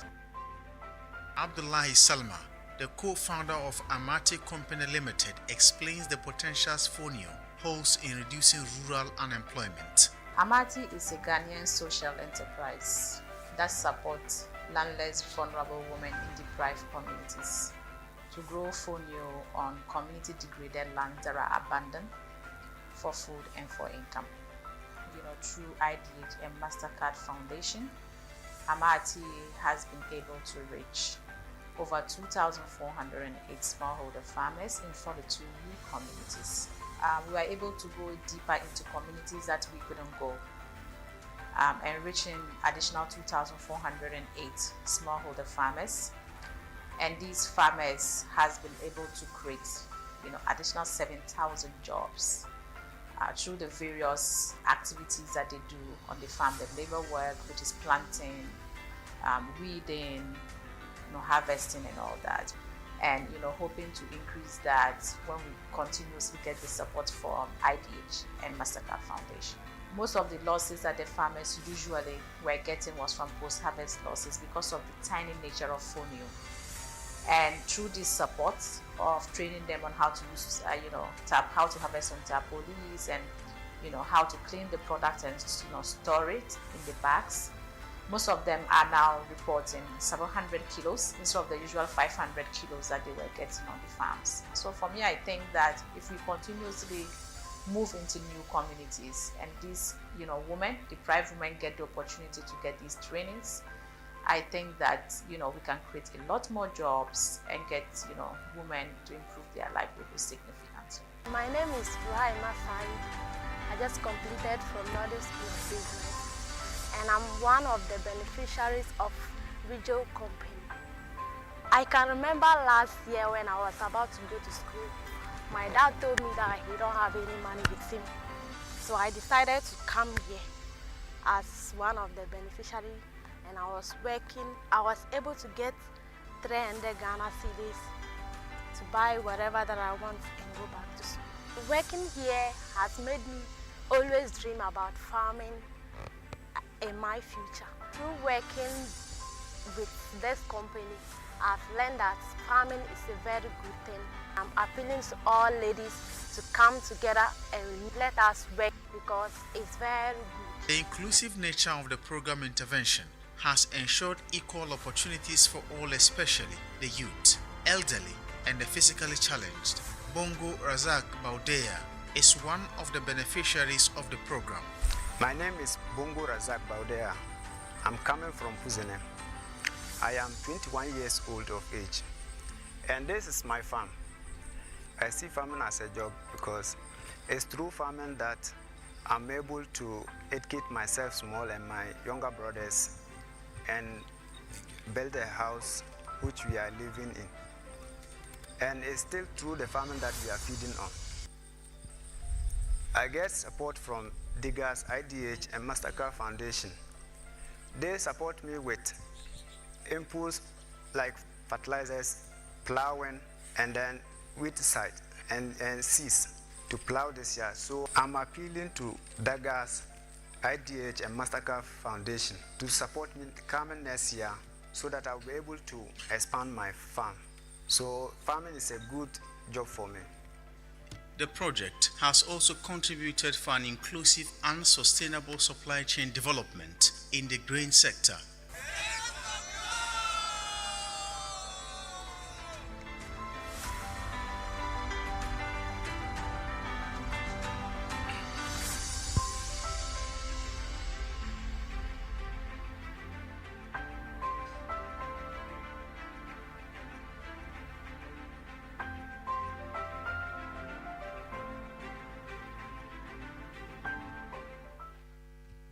Thank you, and good afternoon, and welcome back. I hope we all enjoyed the lunch. I'm not getting the vim. Yeah, some of us, we came late. By the time we got there, those of you who went early, you had finished everything. It's like competition for nutrients in the soil. Plants that are planted late always lose out. But Enyeshri, more vim to all of you. Anyway, welcome back. We are going to have about 4 different breakout sessions. And at any point, you have 2 running concurrently. We are supposed to have a coffee break as well, but by the power vested in me as the moderator, and considering the time and the fact that most of us need to go and attend to other things, I'm canceling the coffee break. If at any point you wish to go have coffee, you can just get up, go and grab your coffee and come back so that we move smoothly. So we are going to have 1 session here and 1 in the other room as well. And the first session will have a presentation, and after the presentation we'll have a quick Q&A and have conversations around it. And that is happening here. The other one is happening in the other room, breakout room. So I'll introduce the sessions, introduce the moderators, and then we'll take it from there. The first one we are going to have here is on the impact of government policies on growth and sustainability of agri-MSMEs and youth-led startups. I will moderate that, and it's happening here. We will first start with a presentation by Dr. Gordon Akon Yamga, research scientist at CSIR Stepri.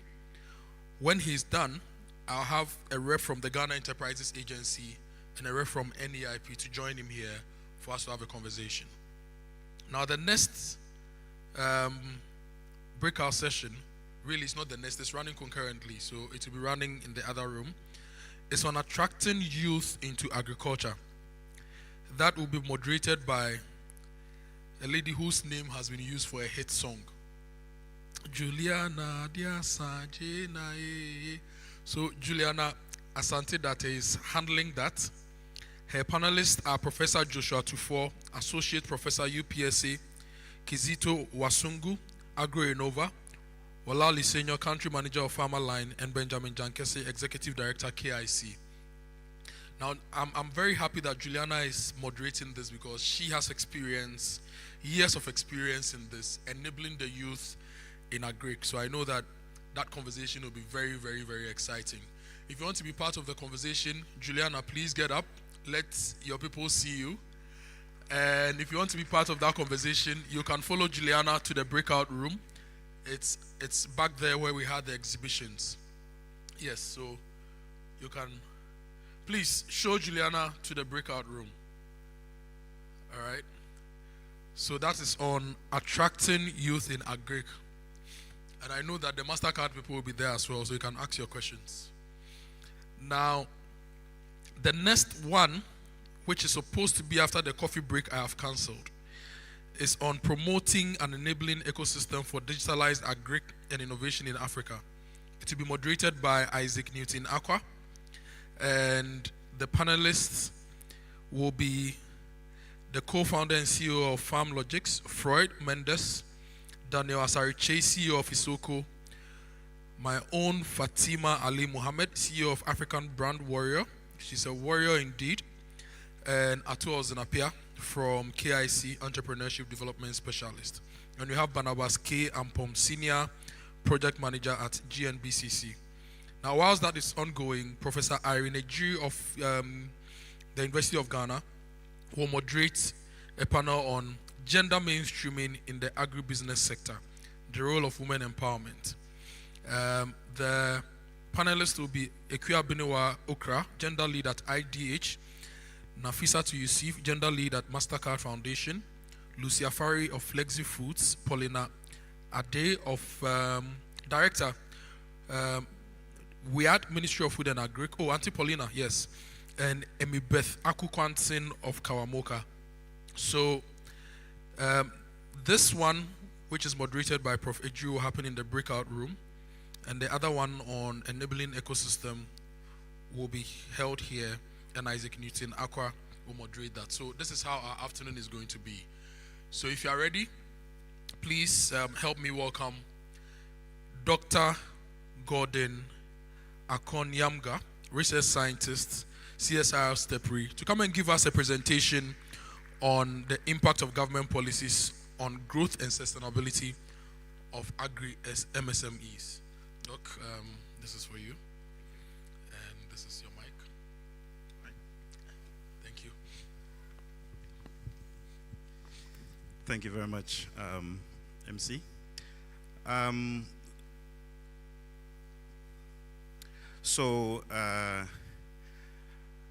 The topic sounds daunting, impact, and if you're a student of impact evaluation, you know that you would have done some evaluation studies to look at impact.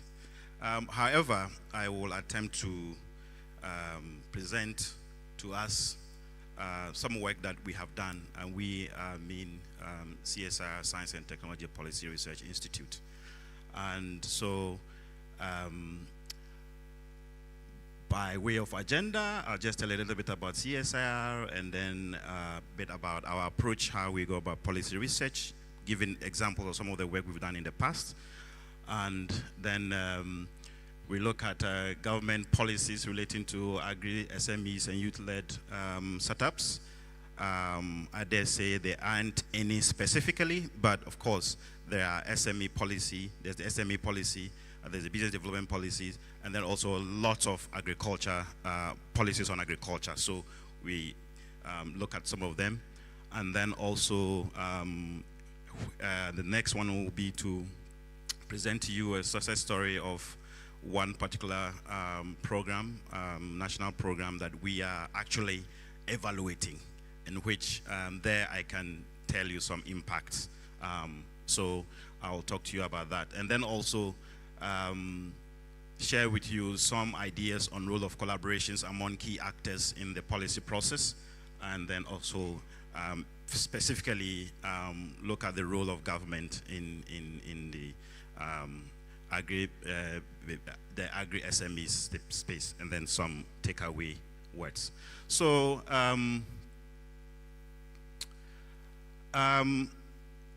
earlier on today, I heard that, and one of the reasons why I always like to talk about CSIR is because people mispronounce the name. It is Council, not Center. I heard that earlier on today. One of the panelists mentioned it is a Council for Scientific and Industrial Research, and it's a council that has 13 specialized institutes. It came out of the National Research Council that was established in 1958 by our first president, Dr. Kwame Nkrumah, but in its recent structure, established by an Act of Parliament, 1996, Act 521. And among its functions is to promote, encourage, and regulate research and the application of science, technology in development, and to provide related matters as well. And where I work at and represent is one of the 13 specialized institutes. So you probably would have heard of Water Research Institute, you would have heard of Crop Research Institute, Industrial Research Institute. I come from the Science and Technology Policy Research Institute, where our mandate is to basically provide the evidence as scientific knowledge and evidence for policy making. So we have different divisions, different people. We are a multidisciplinary team, and of course we have people dealing with equity, diversity, and inclusion research, deepening local relevance of our activities, in particularly public engagement and policy engagement, and also, as I mentioned, evaluating the impacts of programs and so forth. How have we gone about our business in the past in a bit? Typically, how we approach our work is in several ways. For example, we used to actually do, this used to be funded, and the first one, which is the Agricultural Science and Technology Indicators ASTI survey, used to be funded by IFPRI. IFPRI is International Food Policy Research Institute. and that used to be, in fact, the two other used to be for every 2 years, you go nationwide and you do a survey, agricultural research institutes, enterprises, and all kinds of actors in the value chain as far as agriculture is concerned. And so this survey provides a lot of information about the agriculture system. And then the other one is the African Science, Technology, and Innovation Indicators, ASTI initiative, also used to be funded by AU NEPAD. It's still running. We haven't had funding to do the survey. In fact, I should say the most recent survey for the ASTI, the second ASTI, was in 2014. And the most recent ASTI for the agriculture one, the first one, was 2018. So you would understand why, for example, the previous panel, someone was saying that usually you are looking for data to make decisions, and your data is like several years back, and it's because there isn't funding to carry out the studies that will give you the evidence or the data. Of course, we also do contract research. For example, ministries request for proposals for research. We bid, and sometimes we get the contract to do the research. Sometimes we don't get it. Sometimes others get it. So we do those sort of ones as well. And the ones I would like to present here that are most relevant for us here, we did a study of the science, technology, innovation ecosystem. There's a baseline in 2016, and that was a precursor to formulating the science, technology, innovation policy. And I should say that I'm talking about science, technology, innovation because agriculture falls under the ambit. We're talking about STI here. So, and then we did another STI ecosystem mapping, and this time the focus was on innovation hubs, and I led that study. And we were specifically looking at the nature of the nature of the ecosystem of innovation hubs, what they were doing, what they were into, of course, challenges here and there, and also prospects. And then beyond these two types of policy research we do, we also participate in multinational organizations' review of our national science, technology, innovation system. And here, I would like to reference the UNCTAD, United Nations Conference on Trade and Development, and the World Bank Science, Technology, and Innovation Review that was done in 2009. Again, this review was a precursor to the 2010 Science, Technology, Innovation Policy formulation.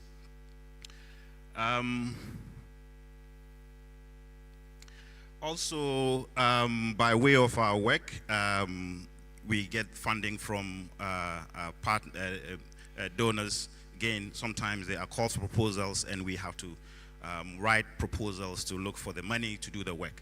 And recently, we have just finished working with UNESCO with funding from SIDA, Swedish Development Agency, on strengthening the science, technology, innovation ecosystem. And here we did a needs assessment of the system, what is needed, where the gaps are with respect to policy, with respect to human resource, with respect to infrastructure, and so forth. And then also, presently, we are doing an evaluation of SMEs innovation support in this particular instance, which is where I wanted to share. In fact, I said this is one where I can talk about impact, because in this case, this is where we have done the impact studies, and we have things to share. And this particular study, we are working with the National Entrepreneurship and Innovation Program, the NEIP, and we are evaluating 2 of their programs. In all these, what we do is, of course, we have to disseminate our findings, our research. We prepare the reports that have the analysis, the data, and so forth, and present them to whoever funds us or whoever is the key actor as far as that research is concerned, and mostly Ministry of Environment, Science, Technology, Innovation, and in some instances MUFA, because some of my other colleagues work in other things, project. Earlier on during the break, I was talking about one of my colleagues who's spearheaded the national aflatoxin policy, and that really is in the lies in the remit of the MUFA, Minister of Food and Agriculture. And it also, we as scientists, we are one of our KPIs, measurement, is the number of peer-reviewed journals you publish. So we publish some of the work we do in peer-reviewed journals. Of course, one of the things that we do also beyond publishing the reports and the peer-reviewed journals is to prepare policy briefs. Policy briefs are really very condensed form of the output, the reports that we prepare. And they speak directly to specific people, especially to policymakers. And so, you know, the minister will not have time to read a whole report that is probably about 50 or more pages. But if you were to condense it in minuscule, about 3 different policy briefs, about maximum 4 pages of text, pictures, and graphs and everything, you know, he probably will be able to have time to read it. He might take it to say, well, I'll look at it over the weekend or look at it over the evening. At some point, he would look at, you know, 1 or 2 pages and will grasp something from it. So we produce policy briefs out of our report or work and go to the key actors in especially the ministries and engage them on the outcome of the work and where we want them to take action and so forth. So what are the government policies? And here I would like to share with you one of the definitions of policy that I like a lot and permit me to read. I apologize for the lot of text, but I just quoted it so that I read and then we'll take a look at what policy is. It says, and this is from Kraft and Furlong.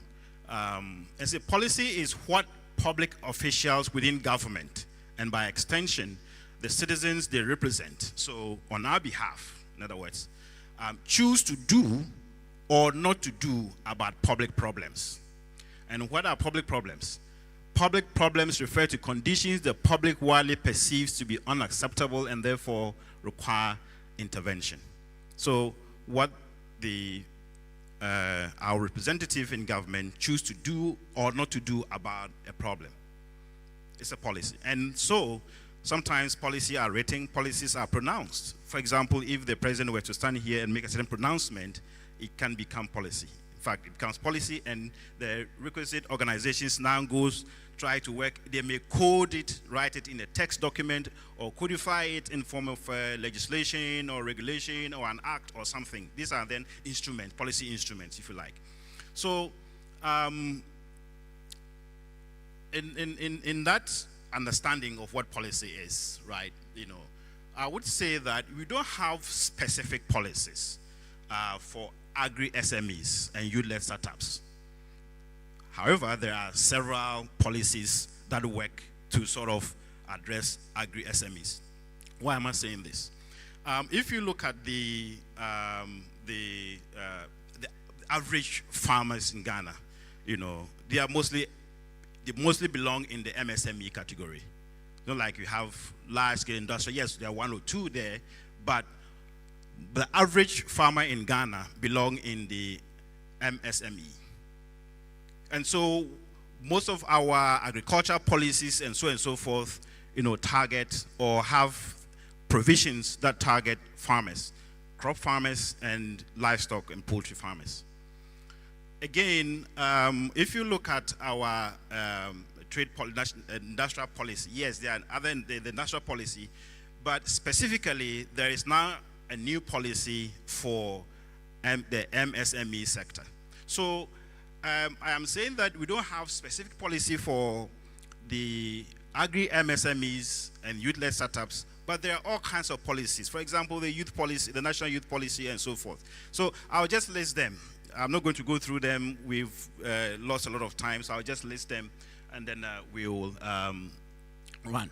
So, so as I was saying, the agriculture policies and programs, and also the MSc policy programs and projects, and then cross-cutting policies For example, I talked about national youth policy, but also there's the gender policy and so forth that are cross-cutting, that come together to drive or influence how MSMEs or agri-MSMEs will emerge and thrive.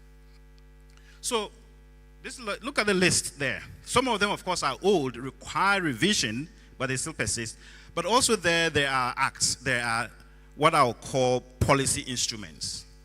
There are laws that if you were a farmer in a certain category, in a certain area, you need to comply with. And so I list them. I'm not going to go through them. So this is for the crop sector. That's for the crops subsector of agriculture. We go to, again, we continue agriculture policies. Of course, we have the livestock development policy and strategy, which I have been reading quite recently because I've been doing some work on poultry. And of course, it's 2016. We don't have its replacement, but it's what we have to work with. And then, of course, we have the cocoa subsector strategy.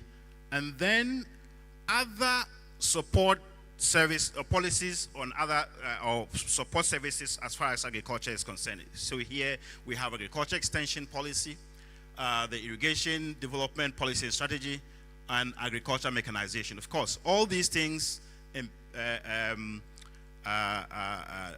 affect how the agriculture is done, if you like, and how the agri-SMEs. And again, I make this connection here to say that a lot of the farmers or people in agriculture sector are people in MSMEs.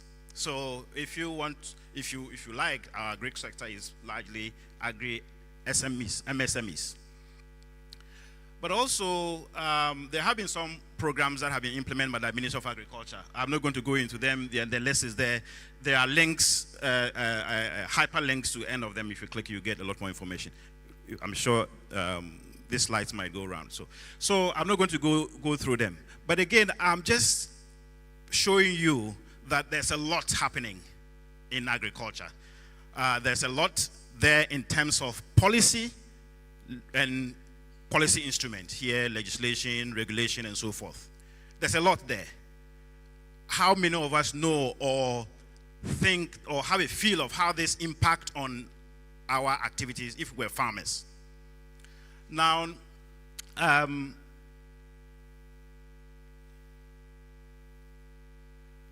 so that is on the agriculture front. Now, when we come to the MSMEs or business front of or business aspect of it, I like the fact that very recently the national MSME policy was passed.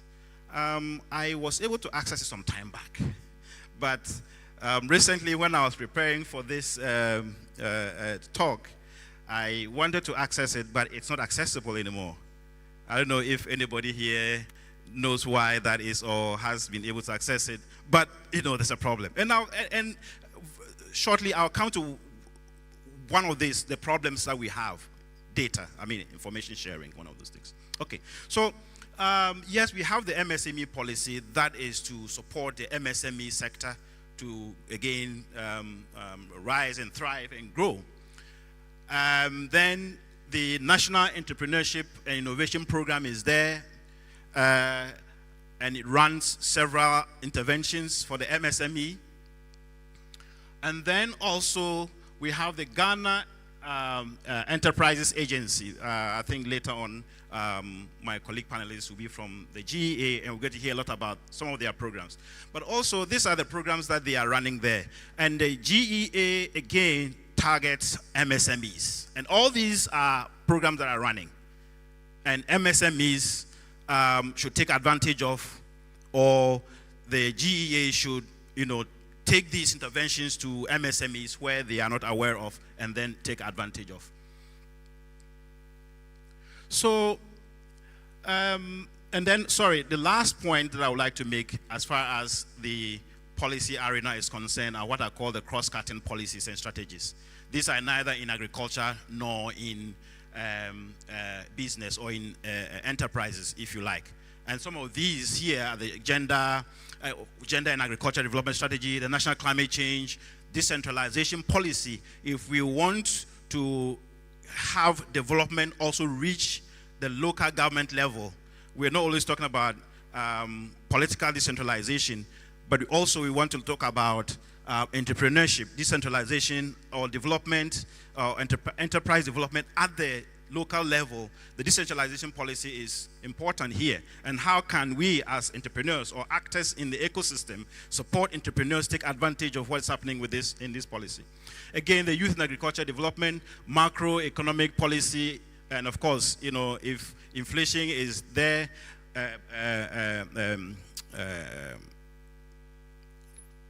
what's this?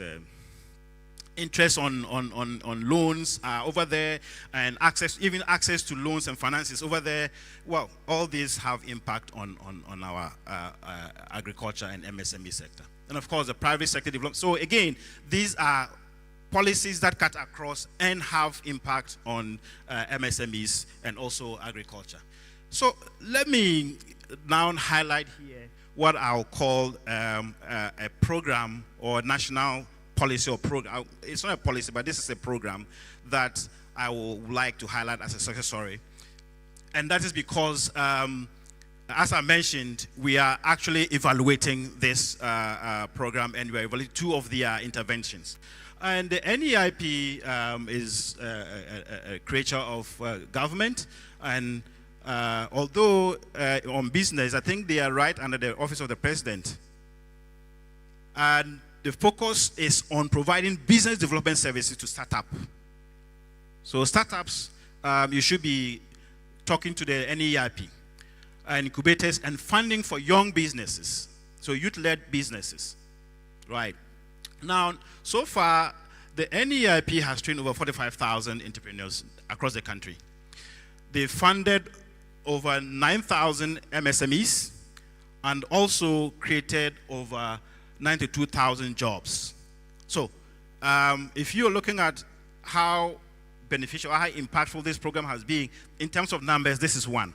But specifically, in terms of the presidential business support program that we are evaluating, we are looking at, we find that, you know, the beneficiaries have benefited a lot in terms of training, especially because earlier on, one of the panelists was talking about bookkeeping and how important it is, record keeping, how important it is as entrepreneurs or agri-MSMEs to keep proper records so that it can put us in good standing when we are dealing with the banks and the financial institutions to access funding. So record keeping, managing their stock, even managing their staff, and in some other entrepreneurs, the training they've gotten has allowed them to adapt post-COVID. One of them, his business was doing good, COVID came, it went down. And then, based on the training he got, he left because the whole business collapsed. He managed to start something, and on the skills and knowledge he got from the training, managed the other line of business he went into. So, what can government do? And here, I'm speaking specifically, sorry, this is not yet, let me run quickly to that role. Here, I wanted to talk about the role of different stakeholders in terms of policy. So the stakeholders that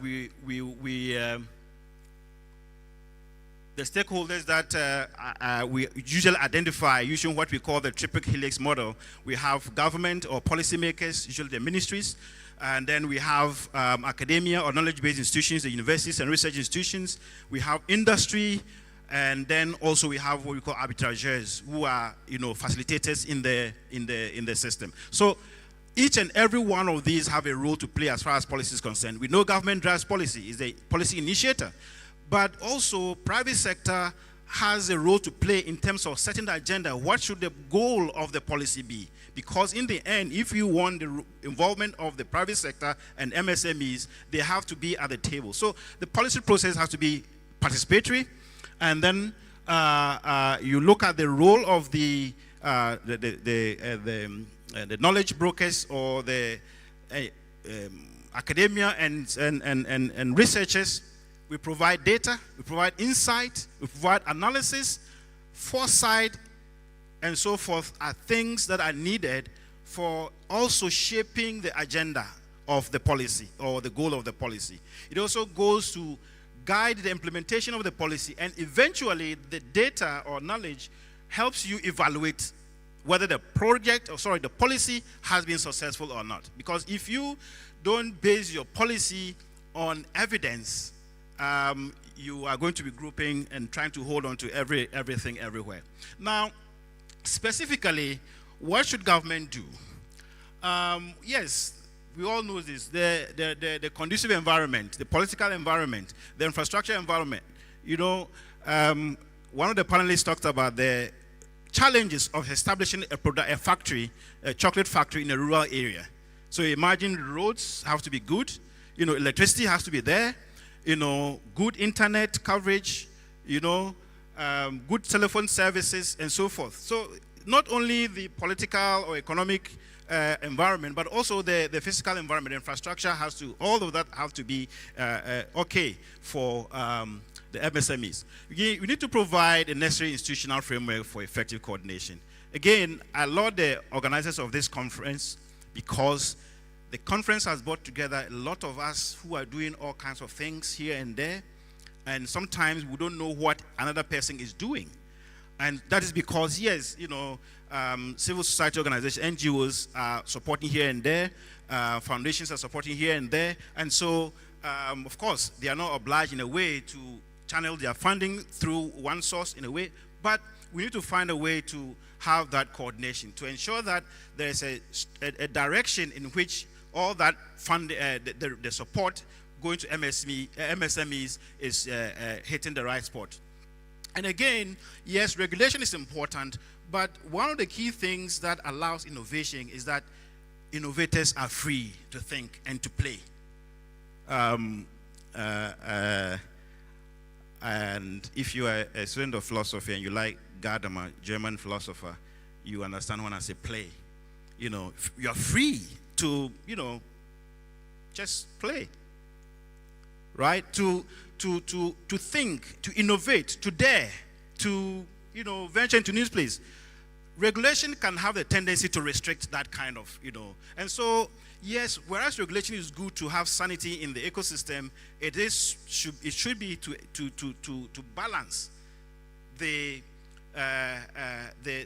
willingness to tame, whereas allowing, you know, entrepreneurs to dare and to innovate, to be different, to think outside the box and to innovate. Again, yes, government needs to mobilize funding for the implementation of the national MSME policy, but also it has to invest in it. You don't have to just make the policy and leave it there. You have to invest in it. It's not just about making policies.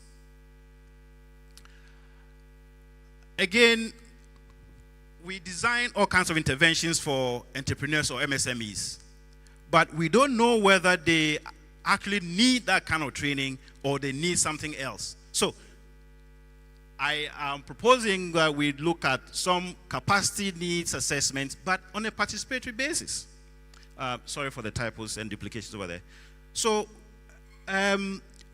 this way you identify the problems or the challenges or where you need to intervene for the MSMEs.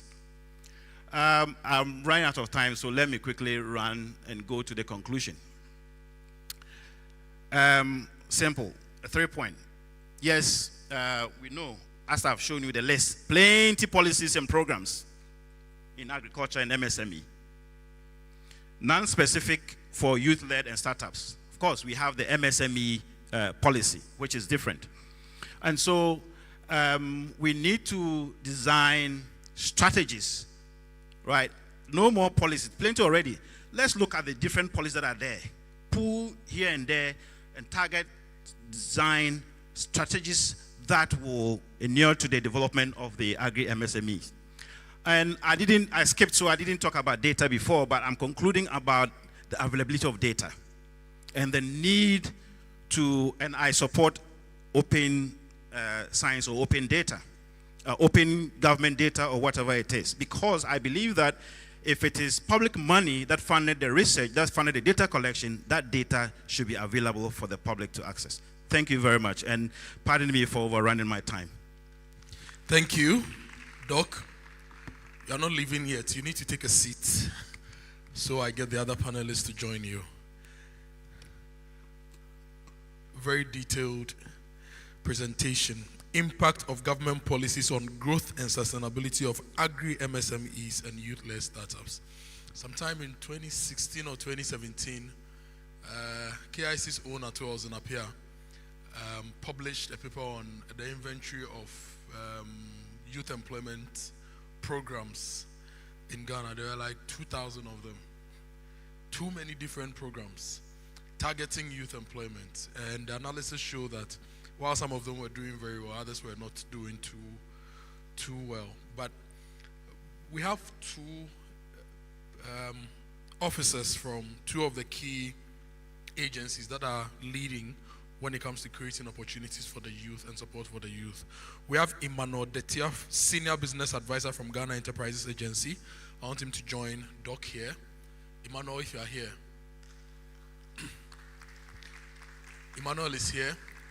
And we also have Ohene from the NEIP. Ohene, please join us as well. So we've listened to Doc. There's a lot of work to be done on ensuring that a lot of these things are harmonized to give us the right returns. I'm not really going to talk about policy much with GEA and NEIP. I know most of us here, the youth, we want to know what opportunities there are with these two institutions.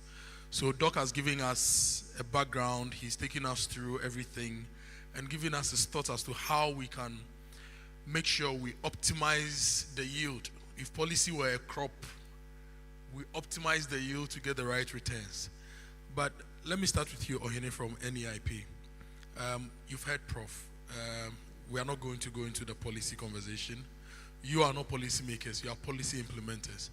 What was NEIP set up for? What are you doing, and what have you been able to do so far? And if any person here was looking for an opportunity to scale and to grow, how do you help them? Thank you so much. First off, ladies and gentlemen and fellow panelists, I'm privileged to be here today to speak on matters bordering growth and what my institution does. NEIP basically was set up to bridge the gap between SMEs, and startups. Definition of startups today in our country is a problem.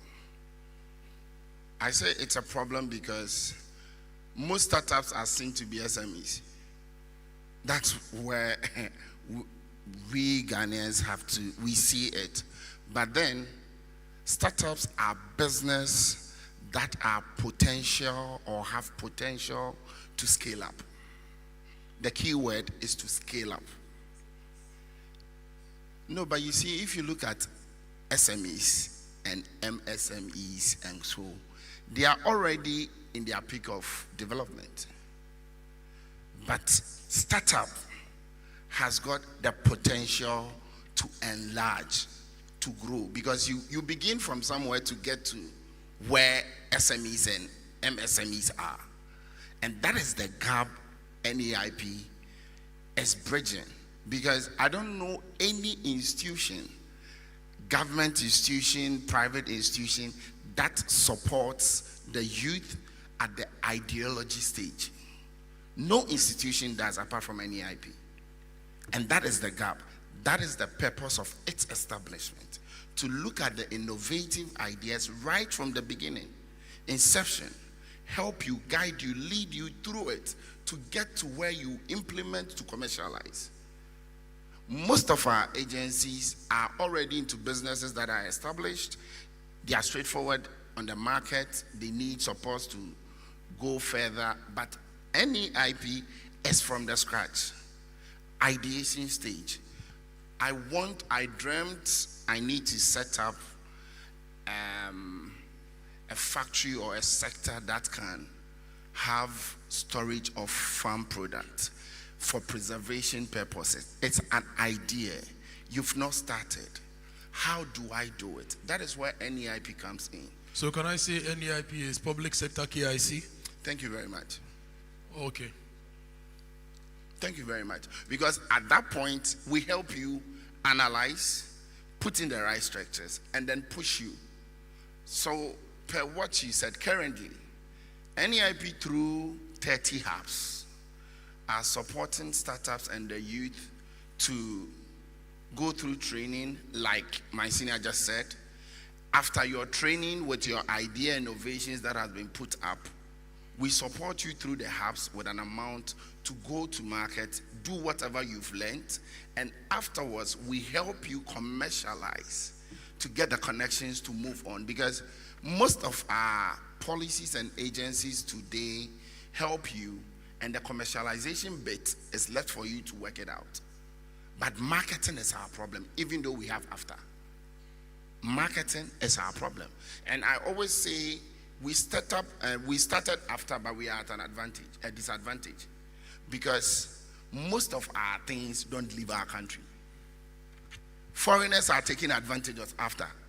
And we Ghanaians who are having the headquarters and the initiative starters from here, we are at a disadvantage. So that is the gap we seek to bridge. Tomorrow we are having our presidential pitch where about 20 ideas are being pitched out. Yesterday I was with the team. You could see solid minds coming up with all sorts of innovations. But the problem is where to start from, who to go. And so they came to NEIP. Okay, so if this gentleman in green wakes up and says, look, well, if you go to the north, dry season, there's no rain, so I want to do maybe cloud seeding. It's my dream. He comes to NEIP and you help him through ideation, everything till he commercializes.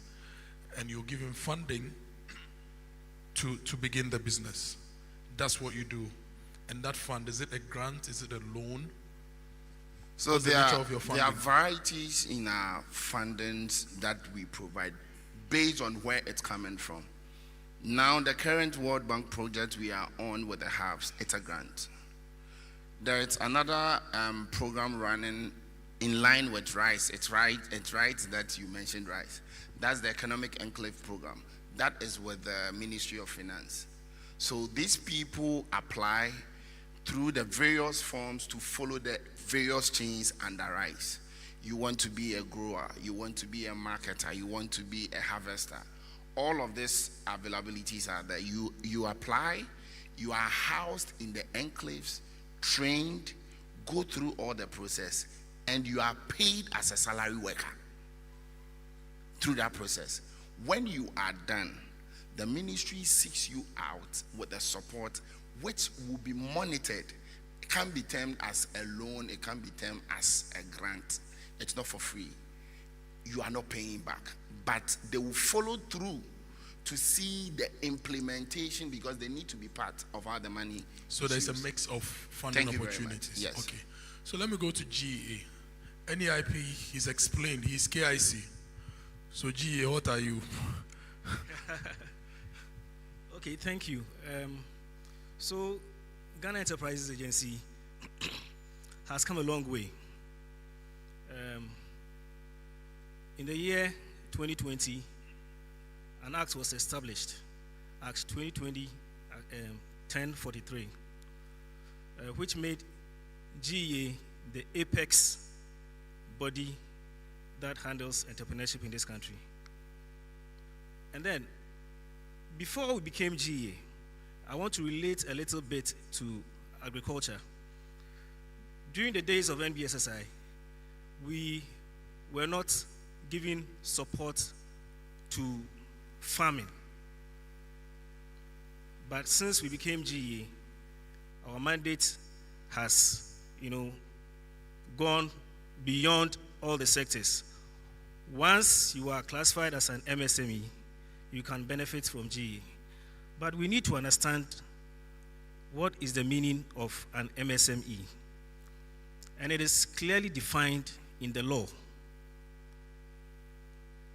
The GE law states that an MSME, when we say the first term is micro, a micro enterprise is an enterprise. In fact, there are three varieties that we use to measure what MSME is. A micro enterprise is an enterprise which has at least between 1 to 5 employees and or a stated capital of less than $25,000 or an assets value or with an asset value less or equal to $25,000, sorry. And when we talk about a medium enterprise, that is an enterprise which has workers between 6 to 30 employees, more or less than 25,001 to less or equal to $1 million US. And then the last, a medium enterprise has to be more than 30 to 100 employees, and then more than 1,000,001 to 3 million employees, and then the same with respect to their assets. So that is the definition of an MSME. Now, as to what GE does, sometimes our listeners will be confused and say that, well, are you doing the same thing? We are not exactly doing the same thing, but we are virtually doing things in common. So we call them more like we are partners in SME development. But you see, GEA is contributing to the agri-industry. We have been implementing we are the implementers of the BDS component of the Rural Enterprises Project. And then our interventions are guided by agribusiness or agriculture being a priority sector. So let me start from what we are doing in the districts. When you go to the district level, under the BDS component of the agribusiness, we offer technical training, management, development skills support, and then financial support in the rural areas. Under this program, we are in about 116 districts. When we talk about technical support and in support for agribusiness, I'll give you an example. Let's go to the typical Chifopraso. You went into a community, what do? They grow cassava.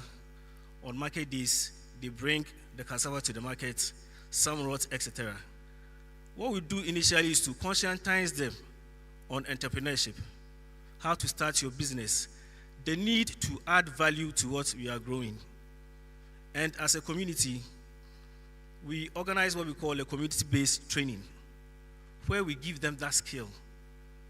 After we've given them that skill, we also give them skills like financial literacy, basic numeracy and skills, literacy skills.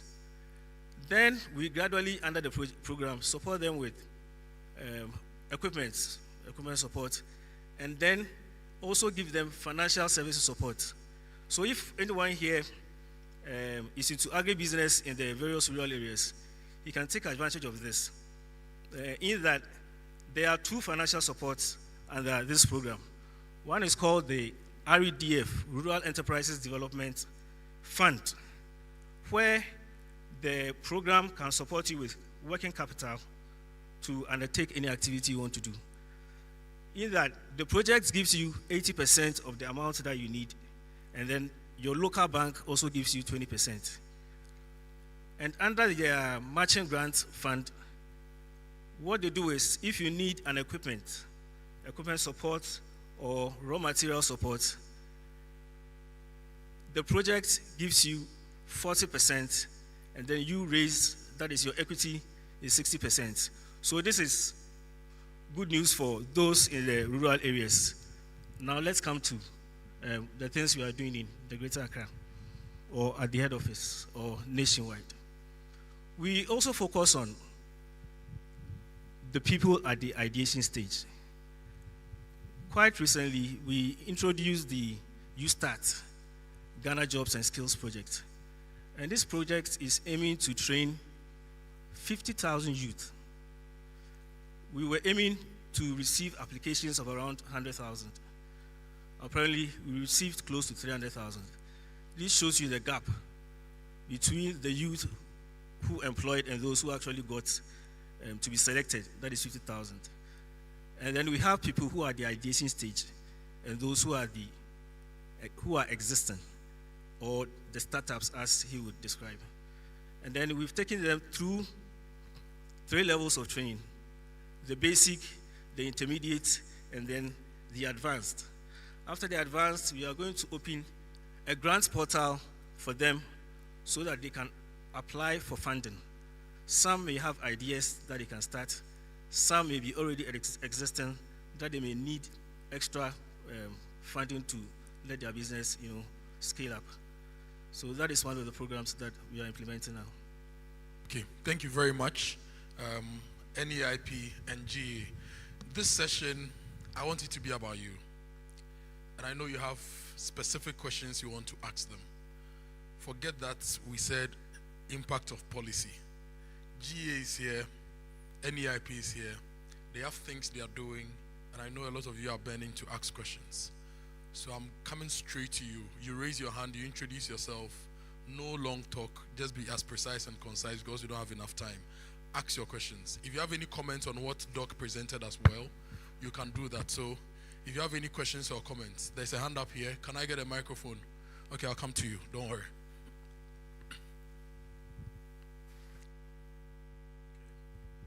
Thank you very much. My name is Frank.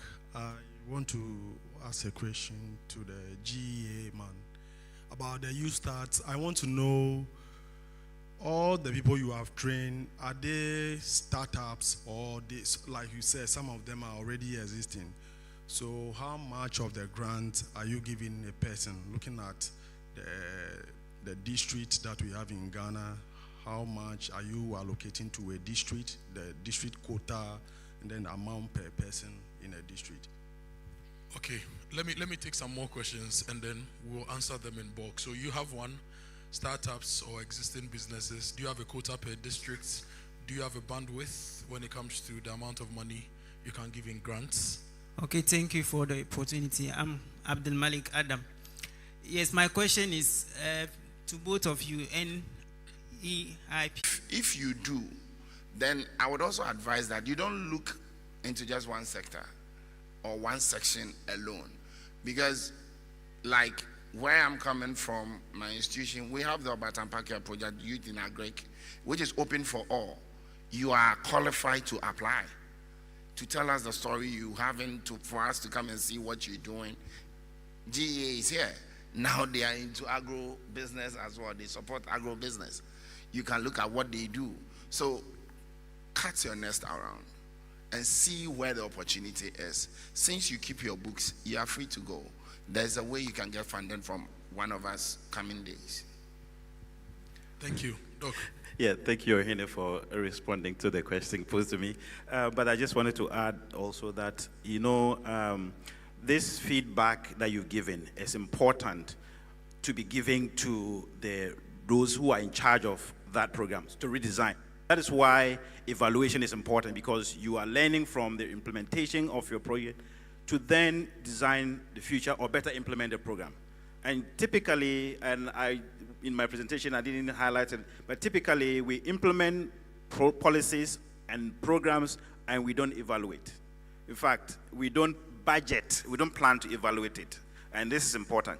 The other thing that you can do, plus what he has said, is to, if you have organized bodies yourselves, try to advocate to the ministry, because the ministry is the one implementing that policy, because they already have designed their program and how they know the category of people who will be their beneficiaries and so forth.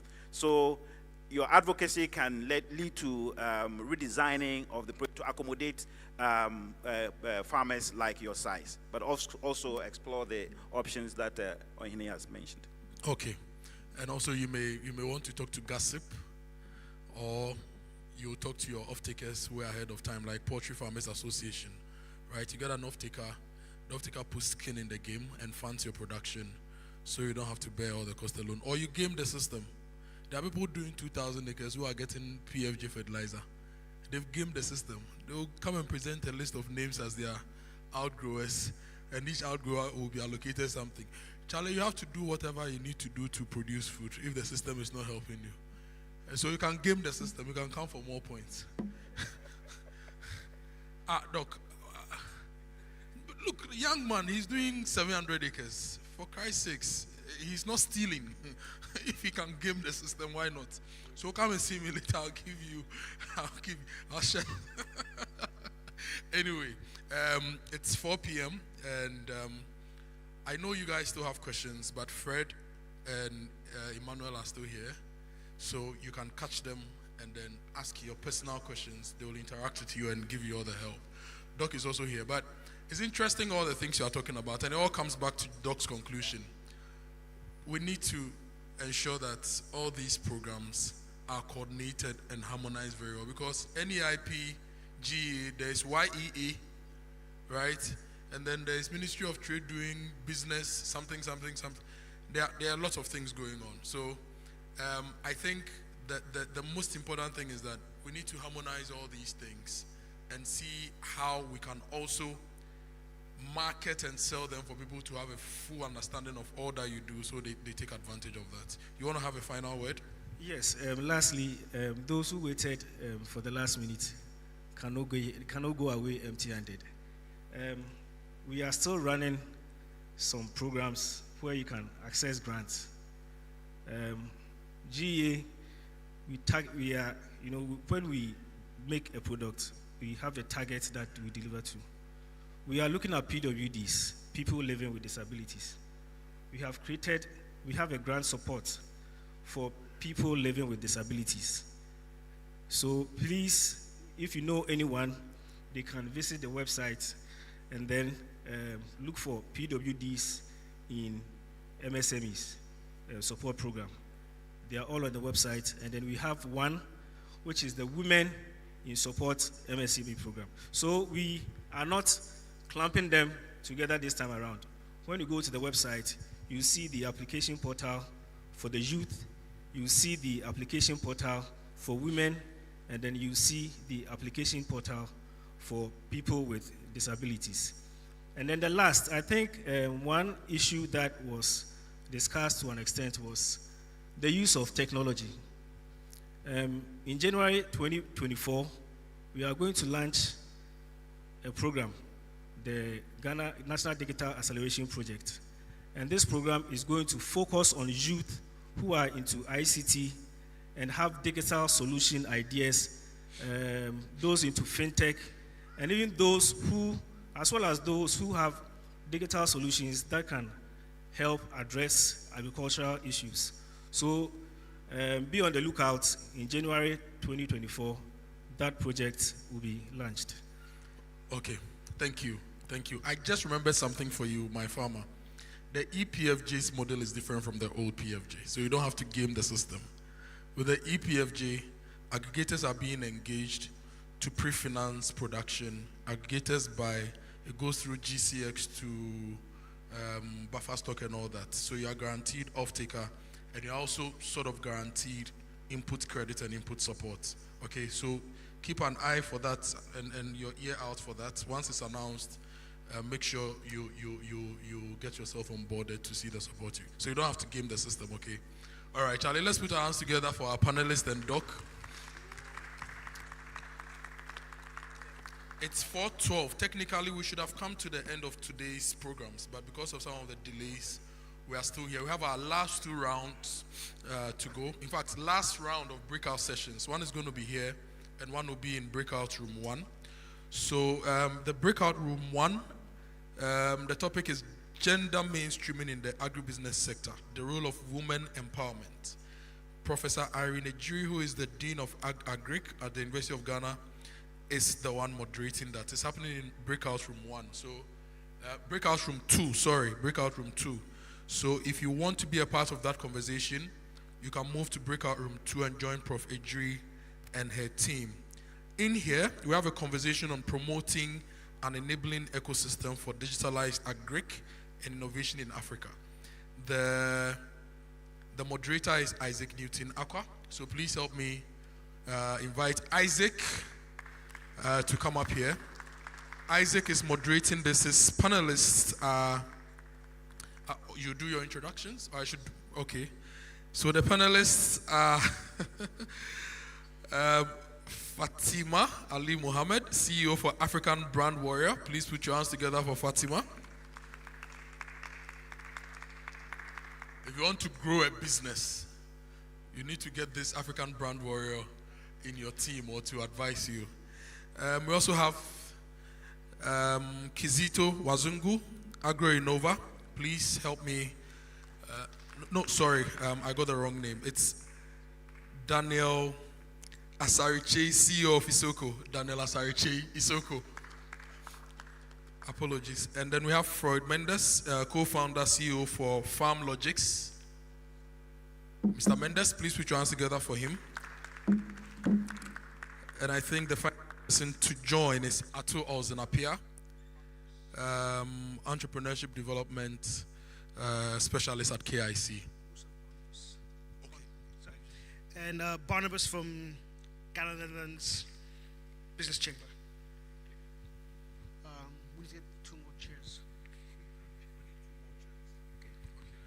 They are going to bring you 2 more chairs. Yeah.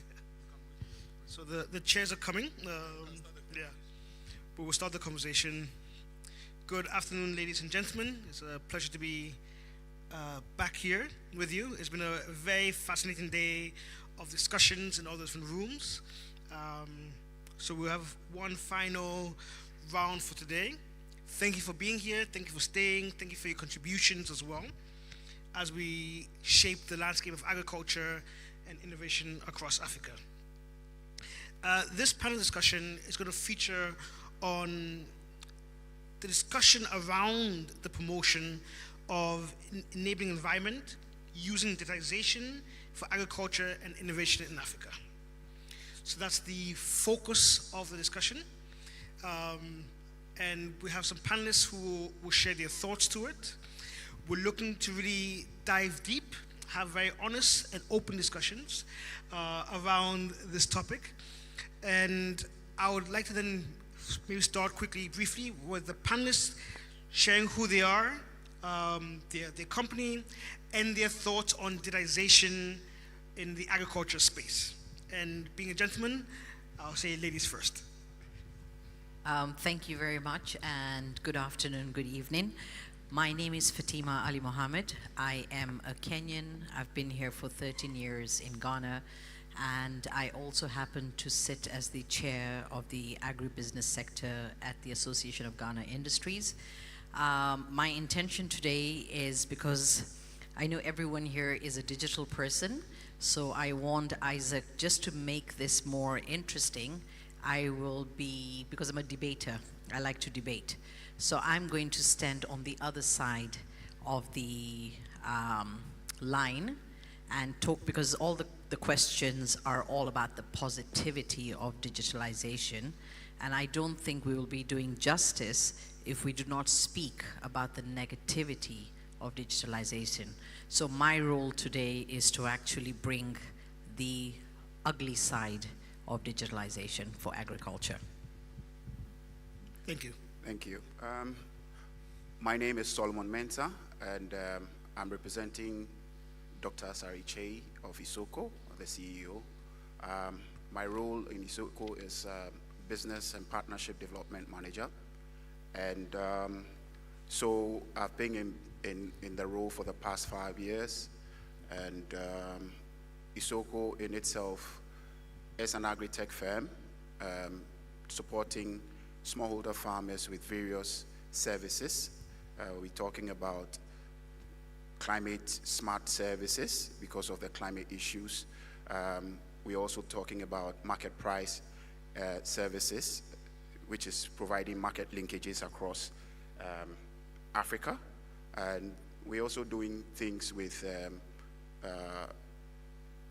say, critical services that support people within rural sector and the rest. So I'm here on that presentation. Thank you. Thank you. My name is Freud Mendes. I represent FarmLogix Technologies, and we are a technology company that provide technology platform for food aggregators, farmer-based organization, that those organizations who work with smallholder farmers in general. Currently, we work mostly in cocoa sector, working with a couple of big names in cocoa industry in Ghana. We are also present in East Africa, in Nairobi. So that's our background. Thank you, and happy to be here. Thank you. Atu? Hello, everyone. My name is Atu Zanapia. I'm the Entrepreneurship Development Specialist at KIC, Cosmos Innovation Center. As you know, we transform and invest in young entrepreneurs, especially who are working within the agri sector. For the program that I manage at KIC, it's an entrepreneurship training program, and we train young entrepreneurs who are building innovative and commercially driven solutions to solve problems around the agri value chain. So especially since we started KIC, we've talked a lot about technology, and most of our businesses look at digital, but we've expanded the innovation conversation. And personally, though I've worked with lots of startups within Ghana and the continent, sometimes I feel like we want to build something cool instead of something that has content and is localized. So I look forward to us expanding upon that conversation. Thank you. Thank you. My name is Barnabas. I'm with Ghana Netherlands Business and Culture Council. I'm currently the project lead for a platform which we call Horticulture Business Platform. We have funding from the Dutch Embassy to work on that platform. Over the years, they have sponsored a lot of programs. One of them is the HortiFresh, which involves working with a lot of sector players. But when the projects are over, usually these sector players disintegrate because they don't have funding and they don't know how to survive. So there's this plan of how to build a sustainable platform that is run by members themselves.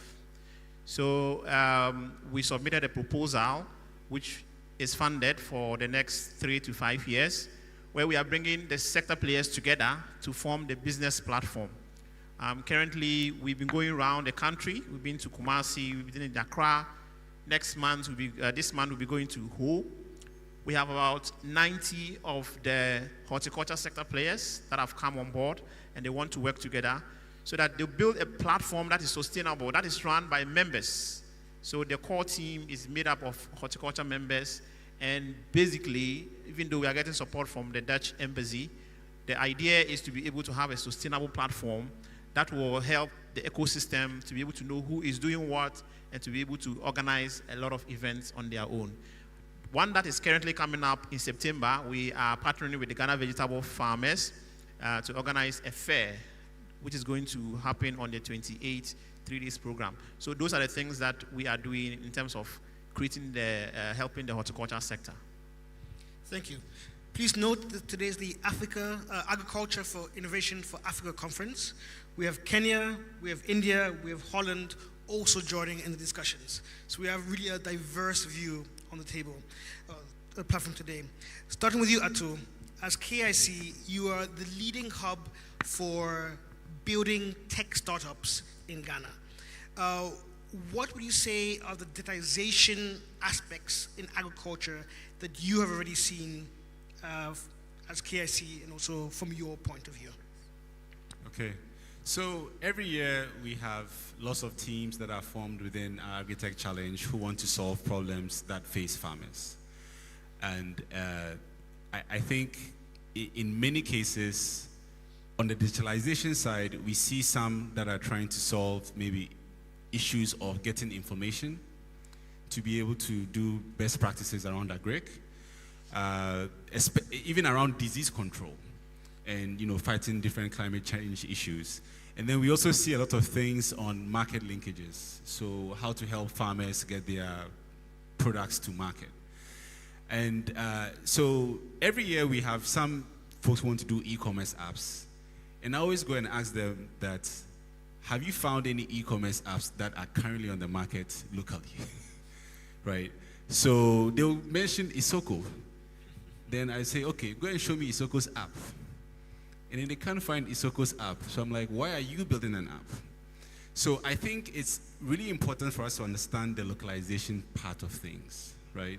That there are different kinds of digitalization that would work for different farmers based on, literacy level, based on what they are growing, based on how they can afford, what they can afford, and what they can actually use. So especially, because when we started KIC in 2016, we had a lot of tech, like software apps. Those who won were Tractor, Galani, and then later on, we realized that, software does not work too well. So we started seeing a lot more people have more success with USSD and then voice apps. So I think it's really important to be able to place which technologies are accessible and which digitalization channels can be used very well by different people. And then that's what you go and do, and you build and you make money. And then later on, when people are doing more on their smartphones, you can bring the more complicated digitalization for people to use. So these are some of the things that we've seen, and we try to help people understand it, because normally people just want to build something that is cool, right? Oh, let's build this AI app. We've heard of AI, but it's getting people to use it and making money from it, and the sustainability part is a totally different thing. So it's important for us to help people understand that from day one, so that they build something that has better product market fit and then grow on from there. Thank you. Solomon, I see you nodding. Yeah, I'm thank you so much. you. I think I'll take it up from where Ato left off. So that brings to mind exactly how Isoko started off, okay? And we're looking at the space where technology was supposed to be, the in thing to support various smallholder farmers. We're talking about 30 million plus in Africa, and when you narrow in Ghana, you're looking about 7 million to 10 million. Now, with that, how many of them have the kind of sophisticated phones that you can even use to access the various services that could support agribusiness or agriculture? And so looking inward, we try to see how best to develop very simple tools or very simple services that could actually impact the smallholder farmer. So in-house, we have USSD, like what Atu said, and we have call center services, which is actually supporting them in e-extension services. So now farmers who get messages, or farmers who want to find out issues about the weather, call our e-extension services. They have someone they can speak to in their various local languages. And we are speaking about 15 local languages. So we are able to tell them and explain to them what they are supposed to do, the necessary protocols they are supposed to take in when they are actually cultivating their agri, so that increased yields comes in. The next thing is IVR services. It's all built around the voice aspect. Other things are SMS, which they receive on their market price information, because we are talking about market linkages. They want to know the next place that the prices of goods are actually going well, so that they can be able to sell themselves, taking out these middlemen that cheat them. So that kind of informed the kind of services that we provide. When we do R&D, then it helps us to now tailor it and create that impact. So the advice is that young people who are actually thinking of solutions and thinking about the space should always think about what would impact the various smallholder farmers or the target audience they are actually looking at. And then, once they talk to us, we can be able to see the necessary things that we can partner and harness on, and then use that one to solve the solutions, solve the problems that we have in the agri sector. Thank you. If I may come to you and ask you to expand, because Isoko is maybe 20 years? 15 years in the game. Okay, I'm adding another 5 years. But you're serving millions of farmers across. We also often hear farmers don't have smartphones. They usually don't have the most education. So how then are you able to get farmers to use digital solutions? Right. Thank you so much. So the first thing is we have a solution that is called the Insight application that we are using to actually do farmer profiling. So at the farmer profiling stage, we are able to understand farmers who have various technology solutions that all have even feature phones, what we call the YAM phones, who can receive the kind of services that we have. If they don't have it, we now think about how best to support them, because we have partner organizations who are looking to probably source from these farmers. And then also, they want them to provide the kind of products that they're actually doing in a specific way. So they come in and then they support them by giving them things like now programs that we are running called Grain for Phones. And by that, farmers are now equipped, giving just feature phones, which they now trade in as in kind. So by virtue of that, now they have a phone which they can receive weather information, they can receive pest control protocols, and then they can be able to use that. And then also other aspect is bringing the youth within the local areas who are now equipped with the solutions that we have, what we call the agent network model, that they have the tools in them, the applications are on there. They are able to now serve the ones that don't even have these services. By just a click of a button, they are able to request various activities that these smallholder farmers would. And that is actually what we are using in solving the problems that we actually have. Okay, thank you very much. Fatima, I'm coming to you. We heard from Atu that from KIC, a lot of these tech solutions are looking at things like information, disease control, market linkages, and these are all very great usage of digitalization. But as you alluded to, there are also negative and challenges of that. Thank you very much. And first and foremost, I just want to say I agree with all of you. I am not anti-digitalization. I am anti the impact of it. So I'm an African. I believe in African products being created for African solutions and remaining on the continent. My biggest challenge with the digitalization of agriculture is, and it's a question we can throw to any one of the gentlemen sitting here, is who owns the data?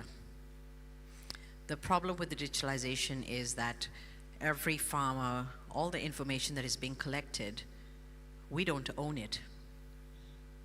It is sitting somewhere else because everything has to go to the cloud, everything has to go in there. So we're collecting information of our people, our soil, our land, but it's going to be used by somebody else to make money from us. How? So many people may not understand this. So I'll give you an example. How many of you here are aware of the EU legislation that is coming into place? You know, because I talk about this all the time. Does anybody know about the EU legislation that's going to be coming in about the cocoa? You do. Only one person. Now, if you know, we are the largest. Ghana, Ivory Coast, contributes 60% of the cocoa to the world, right? To the rest of the world, the first world. The legislation says now, which is going to be put into effect by 2025, that the EU is not going to buy any cocoa if it does not showcase where the source of that bag is from. Now, how do we farm in Africa? We know that we will all come, we'll aggregate, we'll come to a farm gate, Kwame, you know, Jane, Isaac, someone will bring 5 bags, 10 bags, we come together, we put it, and we sell it to the next person. Now, if you're going to come and tell me that you are not going to buy until you know that 2 bags came from Jane, 5 from Isaac, what does that mean?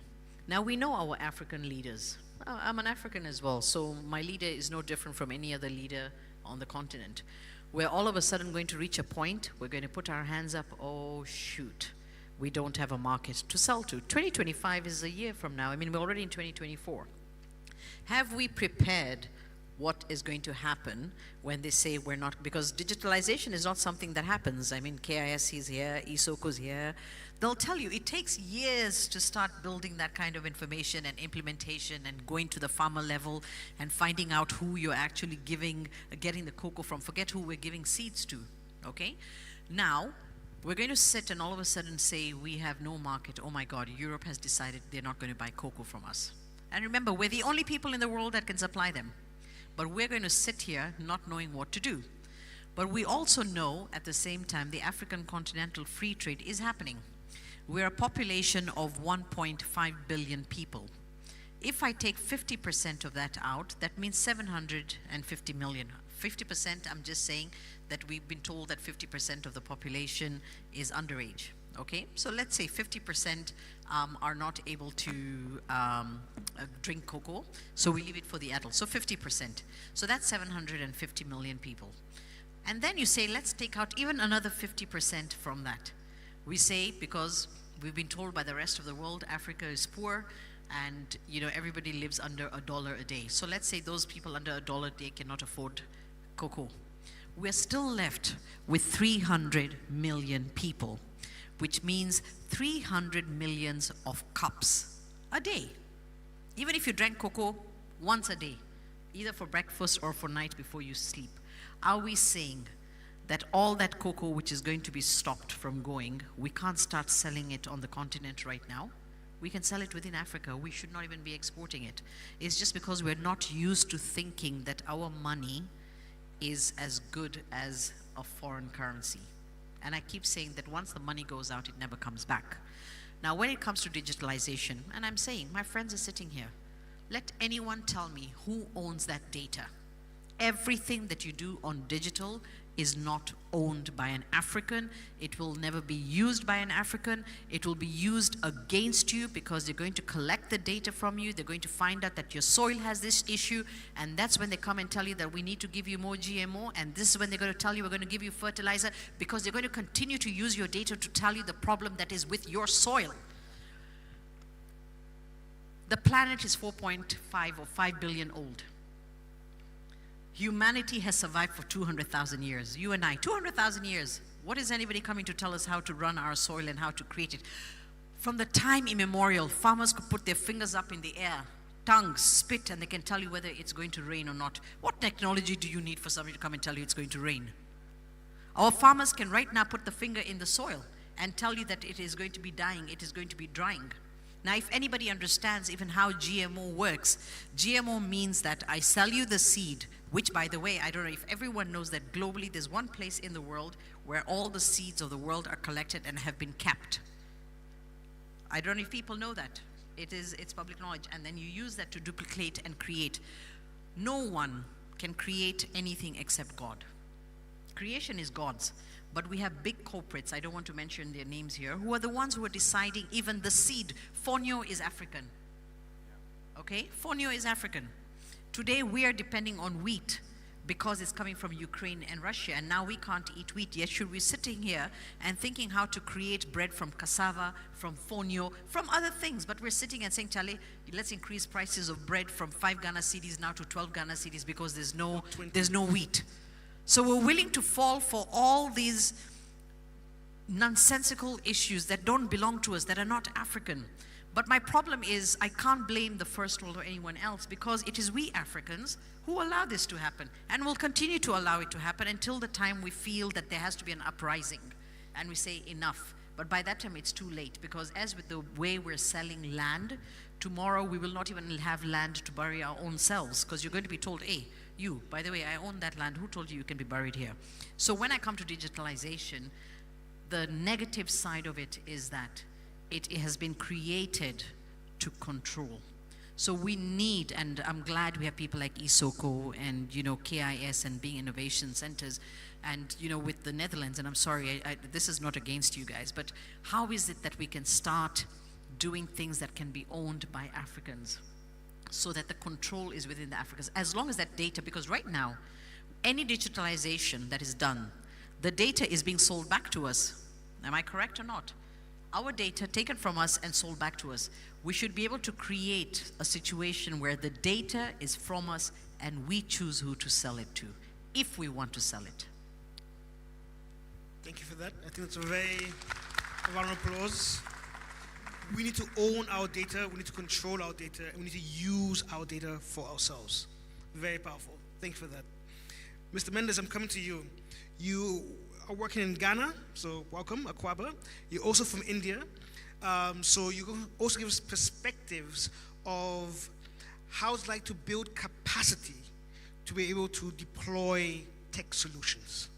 And have you seen any differences in India and Ghana in the capacity to deploy tech? Thank you. So capacity building with respect to technology solutions. And when the main theme is involvement of youth into agriculture. In that context, I think we need to have collaborations between private sector players, research agencies, and government agencies in order to bring the necessary policy framework, well as the platforms that we need to have, so that youngsters can be attracted to the agriculture. And one of the interesting data that I was looking today, because we work with one of a cocoa cooperative in Sifi, and I was looking at the age distribution of the farmers. And it's like 80% of the farmers are above 50 plus. And if you look at 0 to 25, I mean 25 less than, only 5% in 1,000 farmers we have profiled. And between 25 to 50, around 35%. So if you look at that way, the agriculture scene, the youngsters are moving away from the rural areas, and these people will probably move into big cities, bringing already crumbled infrastructures, and that can affect a lot of in a bad way for the whole economy. So the idea is to bring youths into agriculture, bring technology innovations over there. How do we attract youngsters to the agriculture? We have to look at their aspirations. We have to have better living conditions, better income generation process. Because agriculture is Madam Fatima said, okay, I mean, any farmer will know that what he's doing, because we don't need to teach a farmer how to farm.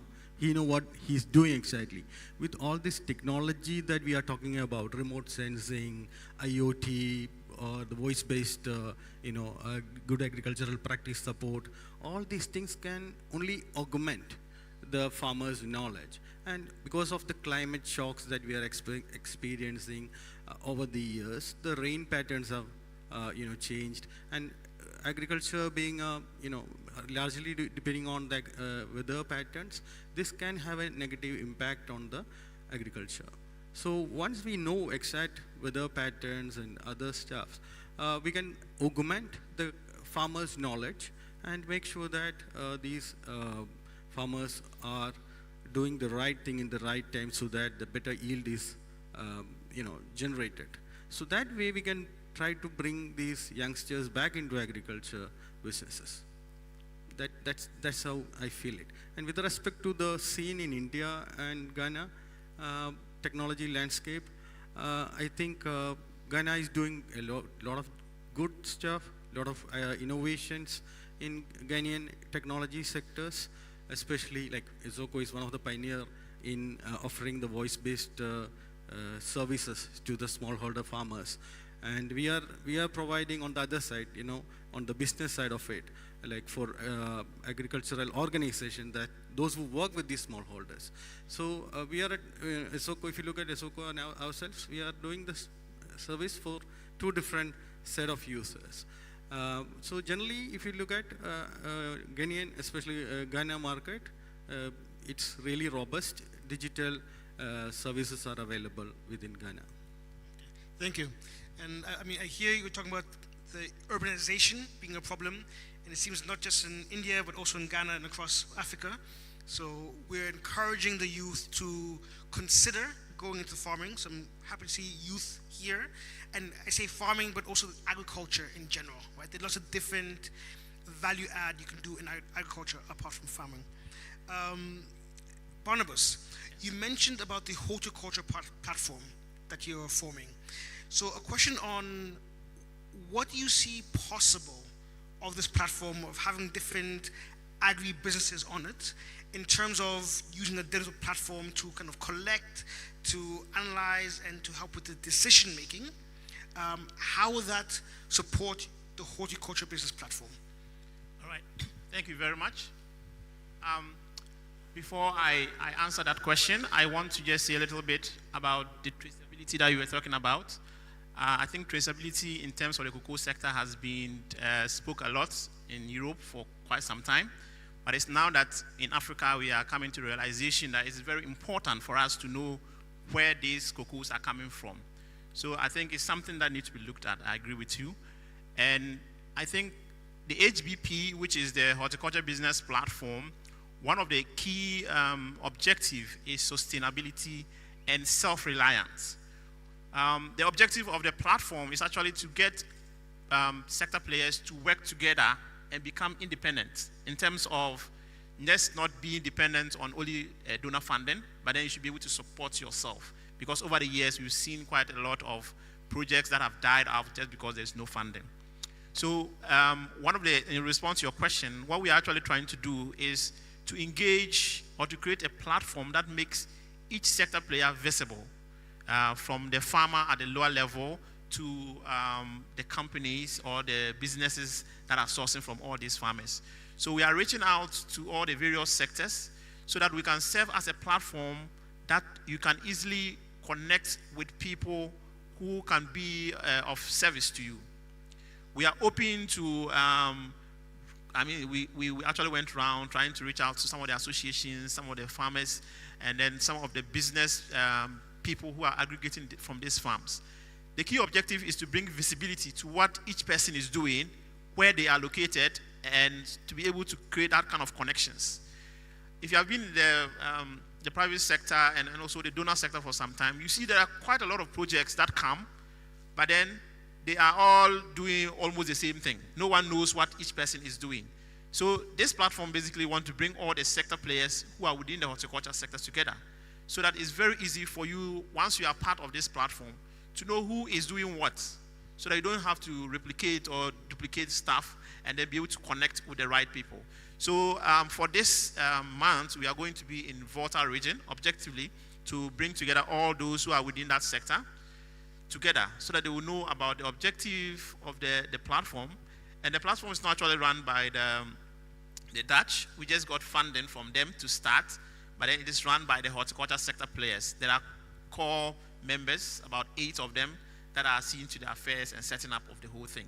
So it's a membership-owned platform, and we'll be reaching out to other sector players to more or less engage and to work with. So it's going to be a platform that is aiming at sustainability, visibility of everyone in the sector, and to create the kind of market linkages that we are all looking out for. Guinean data owned by Guineans. I'm sure someone's very happy to hear that. Thank you very much. Please, we do have youth here, we do have mics, so we would like to also hear from you, all right? So I'm going to ask another question, but start thinking of your questions. You see what the panelists are doing. They have years of experience. Use the opportunity to gain your knowledge and ask your questions, right? But whilst the audience think of their questions, Atu, I'm coming to you again. How do we scale these digital innovations? And now we have AIA. I know KIC is working with institutions like MasterCard Foundation, so international donors. I know you're also working with lots of different universities across the country, even looking outside the country. But what else can we do to scale these innovations and make sure that they are impactful? It's not just, as you mentioned, nice to have an app, but how useful is the digitalization and the tool that you're building? Okay, so I think it comes down to being able to think global but acting local. So, I mean, because of the program that we run, it's more of an ideation program. It's ideation training international program. So we are always looking at, for instance, the user. The user is very important. So we look at user-centered, development for them. So it's important that even at the point whereby you're coming up with minimal viable product or coming up with a solution, you can identify lots of potential customers. First, in a locality where you can easily access them, get to pilot with them, get to grow with them, and then, build something robust that can work as a solution. And then because you've been able to identify the target market early on, you can scale. So for us, that's kind of what we take our businesses through. And then once they're able to, grow from there, we can help them, talk to different associations or networks or communities. And even sometimes right at the back of other solutions that are working in other places. So for instance, maybe Trotro Tractor might be doing a lot of work with farmers in the northern part of the country. If we have one business that has been able to build a solution that is serving lots of people in Accra, at some point they can ride at the back of Trotro Tractor to be able to bring in new services to other farmers or other users who didn't have that service before. So that's how we look at, scaling. And we've also looked at how they can also go outside the country. Because culturally, sometimes we are not so much different. We have some of the similar challenges in the different African countries. So especially through networks and finding different partners that they can ride on the back of, they can also scale there. Yeah. So it's not that easy to do it, but at least it's a blueprint that different people have worked with. And if you have that right amount of aggression, right amount of being able to do your market research to see how you can localize in this particular space. So sometimes it's even just like the go-to-market strategy that people use.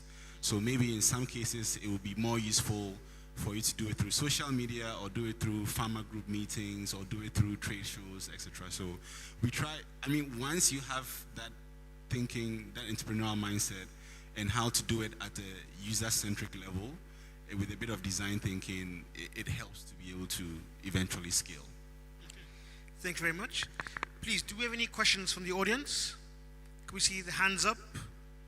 Any questions? We have hands. 2, 3, 4, 5. Okay, please, if you've got a mic to go around. Just whilst the mic is going around, a session we had earlier was an agri-data exchange platform on how various agri-techs and international development partners or people who have data can exchange that data, hopefully it being locally housed. There's a tier 4 data center here in Ghana, in Accra. Because as you're saying, one way is through partnerships. If Trotro Tractor, for example, is already in the north, if I now want to go there, I don't have to go do my own KYC. They already know the farmers, they already know the problems, they already have access. But how can I use their data then to enter into those markets? Please state your name, and let's have very concise questions, and if you want to direct them to someone. All right, thank Please, you. one question per person. Okay.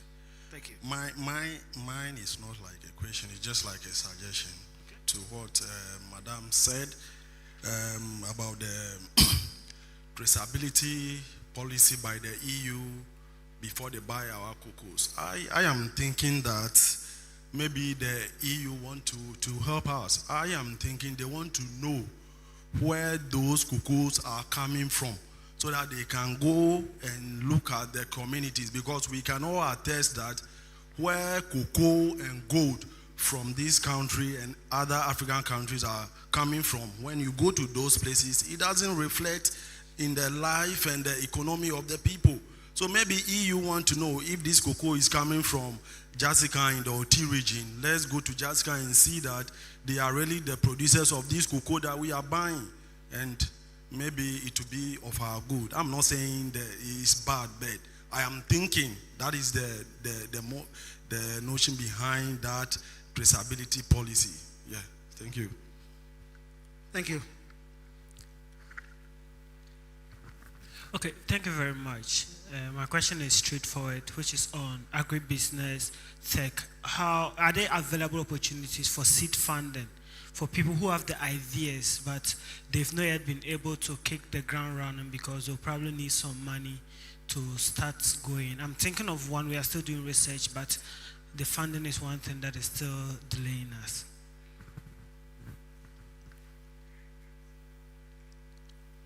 You want to answer that, probably that's more directed towards you, Atu? Yes. So at KIC, we have a number of programs where we support people like the ones that you are mentioning. For the Agritech Challenge, we give seed funding at the end of the competition. Last year for our cohort, we gave 11 businesses between $20,000 to $50,000. We also have our business booster program. That one we don't give funding, but we help prepare people to be investor ready so that they can go and talk to investors and then possibly get funding from them. I think it's not that easy to get funding locally. So I think that's something that it's still a reality now. But for me, I think one of the biggest challenges is that lots of entrepreneurs don't understand that because it's not easy to get funding, especially they don't have as much skin in the game to be able to get that done, right? So if you just start out wanting to work on an agribusiness and you've not saved money, most investors will not even really invest in you because you are not bringing much to the table. So I personally think that in many cases, we have to be able to build the kind of experience so that if we start that particular business, we can do well. And then by the time we are also starting that business, we've saved something, or we've built networks, or we've built partnerships whereby we can go and say that we want to do this and people will come and support us. Okay, so sometimes maybe it's a patience thing, maybe it's an experience thing, but it's not always just get up and go. Sometimes we need to learn under others like Isoko, like other companies that have come, and then learn even how to do this better when we are at the wheel. Right? So I think it's something that we need to understand a lot more and not always, I'm ready, someone should give me funding.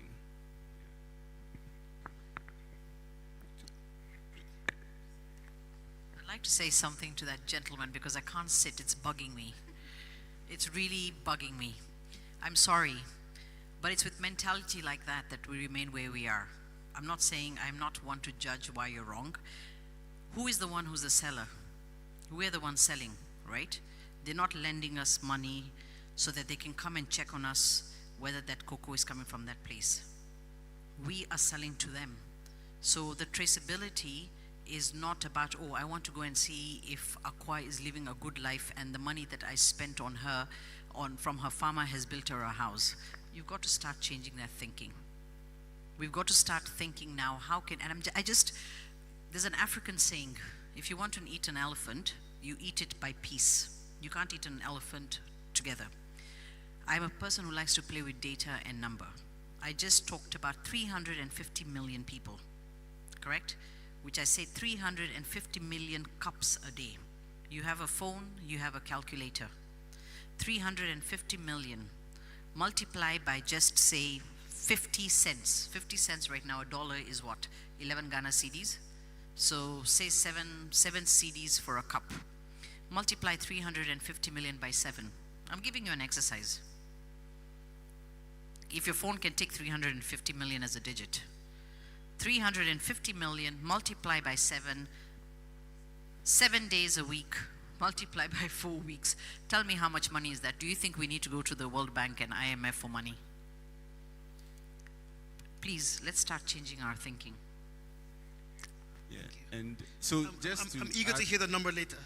Just to add to what I said. So, I mean, KIC, we have our programs and they are very specific and who we give funding to and etc. But there are so many other funding opportunities, but the underlying factor is you have to be ready for investment.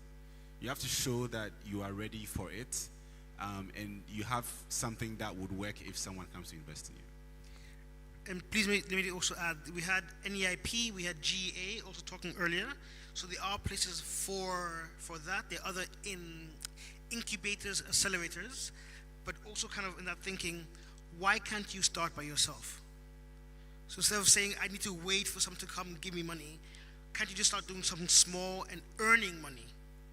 And then later, go get investment.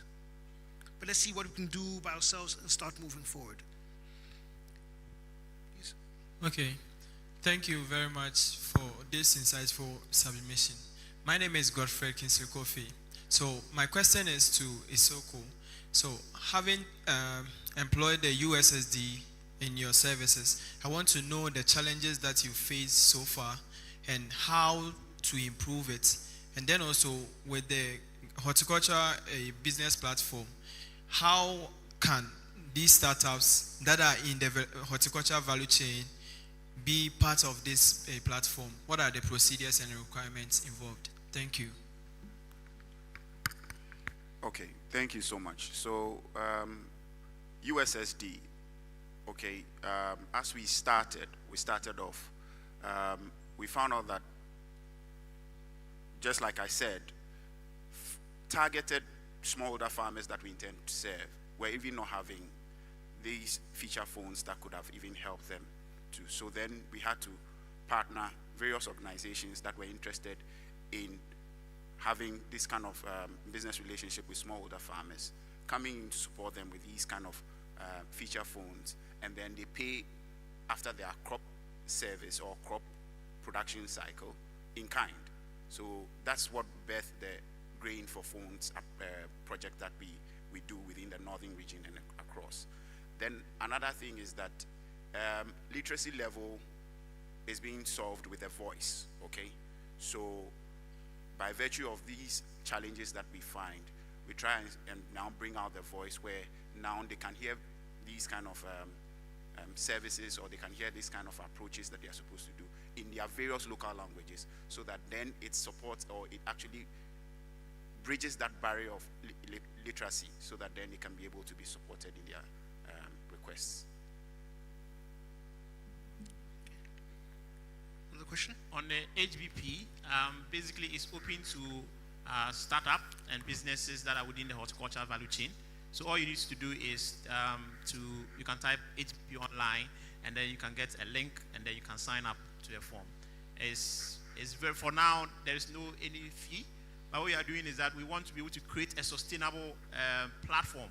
So the members that are coming in, together, we are all going to think about how are we going to be sustainable. Are we going to pay dues? How are we going to be able to sustain ourselves if we are not getting funding?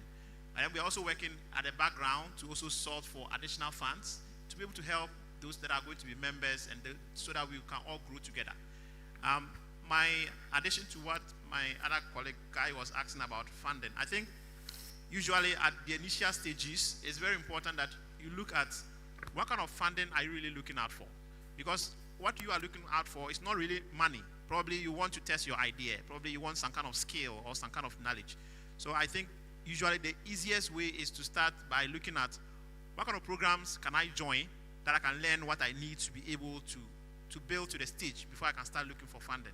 If you finish just university and you are thinking about someone investing 5 million or a certain amount in you, it is going to be very difficult. So you start gradually. For me, I'm even thinking that we should start thinking about employpreneurship, where you are employed, but then you are getting something to survive, and then you are building your business alongside. Because I think that is one of the key things that a lot of people are not getting. The fact that you work full-time for someone does not mean that you cannot think of your own thing. If you close from your regular work, what do you do at night? Do you watch movies, or you use that time to work on something? For me, I think that is the way to go if you don't have the funds, if you don't have what it takes to be able to get that kind of resources that we are talking about. I'm speaking from experience. Apart from working full-time with these organizations, I have my own research firm that I've been running for the past 10 years. And I'm currently in 3 African countries that I do market research. So I think that usually it's as a result of what do you do with your extra time, and how can you leverage on what you are doing so that you'll be able to grow. So for me, that's the advice I'll give to my young guy who is trying to start something without any funds. Thank you.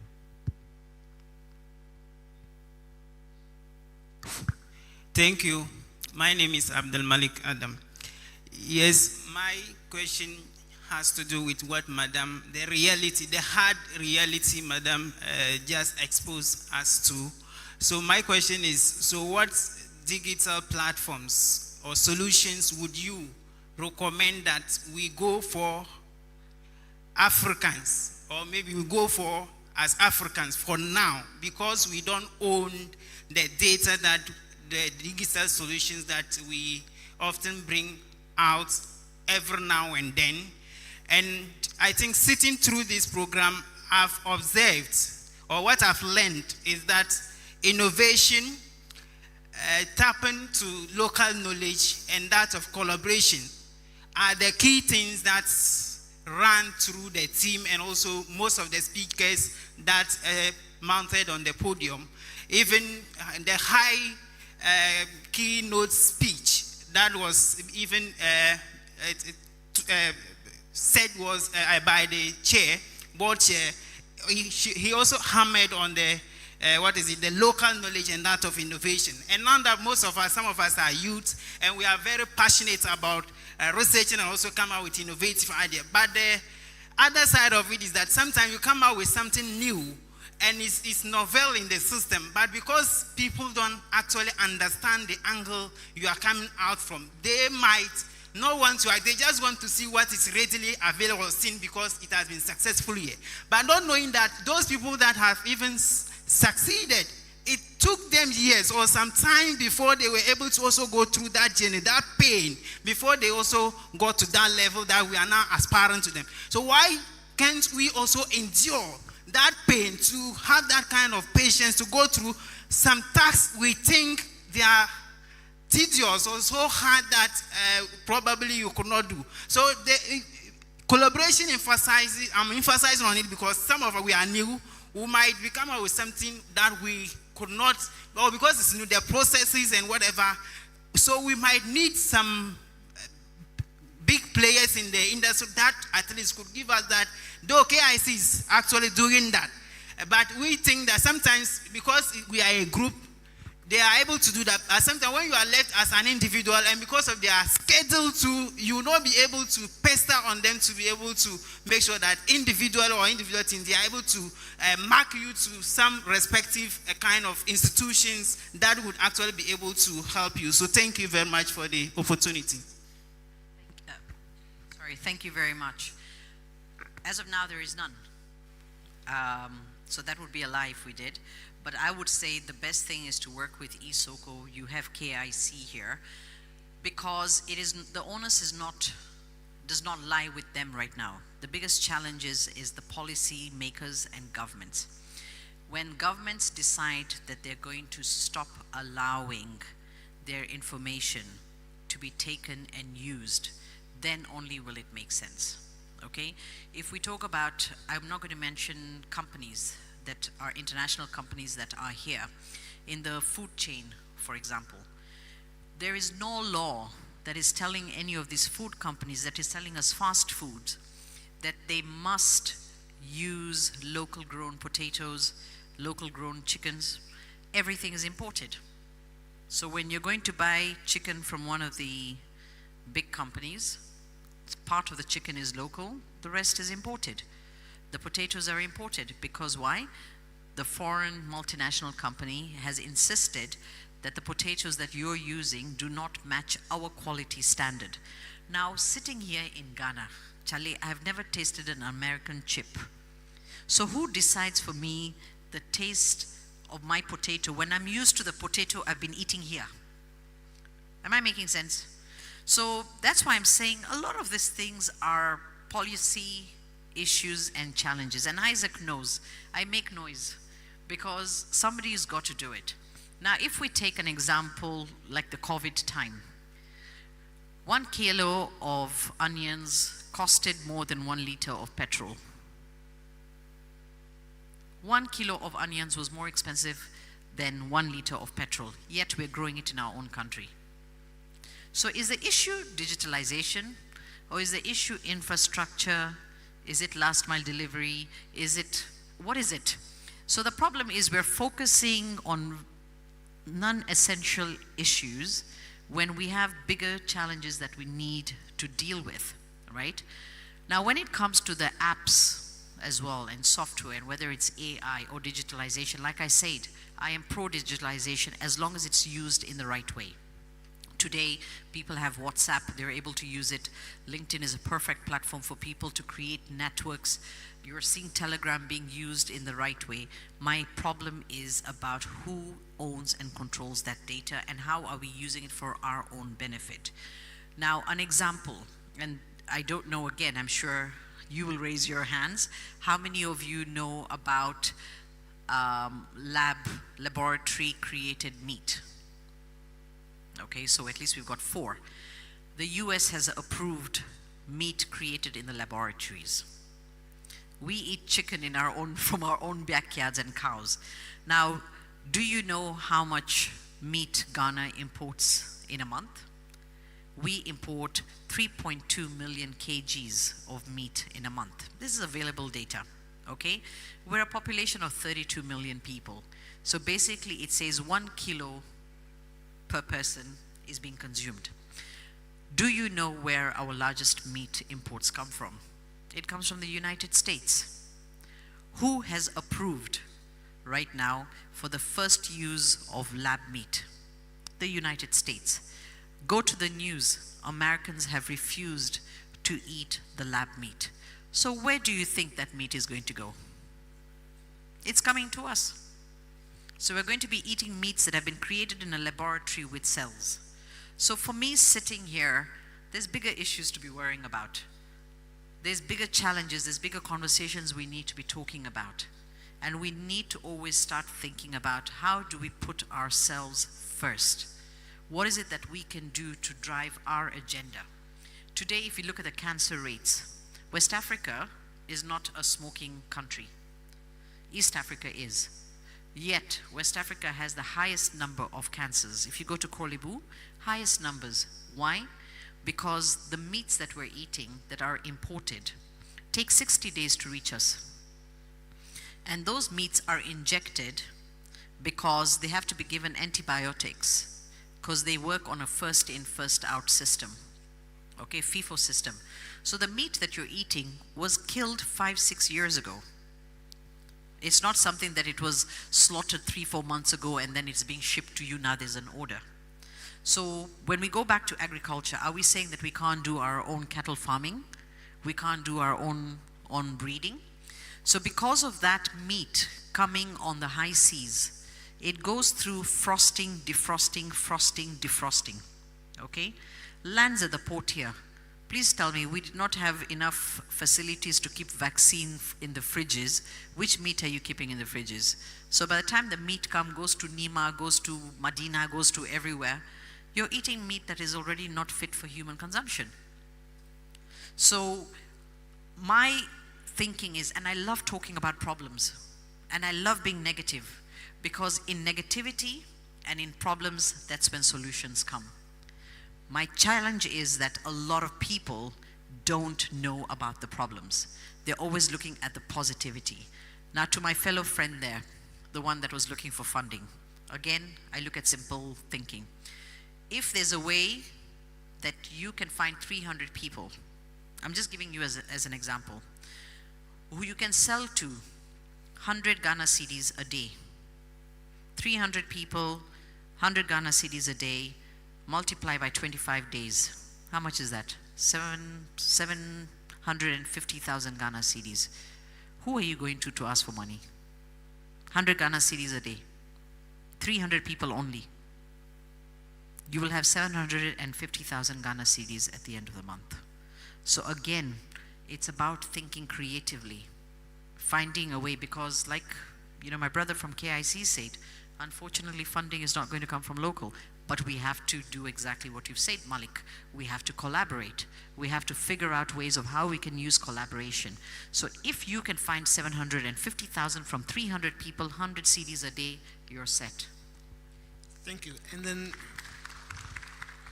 with that, we are well past time.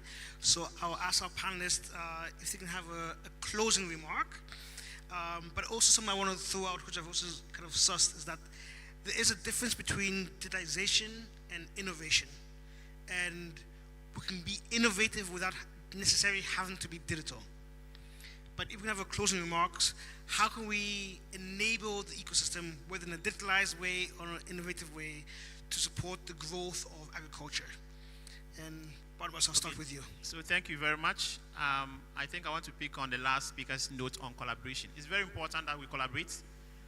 Even looking at us sitting here, there are a lot of people that have certain networks that we never know about. If you don't collaborate, if you don't interact, and if you don't engage with other people, it's very difficult for you to be able to move ahead. So that is what HBP is all about. We are inviting companies within the sector, come and join us, and let's work together, and let's look within ourselves and see how we can move ourselves forward. Thank you. Atu? Yeah. So I think for some takeaways, I like the idea of collaboration. For us as KIC, I think we've grown from a space where we've started to collaborate a lot more with different organizations, especially academic institutions and others like ITC, for which we are having this conference. So I think it's also important to have a lot of information at our fingertips. Sometimes I feel that, especially from seeing lots of different businesses, not even just the startups in our program, but you'd hear of people working on different ideas. And I think it's really important that we also understand that some others might have tried to work on those same business ideas 5 years ago, 10 years ago, and learning what challenges they faced, what they couldn't do well, and why this business would work better now. So it's really important that we learn about what has happened before us, because sometimes you might have lots of people who have tried different ideas and have not done them for 10 years, but they might be willing to share information with you for you to do it better now. So I think mentorship is very important in that sense, getting information so that we don't repeat mistakes. Like every year we have different things, and people always talk about my ideas are going to be stolen, my ideas are going to be stolen. But 12 years ago, people were working on the same idea and it didn't go anywhere, and you are aware that your idea being stolen. So I think mentorship and information so that we don't repeat. I mean, we also talk about failing fast. But if we have a lot more information, we can kind of mitigate some of those failures and do very well from day one. Thank you. Mr. Menz? For me, collaboration is the key. Collaboration is the one that can bring ideas together. Agencies, government agencies, private agencies, and development agencies. They can all work together to bring bring all these ideas to fruition where people can come together. But again, when it comes to the collaboration, there's the power imbalances that can happen within the collaboration parties. That can actually answer one of the questions Madam Fatima has told, who owns the data? So that's a very powerful question, and she was very passionate about it, who owns the data. So collaboration is key, but then you have to formulate these collaborations with respect to protecting our national interest. For instance, when we sit in Ghana, what are the data protection laws that we are having in Ghana or within African context? So this is very important when it comes to collaborations. Thank you. Sure. So from the ISOCO perspective, it's also on the same collaboration part. We have an approach or strategy where we talk about business and business to the customer or to the client, so that when we both have, or we collectively we have one target consumer or one target client, then we can look at the synergies that we will create and look at what we are doing and look at what new you're also bringing on board, so that you don't reinvent the wheel. I think it was mentioned in one of the earlier submissions that we don't want to have the process of reinventing the wheel, but then collaborations will bring out these kind of things. And once we have that collaborations, we can be able to actually meet the end goal of what we want to achieve. Thank you. Thank you. For me, I think, it's not I think, I believe that the future is with the youth.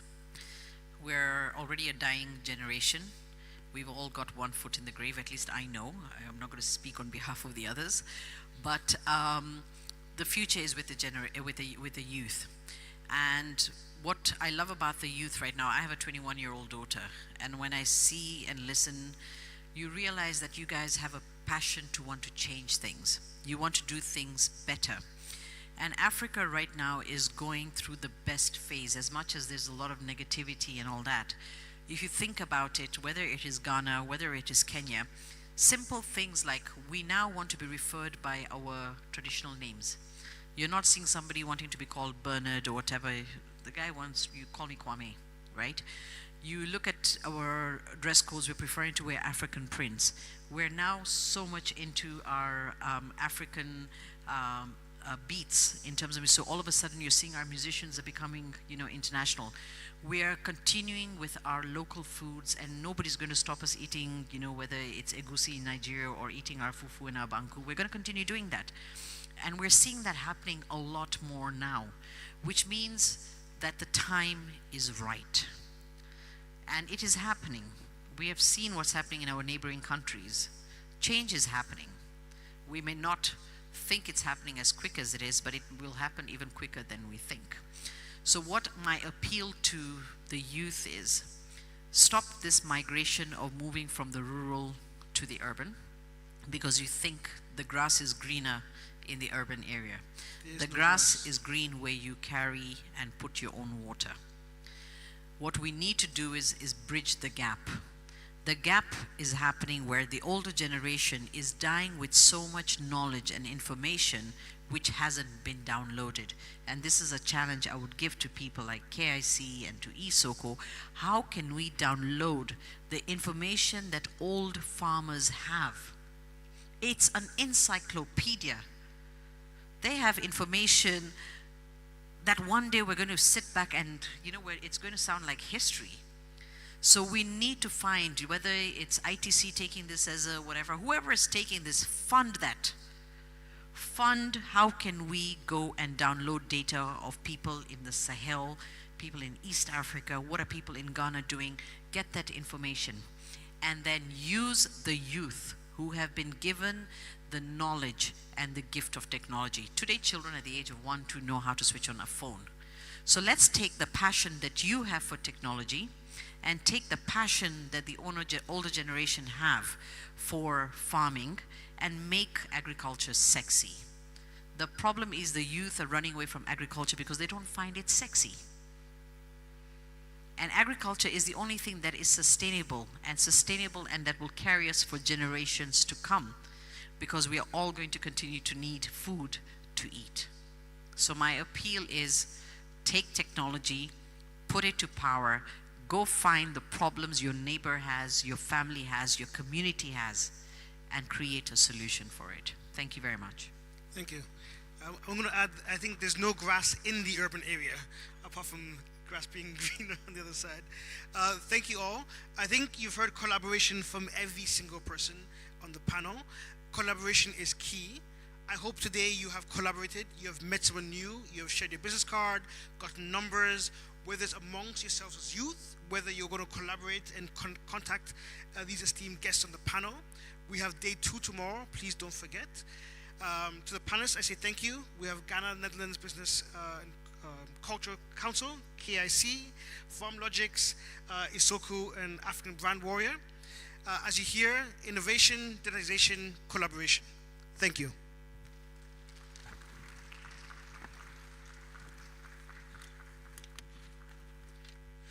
Thank you very much, Isaac Newton and your panelists. Please, another round of applause for them. That brings us to the end of today. It's been a long day. We started at 10 a.m. It's past 5.